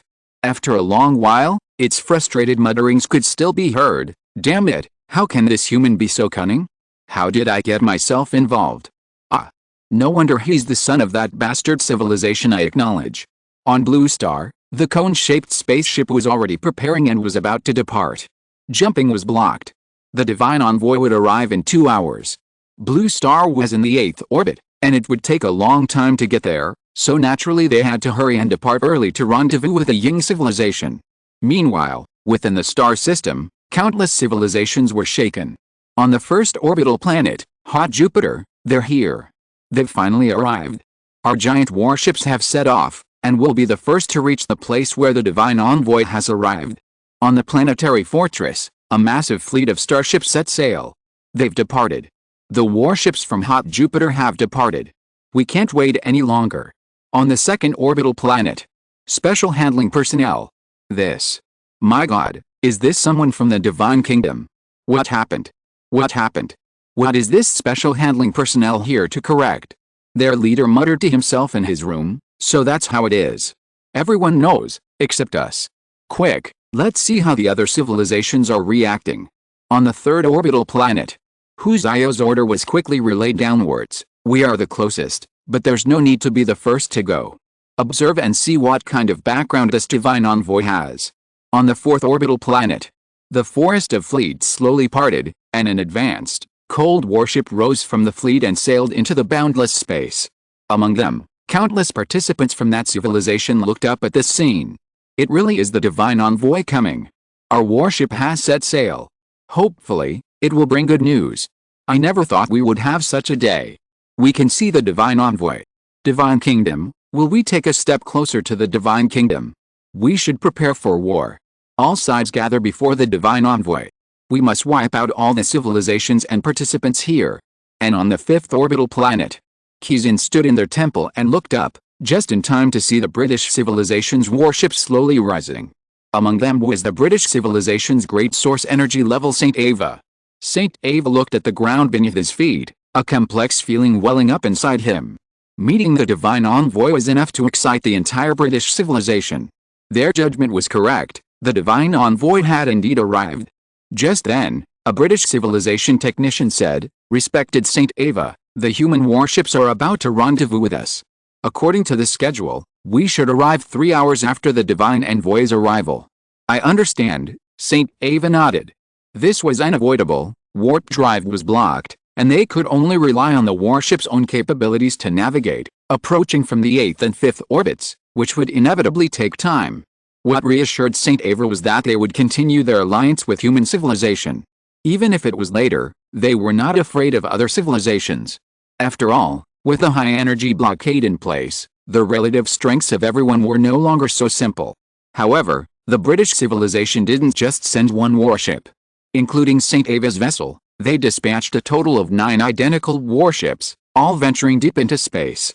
High-energy blockade made warships even more crucial. In contrast, humanity's warships appeared isolated, consisting of only one cone-shaped spaceship. Humanity also had to defend its homeland, leaving them with no more formidable fleet. But Lin Qun didn't see it that way. The British civilization wanted to leverage his strength, and he could conveniently borrow their fleet to intimidate them. At this moment, the human side on the cone-shaped spaceship also fielded a relatively impressive lineup. Su Ji served as captain, with Papadu as vice-captain. As for the powerful figures, Lin Qun was naturally on board, as was Chu Yawei, the human evolved being. Wang Qizheng had also volunteered and was on board as well. Although Chu Yawei and Wang Qizheng were also restricted, their attributes were considered high among humans, and their talents were unique. Even under the current high-energy blockade, they could still exert considerable combat power. This time, Lin Qun's departure was known only to the high-ranking officials within the Blue Star Federation. Few others knew about it, as there was no need to. It was enough for those who needed to know to be aware of the journey. Before Lin Qun's departure, the Supreme Commander, an elderly man, personally saw him off, saying, "Mr. Lin, be careful. It would be best if you could make contact with the divine envoy and understand the true nature of the divine kingdom, but if the situation changes, retreat immediately." "I understand. Don't worry." Inside the cone-shaped warship, everyone felt somewhat uneasy about the future. After all, the divine envoy of the divine kingdom had frozen the civilized battlefield from the start. What kind of power did that possess? Lin Qun, however, was an anomaly. This key figure was the most at ease. Because he had a cheat code. Everyone else was under high-energy blockade, but he could still summon the 4 heavenly kings and even the southern heavenly gate. With such a cheat code, how could he not feel at ease? If anything goes wrong, just use cheat codes. What's there to be afraid of? Let's see what this divine envoy from the divine kingdom is up to. However, Lin Qun was also cautious, leaving behind many beacons along the way. Among these beacons were the Flying Thunder God mark in some special boxes, which were for his potential use in space teleportation or Flying Thunder God jumps. However, the starry sky between the 8th orbit and the 2nd and 3rd orbits was too far, the cone-shaped spaceship's carrying capacity was limited, and the Flying Thunder God and the teleportation gate also had movement distance limitations. Lin Qun couldn't lay out all the beacons, so he could only leave one at a long distance, floating in the starry sky, moving naturally under the weak gravity of interstellar space, waiting for a chance to be used. The cone-shaped spaceship met up with the British civilization fleet halfway. By this time, both sides had already left the 5th orbit planet behind. The two sides set off separately, meeting on the same course, and would bypass the 4th and 3rd orbit planets. However, even after the humans and the British civilization met up, there was no communication. The fleets simply merged and traveled forward in parallel. Time ticked by. 2 hours later, while the human and British civilization ships were still en route, the special agent from the Divine Kingdom had arrived precisely at the battlefield of the cloud-patterned star system's level 2 civilization. The first to discover this divine envoy were the first arriving digital civilizations of the first orbit. Possessing the most advanced technology, their fleet had departed later than the warships from hot Jupiter, yet arrived the fastest. They had been searching the region of space, hoping to be the first to spot the divine envoy. Until then, they discovered, in the cold space between the second and third orbits, in the area they had just scanned, a gigantic, box-shaped man-made object had suddenly appeared, and they were immediately overjoyed. In their semi-digital virtual world, they communicated with ecstatic elation. It's a divine messenger. Absolutely a divine messenger. The timing matches perfectly. This is the divine messenger's palace. We were definitely the first to discover it. We must seize this opportunity, immediately approach the divine messenger, send a communication request, and tell the divine messenger that we humbly pay our respects. At this moment, in the starry sky, the advanced fleet of semi-digital life forms slowly turned, rapidly moving towards the enormous, box-shaped artificial object, like a school of fish navigating through space. Deep within this enormous box-shaped structure in the starry sky, in a huge, square metal room, a being the size of a 3-story building, entirely composed of eyes, slowly rose from a pool of oil-like black liquid. Its countless eyes opened, the surrounding 3-dimensional metal room reflected in each of its eyes, making its appearance even more eerie and terrifying. Chapter 571 The Gate That Can Never Be Reached.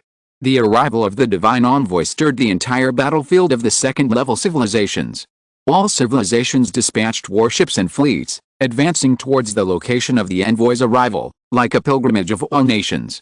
When the 2-hour window closed, the envoy's box-shaped man-made object, which had appeared in space, was detected by the probes deployed by the British civilization between their second and third orbits. The information was transmitted back to Lin Qun's human warship. The divine envoy has arrived. It made no attempt to hide itself. Civilizations and life throughout the entire galaxy can observe it, St. Ava reported briefly.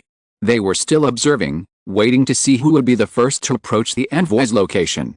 Looking at the box-shaped man-made object in the image, Lin Qun frowned. What is this? A spaceship, a warship, or something else? At this moment, judging from the images transmitted back by the British civilization, what appeared before them did not resemble a spaceship or warship at all. It was more like a gigantic building. Its size was perhaps half the size of Shanghai, and at first glance, it clearly lacked the structure and function of a spaceship, appearing more like some kind of building that had been directly transported into this part of space. Analysis within the cone-shaped spaceship yielded no results. The only conclusion that can be drawn is that the technology is advanced, far surpassing that of humans. The British civilization only provided images, without further analysis, leaving it unclear whether they couldn't analyze it themselves or simply didn't share the information. This giant man-made object has a box-like structure, but it's not a perfect box. Upon closer inspection, different protrusions and indentations, large and small, are scattered across its 6 sides, presenting a strange design that combines disorder and complexity. It seems to possess some function, but because they are not densely packed, and given the object's large size, from a macroscopic perspective, it appears to be a complete box. Further observation reveals that beneath its seemingly complete structure, its 6 sides are engraved with numerous intricate and strange patterns, seemingly some kind of decoration, or possessing other functions and unique features. However, it reveals a holistic, minimalist beauty, a fusion of austerity and coldness, simplicity and complexity. Mr. Lin, we've found a structure resembling a door. The technician pointed to a corner of the image magnified 200 times. On one side of the box, there was a huge arched doorway. The interior was dark and its contents unclear. It didn't appear large in the image, but it was likely quite large in reality, probably around 100 meters high. What kind of creature is this divine messenger? Why would it use such a large door? Is this what life forms in the divine kingdom are like? Wang Qizhang frowned. But no one said the divine messenger is a life form of the divine kingdom. It's a special agent sent by the divine messenger, Lin Qun said, glancing at Papadu. Hey, Lin Qun, you're right. Maybe this divine messenger is outsourced. Wang Qizhang said. Maybe it's like us, someone who's never been to the divine kingdom, just hired by it. According to this, perhaps there are many forms of divine messengers. After all, if they were outsourced, the universe is so vast, there must be more than one outsourced civilization, Chu Yaowei added thoughtfully. They were all intelligent people. Lin Qun's words were enough for them to grasp the point and consider this possibility. In the corner, Papadu remained silent, its eyes fixed on the scene before it. Its weasel-like eyes darted slyly back and forth, its thoughts unreadable. Of course, at this point, few were paying attention to it. In fact, since boarding the cone-shaped spaceship, it had rarely spoken, perhaps learning a lesson for its earlier outbursts, or perhaps for some other reason. But it wasn't human. Its presence here was Lin Qun's doing. Its silence went unnoticed. The combined human and British civilization fleet continued its advance. For them, meeting the divine envoy was still a long way off. But other civilizations had begun to act. The British civilization shared its information with humanity, revealing that a formidable and massive steel fleet had first appeared in space outside the divine envoy's box-shaped artifact, seemingly attempting to enter but failing. Then, about half an hour later, a second spaceship appeared. It was a massive spaceship, roughly 5,000 meters long. Unlike the dark colors typical of most civilizations that blended with a cosmic backdrop, this enormous ship was a bright orange-red, like flowing fire patterns. Its warship design reflected this, revealing a strange and distinct beauty. Then, the third to arrive was also a solitary vessel. This warship, with a sword-like structure, was less than 1,000 meters long, yet it was dark and menacing. In the 2 hours that followed, only these three groups arrived, but they all seemed to have failed in their attempts to enter the Divine Messenger's box-shaped man-made object, remaining docked in outer space. There seems to be some kind of influence around the box-shaped artifact created by the Divine Envoy. The cloaking devices on the warships of these alien civilizations have all failed. Otherwise, it would be very difficult for us to observe them, even for the British civilization, Suji analyzed. We haven't recorded any of these three fleets, the British haven't given us any information, and there are no Anu warships among them. We don't know who they are, but we can tell that they are all very advanced. Now, besides us, there are only 5 planets and 5 civilizations left in the inner ring orbit. If they are not Anu, they must come from the other 4 planets. Chu Yaowei also stared intently at the screen. Humans had been observing the starry sky in this direction before, but they had never observed these civilizations. Now, with the help of the British civilization and the box-shaped artifact created by the Divine Envoy, they had finally managed to see what these inner ring participating civilizations' fleets looked like. But from these images alone, they couldn't tell anything. Lin Qun pondered and said, logically, the Anu are the closest, so they should be the first to arrive. Humans had seen the Anu warships in the previous battle, so their absence now revealed something abnormal. They all came to see the Divine Envoy. Didn't they want to come? If they wanted to come, why were they a step behind? Chu Yaowei pondered. This Divine Envoy's attitude is also very interesting.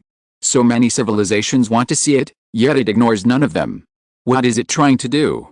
Chu Yaowei said. Moreover, it doesn't seem to have any intention of completing its task. Chu Yaowei was right.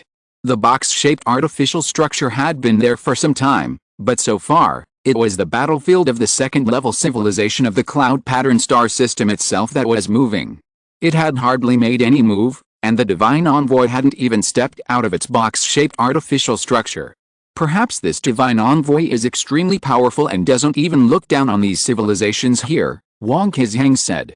Special personnel selected by the Divine Kingdom, even if they aren't from the Divine Kingdom, are not just anyone who can do this job, right?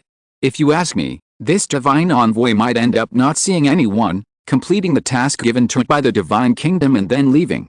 These people have come from thousands of miles away, only to see none of them in the end. Wang Qizhang's analysis makes a lot of sense.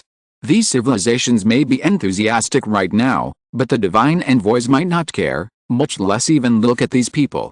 Now, with so many people crowding into the second-level civilization battlefield, they're likely to all end up being turned away. Lin Qun remained silent, watching the images transmitted to them by the British civilization. The human and British civilization fleets became the fourth to arrive. With the civilization battlefield frozen, the starry sky here was utterly still. They arrived smoothly without incident. However, about 1,000,000 kilometers away from the box-shaped artificial structure of the Divine Kingdom, Suji discovered that their cloaking devices had malfunctioned. This meant that both sides' warships had been exposed. But currently, the fleets of the several civilizations in this area were all in the same boat. They couldn't hide, so it wasn't a big deal.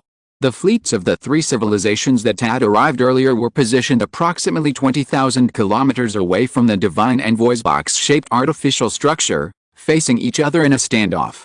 Now, the combined fleet of humanity and the British civilization had also arrived, standing apart in space, maintaining a certain distance from the previous three civilizations.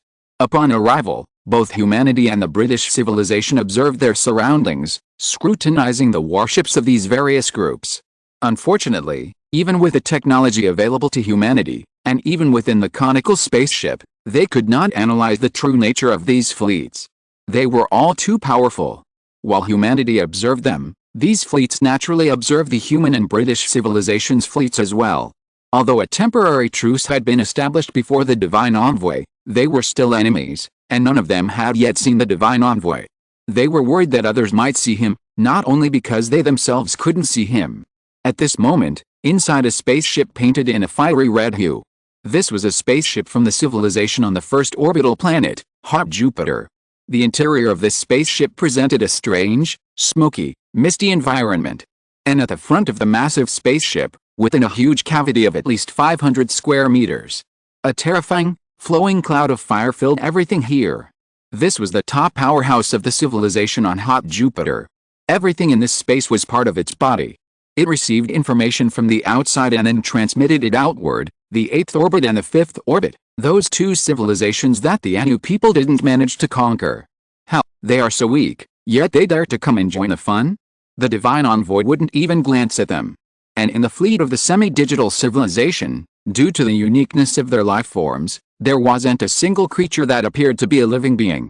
Only at the very front of the flagship, docked, was a meticulously crafted and perfect body, the pinnacle of their technology and art, intended for audience with a divine messenger. But at this moment, it too was inactive. Their first audience, though not thwarted by other civilizations, ended in failure. The door of the box-shaped artifact seemed perpetually open, yet no matter how they flew, they couldn't reach it. This was the most common display of power, and also the most ruthless rejection. Of course, the other two civilizations experienced much the same fate. Given the uniqueness of their civilizational life forms, they had no need to use this body when it wasn't activated. They only needed to have their representatives enter it to meet the divine messenger when necessary. At this moment, they also noticed the approaching human and British civilizations. In the virtual digital world, their beings were rapidly exchanging information. This is an alliance of two weak civilizations. Even our divine messenger doesn't want to see them. How dare they want to pay homage to the divine messenger? Just wait and see them make a fool of themselves. Meanwhile, atop a solitary, dark ship of the 4th orbit civilization, the commander of the 4th orbit civilization coldly replied, "My lord, the combined fleets of the 8th and 5th orbit civilizations have dispatched ships, seemingly also intending to approach the Divine Envoy's palace. They are easily defeated. Should we intercept them? There's no need. Attacking them will alert other civilizations, which would be detrimental to our plans. And, with just these two civilizations, can they even see the Divine Envoy?" Clearly, none of the three civilizations believed that the human and British civilizations could possibly meet the Divine Envoy, whom they themselves couldn't. However, as shuttles emerged from the human and British fleets and began approaching the box-shaped artificial structure, each civilization dispatched a separate space reconnaissance aircraft to follow from a distance, wanting to see if the human and British civilizations could succeed. At this moment, both the human and British civilizations dispatched a single-person ship. This was prearranged. The source energy level representatives from both sides stepped forward to pay their respects to the Divine Envoy. Humanity's single-person spaceship was their latest high-speed spacecraft, developed based on the TIE fighter jet. Although it lacked warp drive capability, its performance was comparable to the conventional spacecraft of the 6th orbit explorer civilization. It had been prepared long ago in the cone-shaped spaceship as Lin Qun's departure vehicle. On the British side, St. Ava departed in his spaceship. The two spacecraft traveled side by side to guard against interception from other participating civilizations. Communication was established, and St. Ava seemed unusually tense, saying, "It seems meeting the Divine Envoy is more difficult than I imagined." They all failed.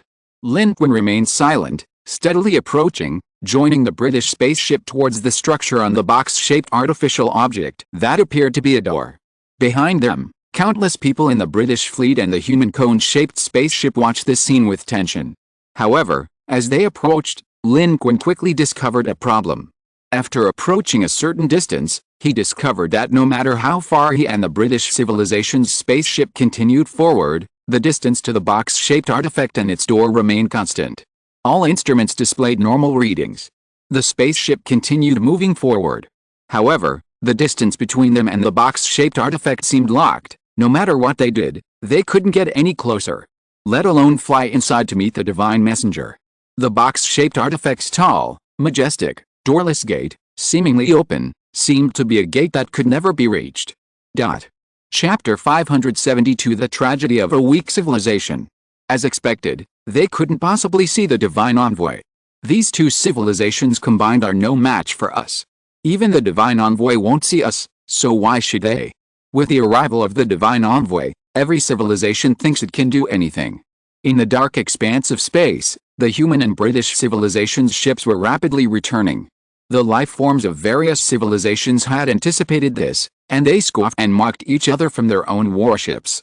But in truth, while they considered it natural that the human and British civilizations couldn't enter, they still felt a certain tension as their ships flew ahead. What if they got in? What if they saw the divine envoy first? Currently, no one had seen the divine envoy, so everyone naturally assumed that whoever saw the divine envoy first was most likely to obtain the resources of the divine kingdom. However, this result still satisfied them. Or rather, it relieved them. At this moment, as the human and British civilizations' ships returned, they didn't intercept them, but silently watched the two ships return to their fleet. Saint Ava sighed, the divine messenger's technology is too advanced. We simply cannot get close. It doesn't even have the obligation to refuse our visit. Being unable to approach is tantamount to a refusal. I wonder who is qualified to see the divine messenger. However, our alliance was the right thing to do. Otherwise, the other civilizations might have intercepted us. After all, blocking others' chance to see the divine messenger indirectly increases one's own chance. Saint Ava rarely showed a hint of dejection. It and the British civilization had rushed overexcitedly, and although they guessed they might not be able to see the divine messenger after seeing the other three fleets, they were still somewhat frustrated after their attempt failed. Even those at the great source energy level felt this way. It was their boundless yearning and awe for the divine kingdom. There was also expectation. The gap is too large. This was also Lin Qun's lament. He realized that it wasn't any superpower, but some technology of the divine messenger's box-shaped artificial object that restricted their approach, preventing them from ever reaching it despite their continuous flight. Retreat, however, was very smooth. Lin Qun returned to the cone-shaped spaceship, and the perspective recorded by the spaceship confirmed this. Just now, Lin Qun felt, and his spaceship's display showed, that they were flying straight toward the door of the box-shaped man-made structure. However, from the perspective of the human warships behind them, Lin Qun's human spaceship and the British civilization's spaceships in St. Ava were circling in a fixed position and within a fixed range. Even with the aid of the cone-shaped spaceships and the British civilization fleet's navigation, it had no effect. They couldn't get close. They couldn't enter. This was an invisible and extremely direct refusal to enter. So close, yet so far away. That was the current situation. All approaching spaceships and life forms were affected, unable to accurately determine their direction. It seemed that their coordinate system had been completely disrupted. Only after moving a certain distance could they return to normal and realize that their previous forward and backward movements were not true forward and backward movements in physical space. Those three civilizations are all more technologically advanced than us. If they can't do it, it's normal that we can't. Perhaps the source energy level can break through, but under the high energy lock-in, no source energy level can do it. In this case, it seems that whoever the divine envoy wants to see can get close. Lin Qun made a judgment. St. Ava's communications remained uninterrupted. Being a powerful being at the great source energy level, it had calmed down and said, just as technological strength alone should be at the level of a level 1 civilization battlefield. It's normal that our level 2 civilization battlefield's life force and technology can't break through. It seems we won't be able to meet them if we take the initiative. Whether we can meet the divine envoy depends on whether it's willing to see us. Lin Qun nodded in agreement. Let's wait and see. Given the enormous gap in strength and technology, it would be meaningless for these level 2 civilization battlefield civilizations to be proactive. If this divine envoy of the Divine Kingdom didn't want to see anyone, then none of the civilizations here today, regardless of their status in this Level 2 civilization battlefield of the Cloud Pattern Star System, would be able to see the other party. Saint Ava's assessment was correct. To be chosen by the Divine Kingdom to serve it, one must at least be at the Level 1 civilization battlefield level. However, thinking of this, Lin Qun couldn't help but have more speculations. Could this divine envoy himself be a sovereign level being? The sovereign level was something Lin Qun had only heard of before. It represented the tiers of combat power in the universe, but he had hardly ever seen one. The only time he had witnessed it was when the Third Arm Overlord fleet descended upon Blue Star, and Lin Qun threw out the shimmering, partially triangular octahedron, a massive hand sweeping across the starry sky. But that was just a fleeting glimpse, and he couldn't discern anything from it. A sovereign-level expert was utterly overwhelming against a civilization of the second-tier civilization battlefield. However, this was, after all, a civilization battlefield. Even a sovereign-level expert was sent by the Divine Kingdom and would be subject to its restrictions. On one side, Chu Yaowei couldn't help but say, what if this divine envoy doesn't want to see anyone? Would all of us have come here for nothing? These words caused everyone to exchange disappointed glances. While humanity's attitude towards the Divine Kingdom and its envoy wasn't as fervent as the British civilization, who wouldn't want to learn about the Divine Kingdom? This might be their only chance. However, right now, no one could get close, and there was no way to do anything. Whether the Divine Messenger had begun its mission was unknown. In the dim starry sky, the box-shaped man-made structure floated coldly, indeed resembling an ancient and imposing palace, exuding an aura of sacredness and coldness that inspired awe. But what lay inside remained a mystery. Wang Qizhang took a sip of his wine and said, "This divine messenger is so mysterious. So many people have come to see it, and it's putting on airs." Although he had been turned away, Lin Qun was still somewhat unwilling to give up, having come all this way. Saint Ava of the Yingzhou civilization suggested waiting and seeing if any other changes would occur. Lin Qun pondered for a moment and agreed. Everyone's source energy level was restricted, but he still had his trump card, making him the least feared. After all, even a sovereign-level divine messenger from the Divine Kingdom had to act within the limitations of the civilization battlefield. Most importantly, Lin Qun was also filled with curiosity about the Divine Kingdom and its divine messenger. If humanity continues on this path, it will inevitably face the divine realm and its envoys sooner or later. Since that's the case, isn't it better to learn about them sooner rather than later? Since they will face them eventually, it's better to understand them sooner. Therefore, the joint fleet of humanity and the British civilization also stopped in the nearby starry sky, forming a huge square with the other three fleets, positioned at 4 points. This distribution of positions among the four fleets served both as mutual vigilance and a tacit blockade. The earlier civilizations secured good positions, making it much more difficult for other participating civilizations to approach the envoy's box-shaped artificial structure. Not only would finding her location be difficult, but they would also face the risk of being attacked by the rested and prepared four fleets. All parties remained silent, clearly waiting for a change. No change occurred, but a new fleet arrived. It was the fleet of the second orbiting planet. However, compared to the fleets of the other civilizations, this fleet of the second orbiting planet appeared somewhat meager. Only 2 spaceships, clearly inferior vessels, not main battleships, with mediocre performance, circled the edge of the 4 fleets before finally finding a gap to enter. This gap was relatively close to the combined human and British civilization fleet, seemingly because they recognized the relative weakness of the human and British fleets, making this entry point safer for them. Their target was the Divine Envoy's box-shaped artifact. Is this the fleet of a second orbiting civilization? Are they deliberately feigning weakness, disregarding the Divine Envoy, or are they truly in dire straits? I feel they were even weaker than us humans. Wang Qizhang was the first to complain. This second orbiting planetary fleet indeed appeared weaker than humanity, even failing to conceal its orbit, leaving everyone to discover its origin. "Don't fire, let them pass," Lin Qun directly ordered. The civilization battlefield was frozen. Killing alien civilization participants yielded no experience or contribution points. They had no grudge against the civilization behind these 2 dilapidated spaceships, and they posed no threat to humanity. It was better to let them try the Divine Envoy's box-shaped artifact store. Perhaps with the same thought, the British civilization fleet did not attack, even deliberately giving them space to pass. However, these two dilapidated warships from the second orbital planet had now become the focus of everyone's attention. Civilizations from all sides were watching them. Just then, Suji suddenly said, "Mr. Lin, a fleet has opened fire on them." Within the semi-digital civilization's fleet, after the two warships from the second orbital planet's participating civilization appeared, they quickly held a discussion about whether to attack them. Ultimately, they decided to annihilate the two ships from the second orbital planet's participating civilization. Lin Qun and his group didn't know the situation, but they themselves were clear. This second orbital planet's participating civilization wasn't powerful, but it shouldn't be in such a dire situation. Facing the divine envoy, they couldn't even muster a decent spaceship. Why were they in such a predicament? Naturally, it was because of the attack they had launched. The two sides had become deeply entangled in enmity.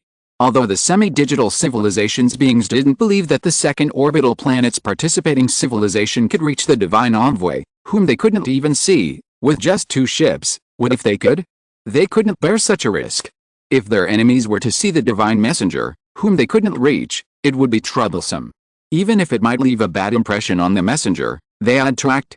At this moment, the semi-digital civilization's fleet rapidly changed formation, two warships advancing forward and swiftly and precisely launching two high-precision beam energy strikes, piercing through space in the blink of an eye and hitting the two warships from the second orbiting planet's contestants.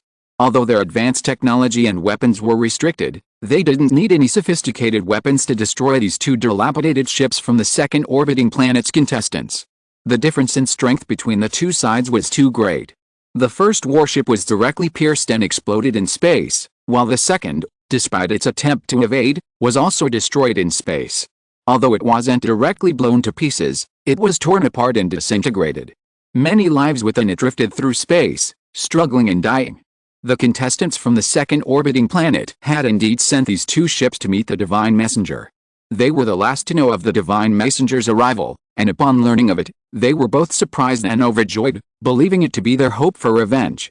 If they could gain the favor and assistance of the divine messenger, they might be able to defeat their invincible enemy, the civilization of semi-digital life. To this end, they cobbled together these two spaceships, their crews arriving brimming with hope. However, in the end, they didn't even have the chance to be implicitly rejected by the divine messenger before being mercilessly annihilated. Many of the lives among them, even in their dying moments, still looked in the direction of the divine messenger, even attempting futile movements. That was their hope to retaliate against the civilization of semi-digital life. But ultimately, only despair awaited them. Without spaceships, even those who survived the explosion were destined never to reach their destination. High-energy blockade meant no one could traverse tens of thousands of kilometers of space on their own.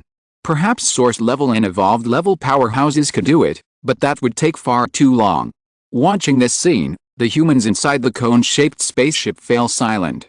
They seemed to see the shadow of human civilization in these two carelessly destroyed, dilapidated spaceships. Hadn't they once been just like that? Broken spaceships, a weak civilization, looked down upon and slaughtered at will by other civilizations. Even when opportunities arose, they had no chance to even touch them, intercepted and destroyed on the path to the door of opportunity. This was the tragedy of weak civilizations in the universe. After a long pause, Suji said softly, "Fortunately, we are no longer so weak." Chiyawati said coldly, "If we hadn't grown, we probably would have faced the same fate when we first arrived." Without strength, wanting to see the divine envoy is suicide. The fact that the combined human and British civilization fleet hadn't been attacked was a sign of humanity's growing strength. Although they still lagged behind the other three fleets, and even needed to unite with the British civilization, at least someone was willing to cooperate with humanity, and the other three fleets didn't dare to easily attack them, instead of being intercepted and destroyed like these two second-orbit ships. This is because we haven't touched their interests yet. If their interests clash, it will be a multi-party war, and no one will back down, regardless of whether you are weak or strong, Lin Qun said slowly. He knew very well that every civilization still here wanted to go to the Divine Kingdom. The opportunity to meet the Divine Envoy might not be absolutely crucial to them, but it was still quite tempting. Right now, they couldn't see anyone, but once things changed, each side would show no mercy for their own interests. Even if the civilization battlefield was frozen and high-energy blockade was imposed, they would fight to the death using their warships, basic capabilities, and firepower. Everyone was taken aback by Lin Qun's words, daring not to be careless and remaining vigilant for any possible changes. And less than 2 blue stars later, after the second orbital planetary fleet was destroyed, the Anu fleet finally arrived, albeit belatedly.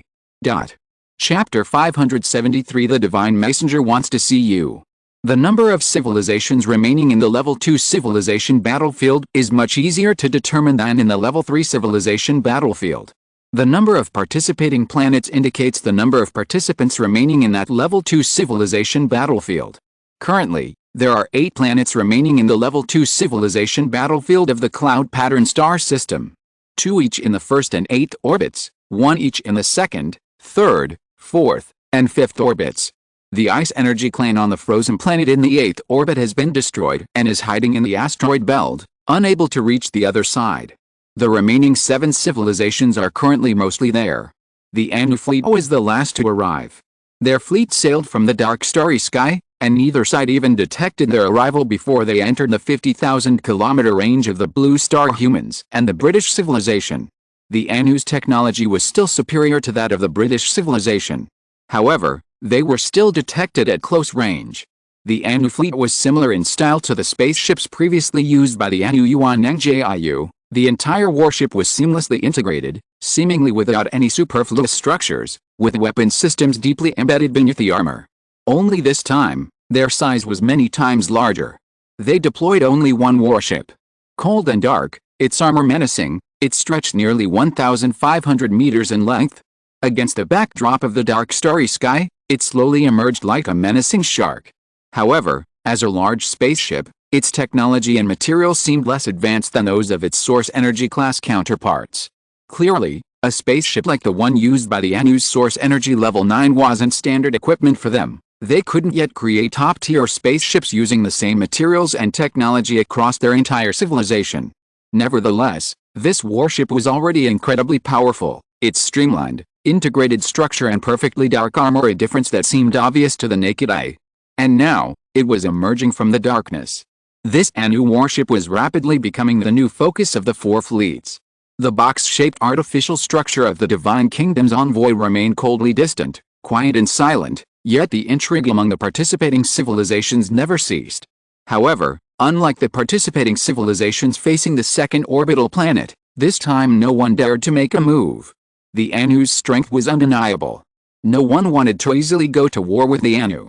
However, the arrival of the Anu warships would inevitably disrupt the current 4-way balance of power. Given the strength and level of their civilization, they wouldn't want to be in a dangerous position. They would definitely want to secure a dominant position among the 4 fleets. Therefore, everyone was observing, wanting to see who the Anu warship would head towards and which side it would seize. The answer was quickly revealed. After being detected, the Anu warship had a clear objective. It headed straight for the combined human and British civilization fleet, and its speed was increasing rapidly. Like a black streak of light, it charged head-on. Moreover, it remained silent, cold and powerful, arrogant and domineering, determined to push aside everyone and take their place. The Anu want to seize our position. Suji's expression changed slightly.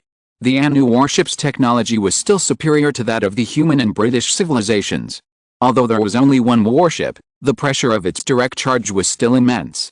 The British civilization fleet and the humans' cone-shaped ships dispersed, their cannons firing simultaneously, opening fire even before they got close. Saint Ava of the British civilization said, "Intercept them. It only has one warship.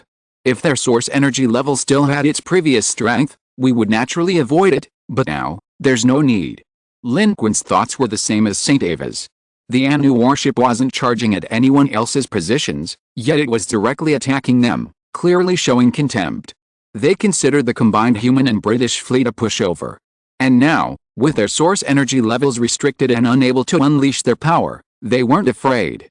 Of course, the most crucial point was that, since the combined fleet only had one human ship, what did they have to fear in a fight? However, this Anu warship was extremely ferocious.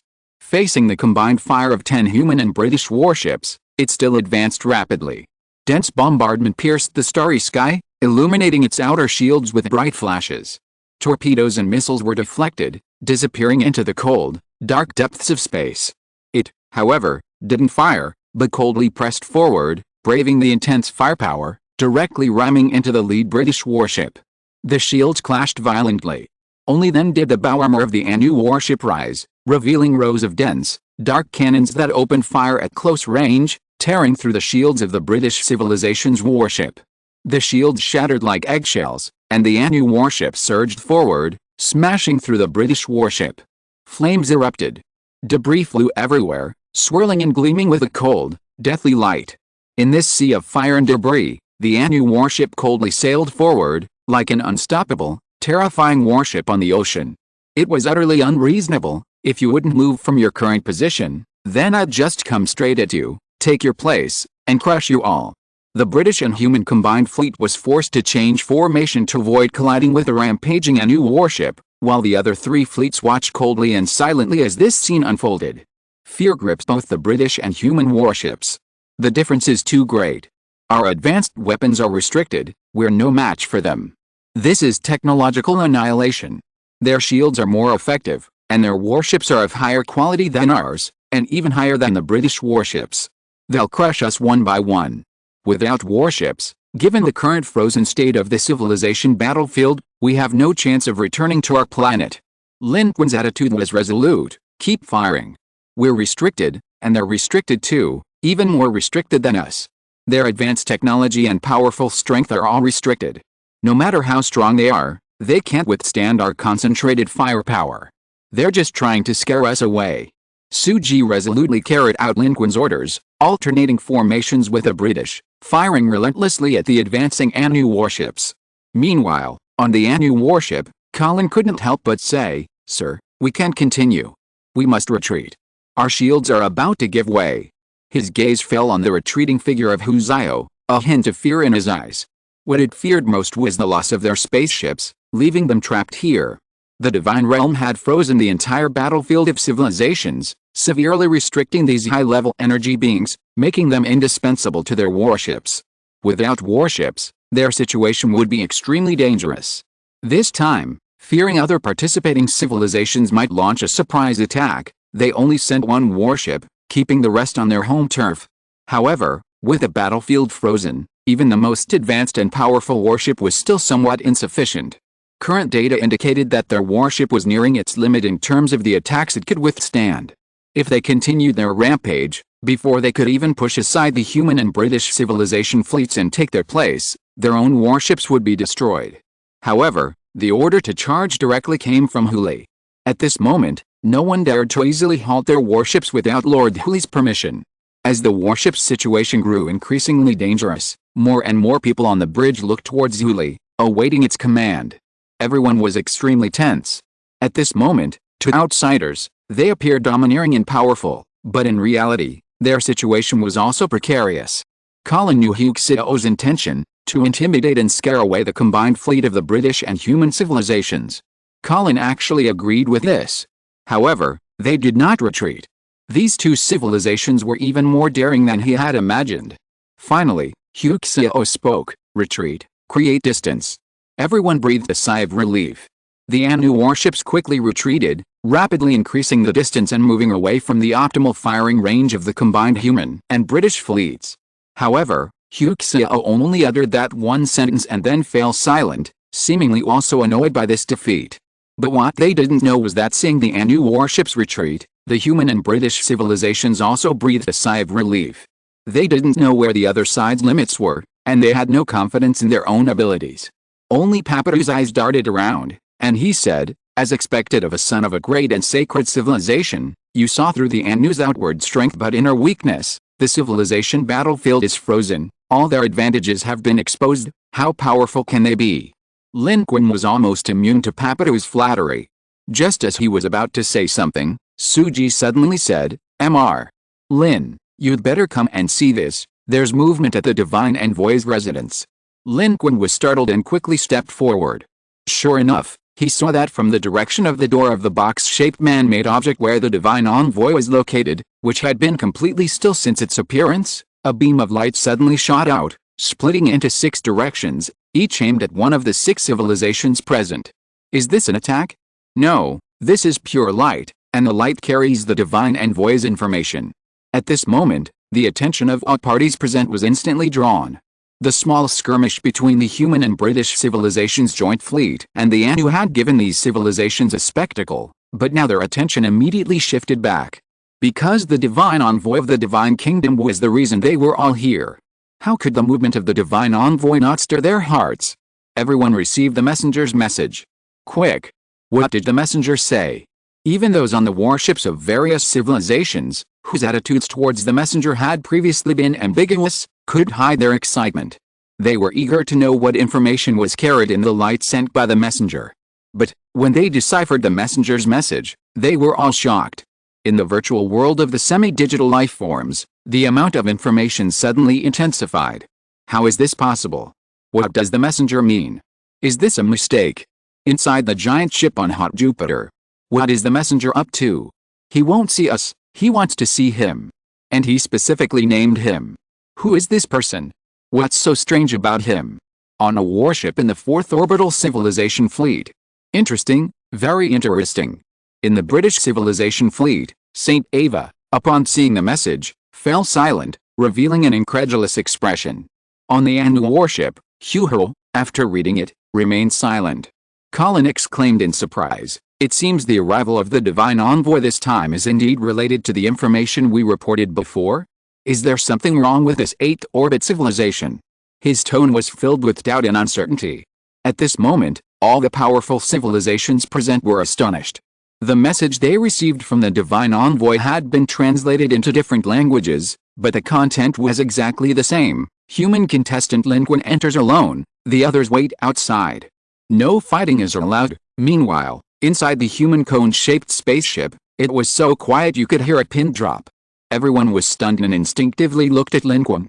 Lin Qun was also surprised.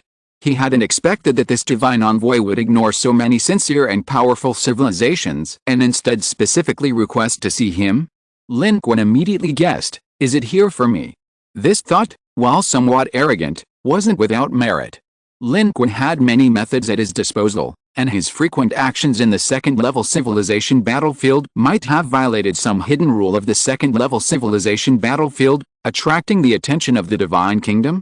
As a super-powerful cheater, being contacted by the GM is perfectly normal, isn't it? From that perspective, it's nothing. Or rather, who reported him? The Anu, the Ice Energy Clan, the Explorer Civilization, or the Ying Civilization? So, the divine envoy's invitation, should he go or not? Is this guy trying to correct my cheating skills? Going might be a trap for Lin Qun, but he's not too afraid, since it's related. The divine envoy isn't from the divine kingdom, that's confirmed. If not from the divine kingdom, then he has the southern heavenly gate, so his life shouldn't be in danger. But what if he alerts the divine kingdom? No, even with his cheating abilities, at his current level, he shouldn't be able to alert the divine kingdom.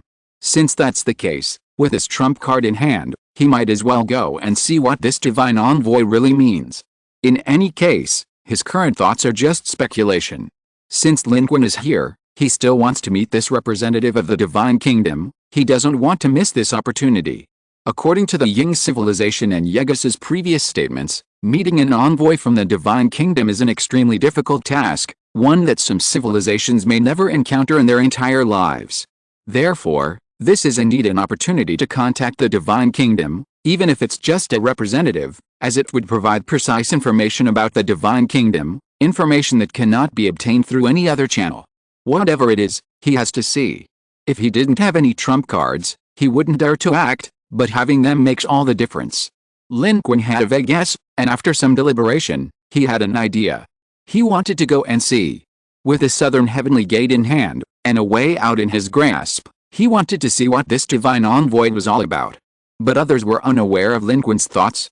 At this moment, the entire starry sky was in shock, especially those civilizations that had almost no interaction with humans. They didn't even know who Lin Qun was, and were all speculating and judging, all eyes turning towards him. Some even instantly felt murderous intent. They hadn't even seen the divine envoy, so what right did this human have? What if this human went and stole their chance with the divine envoy? But the divine envoy's last words remained, and although their murderous intent surged, none dared to move. No one dared to directly offend the divine envoy, not even those civilizations that secretly thought the envoy might not be particularly remarkable.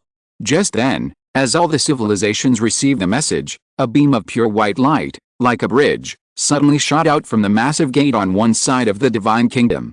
Spreading at lightning speed, it marked a path before everyone's eyes, precisely connecting the box-shaped man-made object to Lin Qun's cone-shaped spaceship. Immediately afterward, a small shuttle flew out, seemingly to pick up Lin Qun. At the same time, Suji and the others were surprised to find that they could no longer control their spaceship. All its systems malfunctioned. It was stuck there, connected to the divine envoy. Everyone's expressions were a mixture of bewilderment and confusion. All eyes turned to Lin Qun.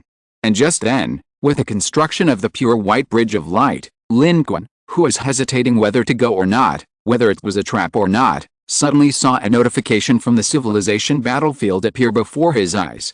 Human civilization participant Lin Qun, now the divine envoy because invites you to the divine envoy disposal area to assist in the correction work of the current cloud pattern star system level 2 civilization battlefield of the divine kingdom.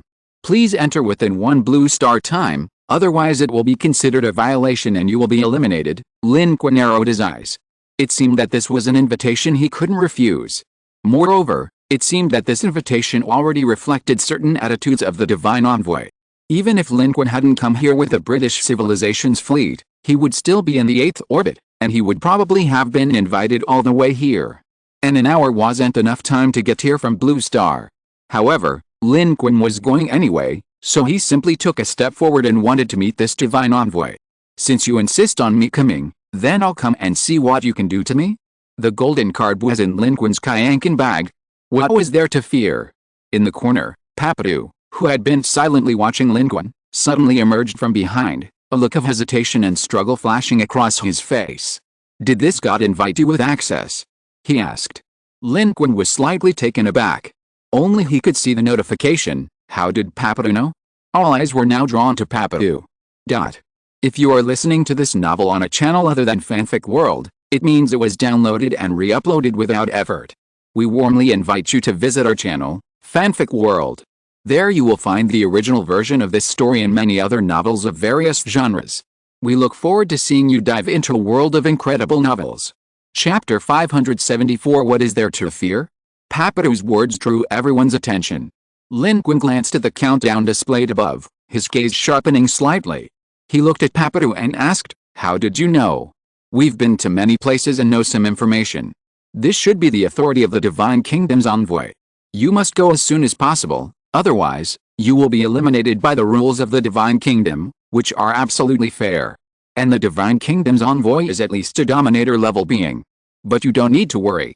Papadu took a deep breath and said seriously, "The forced invitation is a privilege granted to the Divine Kingdom's envoy. It's its rightful authority, but similarly, this privilege is also a limitation. Even if it's a Dominator-level being, it has no right to attack participants in the Level 2 civilization battlefield unless you retaliate.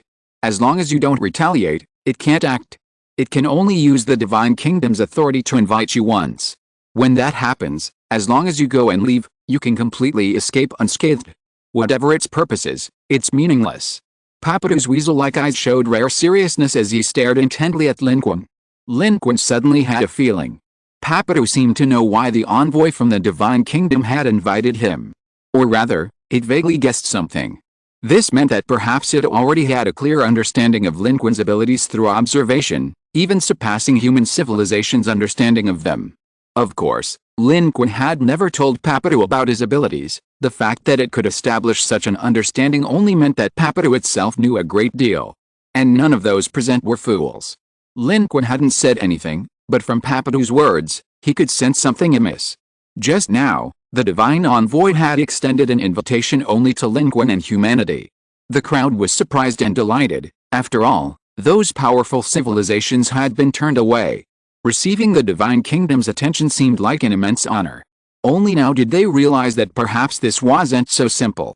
Behind the surprise might not be true delight. The Divine Kingdom's enthusiastic invitation might conceal a hidden agenda. Wang Qizhang reached out and grabbed Lin Qun's wrist, saying, "Lin Qun, this Divine Envoy has ill intentions? I'll go with you." I want to see what kind of thing this special envoy from the Divine Kingdom really is. Wang Qizhang was acting impulsively, while Chu Yaowei was much calmer and quickly said, "Can this annihilation be avoided? Can we leave now?" Su Ji also said, "Mr. Lin, is it because of their aircraft and the pure white light bridge? I can try to interfere with them or launch torpedoes to destroy them." Su Ji and Chu Yaowei's expressions were unusually firm, as if they had forgotten that they were facing a divine envoy from the Divine Kingdom. On the bridge crew members near and far all stood up from their positions and looked at Lin Qun. Even those who hadn't heard Papadu's words, upon hearing Chu Yaowei and Su Ji's words and sensing the strange atmosphere, all realized something was wrong. They all looked at Lin Qun, their eyes shifting from the surprise of being summoned by the divine envoy to worry and fear, but the meaning in their eyes was the same. The divine envoys might be impressive and grand, but they didn't recognize the divine envoys, they only recognized Lin Qun. Chu Yaowei also reached out, directly grasping Lin Qun's hand. Her palms were cold, damp with sweat, and her deep eyes were fixed on Lin Qun. Her face showed calm decisiveness, but her eyes held fear. The divine envoy's entourage was too great, so many civilizations far more powerful than humanity had bowed down. She realized that the divine envoys of the Divine Kingdom might harbor ill intentions towards Lin Qun, and a great unease and fear welled up within her. However, she was very good at hiding her feelings and didn't show them on her face. Lin Qun hadn't even noticed it at first, until now, when he realized the unease and fear in everyone's hearts. Chu Yaowei didn't want him to go. But Lin Qun knew that the divine envoys of the Divine Kingdom had already blocked his escape route. In the second-level civilization battlefield, no one had yet been able to break through the Divine Kingdom's authority rules. This was an invitation he couldn't refuse. But as Papadu said, the divine envoy used the rules to force Lin Qun to go, but similarly, it would also be bound by the rules. What surprised Lin Qun was that Papadu was so clear about the constraints the divine envoy was subject to. This was undoubtedly the second layer of insurance for Lin Qun, besides his own cheat. "Don't worry. Didn't Papadu say that if I don't make a move, no matter what its purpose is, it can't do anything to me? Even if it's a dominator-level being, it's useless. Besides, you know how many methods I have. The civilization battlefield freeze can restrict everyone, but that doesn't include me." Lin Qun turned his palm over and grabbed Chu Yaowei's hand, holding it in his own. He looked directly into her eyes and said, "Since that's the case, the divine envoy invited me. What's there to fear? From blue star to here, from the ground to the starry sky, we've seen all kinds of situations. Since that's the case, what's there to fear? This isn't about what the divine envoy wants to do to me, but about me wanting to see what's special about this divine envoy, because, and what secrets the Divine Kingdom holds. It doesn't seek me out. I will seek it out." Lin Qun's words were firm and resounding. And just as Lin Qun said, what is there to fear on this journey? Lin Qun's confidence was conveyed to everyone present. And this was actually Lin Qun's true thought. With Papadu's reminder, it was like having another layer of protection. Moreover, Lin Qun had come here to see the divine envoy, so how could he possibly retreat now? The Divine Kingdom and the divine envoy were so close, of course he had to see them. The worry in people's eyes was turning into flames. Only Chu Yaowei, who was nearby, was still somewhat worried, holding Lin Qun's hand. But Lin Qun had to set off. He smiled and withdrew his hand, stepped out of the warship, boarded the spacecraft sent by the Divine Kingdom, and sailed into the distance along the pure white bridge. Behind him, countless humans watched this scene, their hearts filled with both tension and excitement. Other civilizations gritted their teeth, while speculating wildly, wondering why the divine envoy had specifically requested to see this human. Only in the Anu people's spaceship, Colin and Huxio had a vague idea. Huxio said, "This human is indeed strange. He has attracted the attention of the divine envoy, and the divine envoy has probably come for him." They hadn't been sure before if it was the human they had reported to the civilization battlefield who had attracted the divine envoy, but now that the divine envoy had arrived, seeing no one else but this human, it almost confirmed their suspicions. Colin was very surprised, but also somewhat delighted.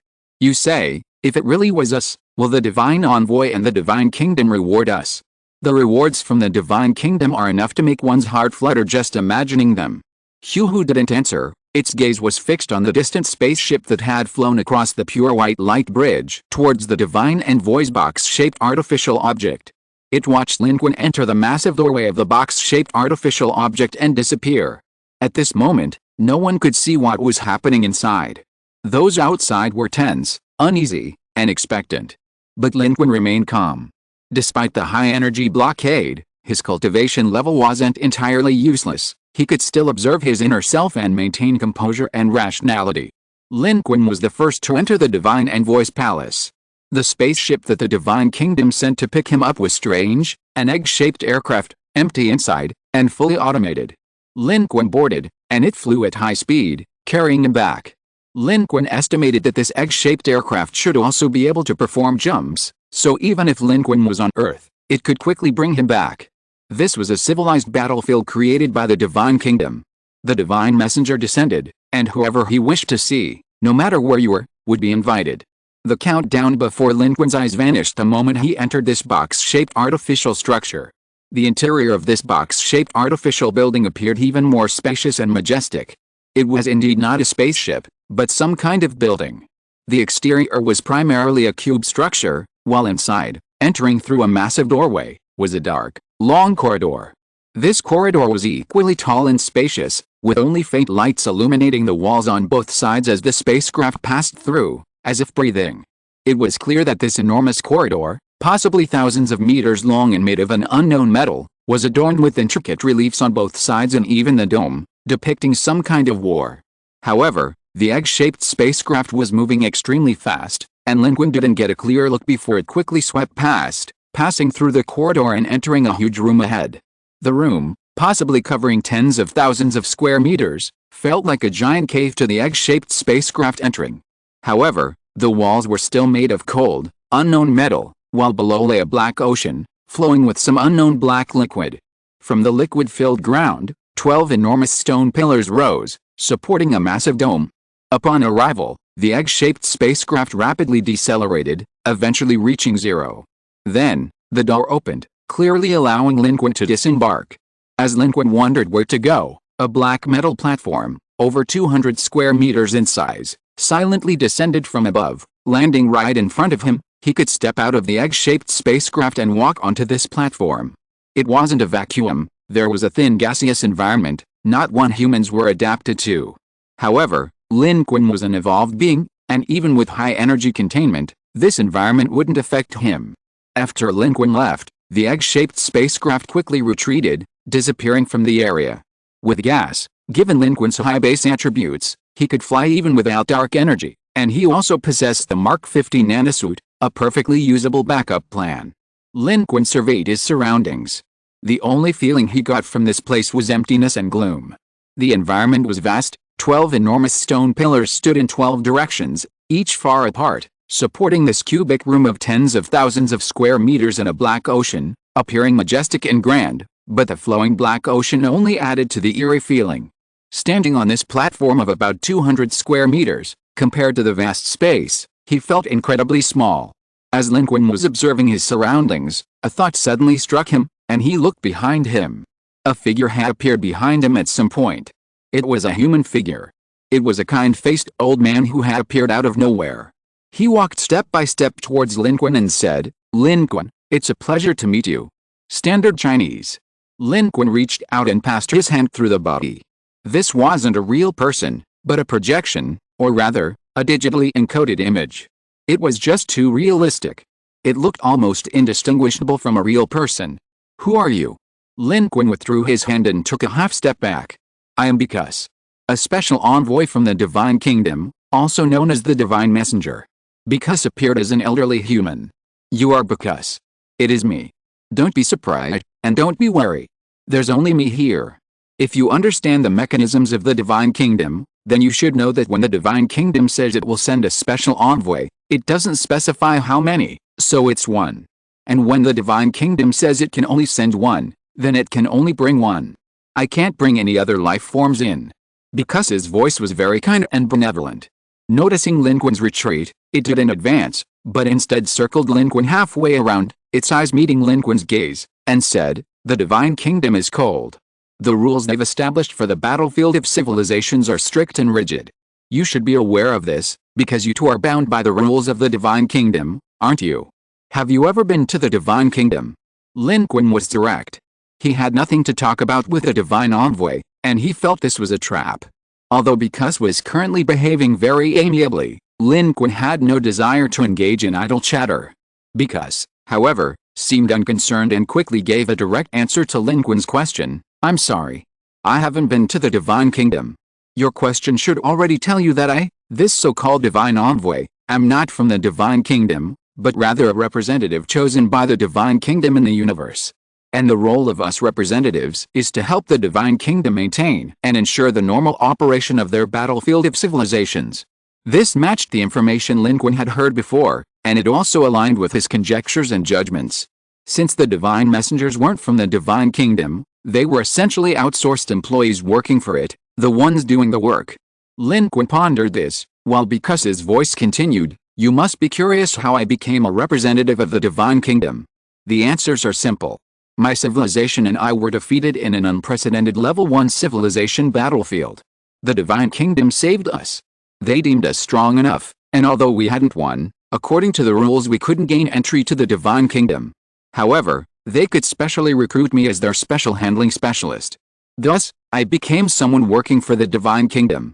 An unprecedented level 1 civilization battlefield. Lin Qun couldn't imagine it. But because his answer also confirmed their previous guesses, only sufficiently powerful beings could be chosen by the Divine Kingdom. Their guesses were being confirmed one by one. The Divine Messenger's frankness was astonishing. But Lin Qun didn't lower his guard. Lin Qun cut to the chase, asking, are you a Dominator-level powerhouse? Of course. I must be a Dominator level. No matter how Bikuse moved, its eyes remained fixed on Lin Qun. Although its human body was a digital projection, its eyes seemed real, meeting Lin Qun's gaze as if they could see right through him. Yet, it held nothing back. But you can rest assured. Even if I am a Dominator level, I can't do anything to you or your civilization here. Because I am an envoy of the Divine Kingdom, I have the authority authorized by the Divine Kingdom to correct loopholes in the civilization battlefield, but I cannot attack any participant in the civilization battlefield unless they attack me. So, you can rest assured. I won't do anything to you. I just find you and your civilization very interesting. In the future, we might become colleagues, or you might even surpass me and enter the Divine Kingdom. After all, a Super S-level talent is 1 in a trillion, and your unique Super S-level talent is extremely rare. Because his words greatly surprised Lin Qun. It had said almost everything. It seemed to genuinely mean no harm. But until the very last sentence, Lin Qun's pupils contracted almost imperceptibly.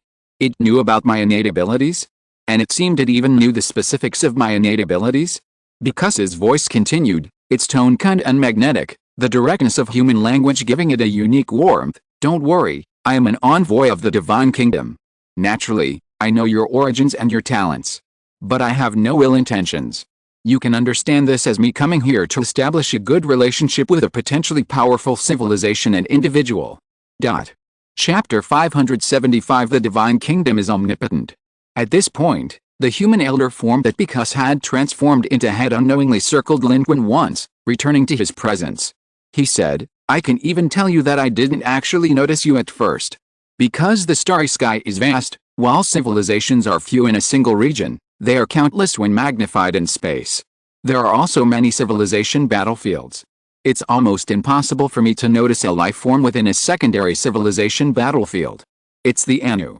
The Anu reported your power as strange to the civilization battlefield. That's why I paid attention to you. But you can rest assured, your power is entirely based on the rules of the Divine Kingdom. It was the Anu's ignorance and jealousy that made them think you were cheating, but that's not the case, so it was the Anu.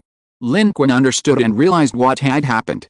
It seemed that his previous actions had stunned the Anu's source energy 9, leading them to believe he was cheating and report it to the civilization battlefield.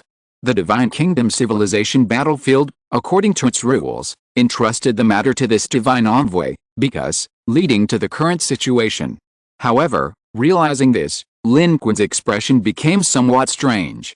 Because this is somewhat absurd. He, an evolved being, actually managed to defeat a source energy level 9 user to the point of reporting him for cheating. As the saying goes, the greatest respect an enemy can show is when they believe you're cheating. Of course, Lin Qun himself felt that his ability was indeed cheating. However, according to Bikuse, His ability was a natural talent bestowed upon the indigenous civilization by the Divine Kingdom long ago. Therefore, all derivatives and variations based on this talent were within the rules of the Divine Kingdom and not considered cheating at all. Even I feel like I'm cheating, yet it's not cheating. No wonder, because said my natural talent was extremely rare. This time, Lin Qun finally had a certain understanding of his natural talent. It turned out to be so rare. At this moment, because spread its hands towards Lin Qun, appearing extremely sincere. Every word it said matched Lin Qun's guesses. It had even told Lin Qun the warning it had given him earlier. And now, it even revealed the reason it came here, to sell the Anu people off immediately. This seemed to further demonstrate its indifference towards other life forms and civilizations, and its high regard for Lin Qun and human civilization at this moment. Without comparison, the difference is invisible. It appeared so sincere. It seemed, as it itself said, that it came here to befriend Lin Qun and human civilization. A supreme being who once dominated the battlefield of a first-level civilization, was defeated, and was chosen by the Divine Kingdom to become its special handling agent, had specially descended here to befriend him? Lin Qun took a slight step back. What benefits do you get from befriending me? Lin Qun asked. Would the Divine Kingdom allow you to do this? This time, because did not immediately answer Lin Qun's question directly. It looked at Lin Qun and said, what do you think the Divine Kingdom is like? Lin Qun frowned. Why do you ask? I don't know. The Divine Kingdom was an absolute question mark for Lin Qun. It's normal that you don't know. Aside from those who ultimately reach the Divine Kingdom, no one has ever been there, and of those who have, very few have returned. Because chuckled, taking a step forward. This time, instead of circling around Lin Qun, it walked directly towards him, the distance between them closing.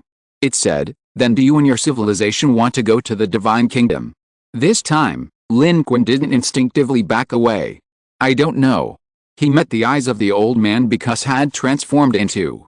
The other's eyes were like a deep pool, drawing Lin Qun's gaze deeper and deeper. Beneath his feet, a black ocean surged, an unknown liquid emanating a chilling aura, yet it evaporated and vaporized at such a low temperature, the thin gas in the surrounding space all originated from it. I know why you don't know, because you don't know what the Kingdom of God is really like. Many civilizations have this doubt, because said. The universe is boundless, yet it's like a toy before the Kingdom of God. Why would such a powerful being establish a battlefield of civilizations, and why would it select the victors of that battlefield to go to the Kingdom of God? People say that going to the Kingdom of God is the path to eternity. Many believe it, many don't. But have you ever wondered where this claim comes from? Since very few people have seen the true Kingdom of God, and even fewer have returned from it, where does this information come from? Lin Qun stared intently into its eyes. You know the answer. Because his words were captivating Lin Qun's attention. This was the answer to the questions he sought, and the true reason Lin Qun had risked coming here to see this divine messenger. What was the purpose of the Divine Kingdom? Why did they establish a battlefield of civilizations? What happened to the civilizations that went to the Divine Kingdom? Why had so few people seen people truly from the Divine Kingdom? Should he go to the Divine Kingdom? Should he even go? What exactly was the Divine Kingdom like? Lin Qun had too many questions about the Divine Kingdom. Previously, Yegas, an evolver from the Lin Yuan civilization, had spoken to Lin Qun about some things, but Yegas and his civilization were too low level. Much of that information was hearsay, speculation, or even wishful thinking. While some civilizations were wary of the Divine Kingdom, others naturally chose to believe it. But now, this because was the divine messenger of the Divine Kingdom, no one knew the Divine Kingdom better than him. What he said might be the true answer, not speculation or wishful thinking. Of course I know, because took another step forward, closing the distance between himself and Lin Qun once more. I have glimpsed the glory of the Divine Kingdom. I can answer you like this. The Divine Kingdom is omnipotent. The opening of the battlefield of civilizations is also for the sake of omnipotence. Powerful civilizations from all levels converge on the Divine Kingdom. How powerful do you think it is? And what I can answer you is, the Divine Kingdom is an eternal land. It possesses supreme technology, limitless resources, and infinite possibilities. Once you reach the Divine Kingdom, your civilization will be free from death and war. All the troubles and threats you face now will vanish. You can rebuild your homes in the Divine Kingdom. You can have everything you desire. Blue skies, vast lands, lush green grass, a beautiful environment, a bright future. If your civilization wants to escape its current struggle for advancement, then desperately enter the Divine Kingdom. Once you enter the Divine Kingdom, all the threats you face now and in the future will vanish. If I were you, I would not hesitate to win the battlefield of civilizations, march towards the Divine Kingdom, and enter the Divine Kingdom. To become part of the Divine Kingdom, to become eternal. If possible, you should try to enter the Divine Kingdom in the second-level civilization battlefield, because the higher the level of the civilization battlefield, the more difficult it is to enter the Divine Kingdom. The more powerful the civilization, the rarer it is, and the more difficult it is to achieve. Those who can compete in the first-level civilization battlefield are the most powerful civilizations. To enter the Divine Kingdom from the first-level civilization battlefield is as difficult as ascending to heaven. Because his description of the Divine Realm was breathtaking. Its answer seemed to corroborate Yegis's, yet it was more concrete and powerful. Because it was the messenger of the Divine Realm, theoretically the closest and most knowledgeable being that ordinary life in the universe could reach. If it said the Divine Realm was like this, how could it be false? Perhaps, the Divine Realm truly is the eternal promised land. Perhaps, humanity should also go to the Divine Realm. The tomorrow that human civilization struggles to develop and hopes for, if it were in the universe, might take countless years to achieve, and even if it did, it might be destroyed by the even more powerful unknown forces in the universe. Compared to that, going to the Divine Realm seemed so simple. Even winning the battle of civilizations is difficult and dangerous. But compared to the difficulty and danger of a civilization developing for countless years to become a top civilization in the universe, it seems not so difficult and dangerous. And most importantly, if they could go to the Divine Realm, Lin Qun himself would no longer need to fight. He could calmly start a fire. Peaceful, tranquil, monotonous, yet warm and comforting. That was the life Lin Qun longed for. It was also the dream of everyone who had experienced war and death. Perhaps, in such a life, he could lay down his weapons, be with the people he loved, be with his friends, and find a sense of belonging in a world that didn't truly belong to him. In the future, perhaps he would even have his own children. And in the Divine Kingdom, he could even witness the birth of his children's children, and he would be forever young, forever eternal. Such a future, such eternity, and such a Divine Kingdom, who could refuse?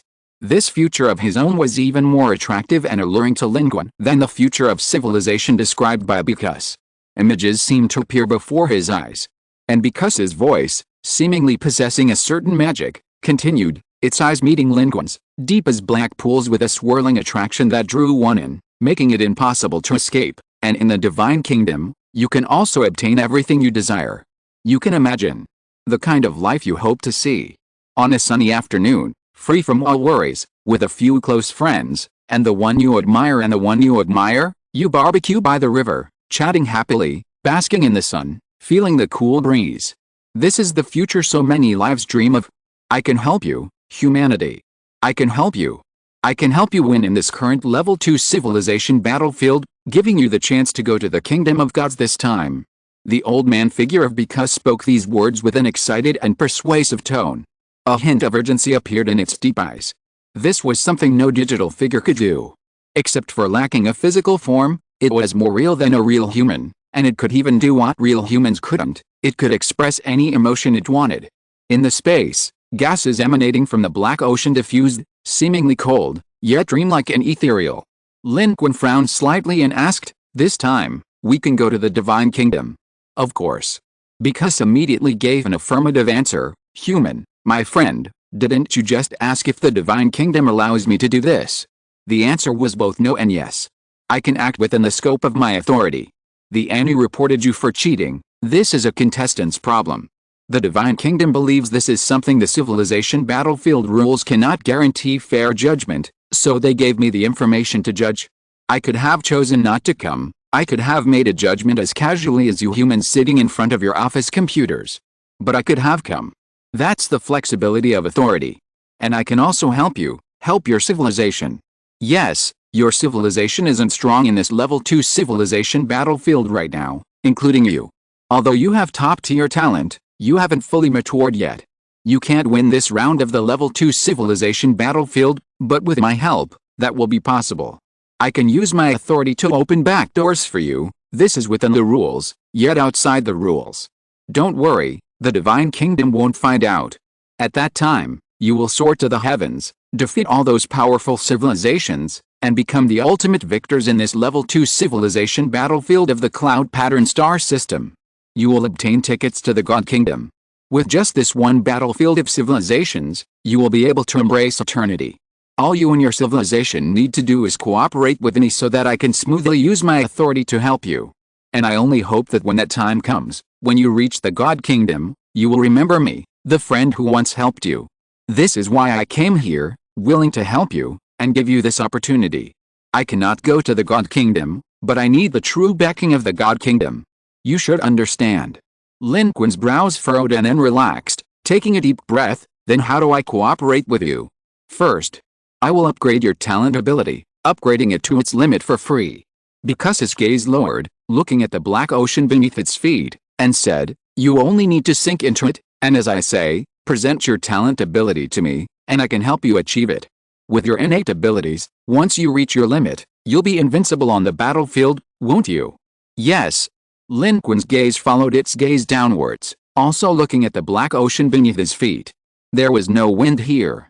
But for some reason, the black ocean was constantly churning. The liquid, of unknown composition, surged and violently vibrated. Lin Qun's yes was drawn out for a long time, then he suddenly paused, and said abruptly, wait, didn't you just say you valued me and my civilization's potential? Now you're directly helping us, what does that have to do with my potential? Upon hearing this, the old man, the avid Arvbicus, paled drastically. End of this chapter. Thank you so much for reading until the end. Don't forget to give it a like. Looking for more exclusive content and immediate access? Subscribe to our Patreon. Remember, every like, subscription or donation encourages us to continue. Thank you all, see you in the next video.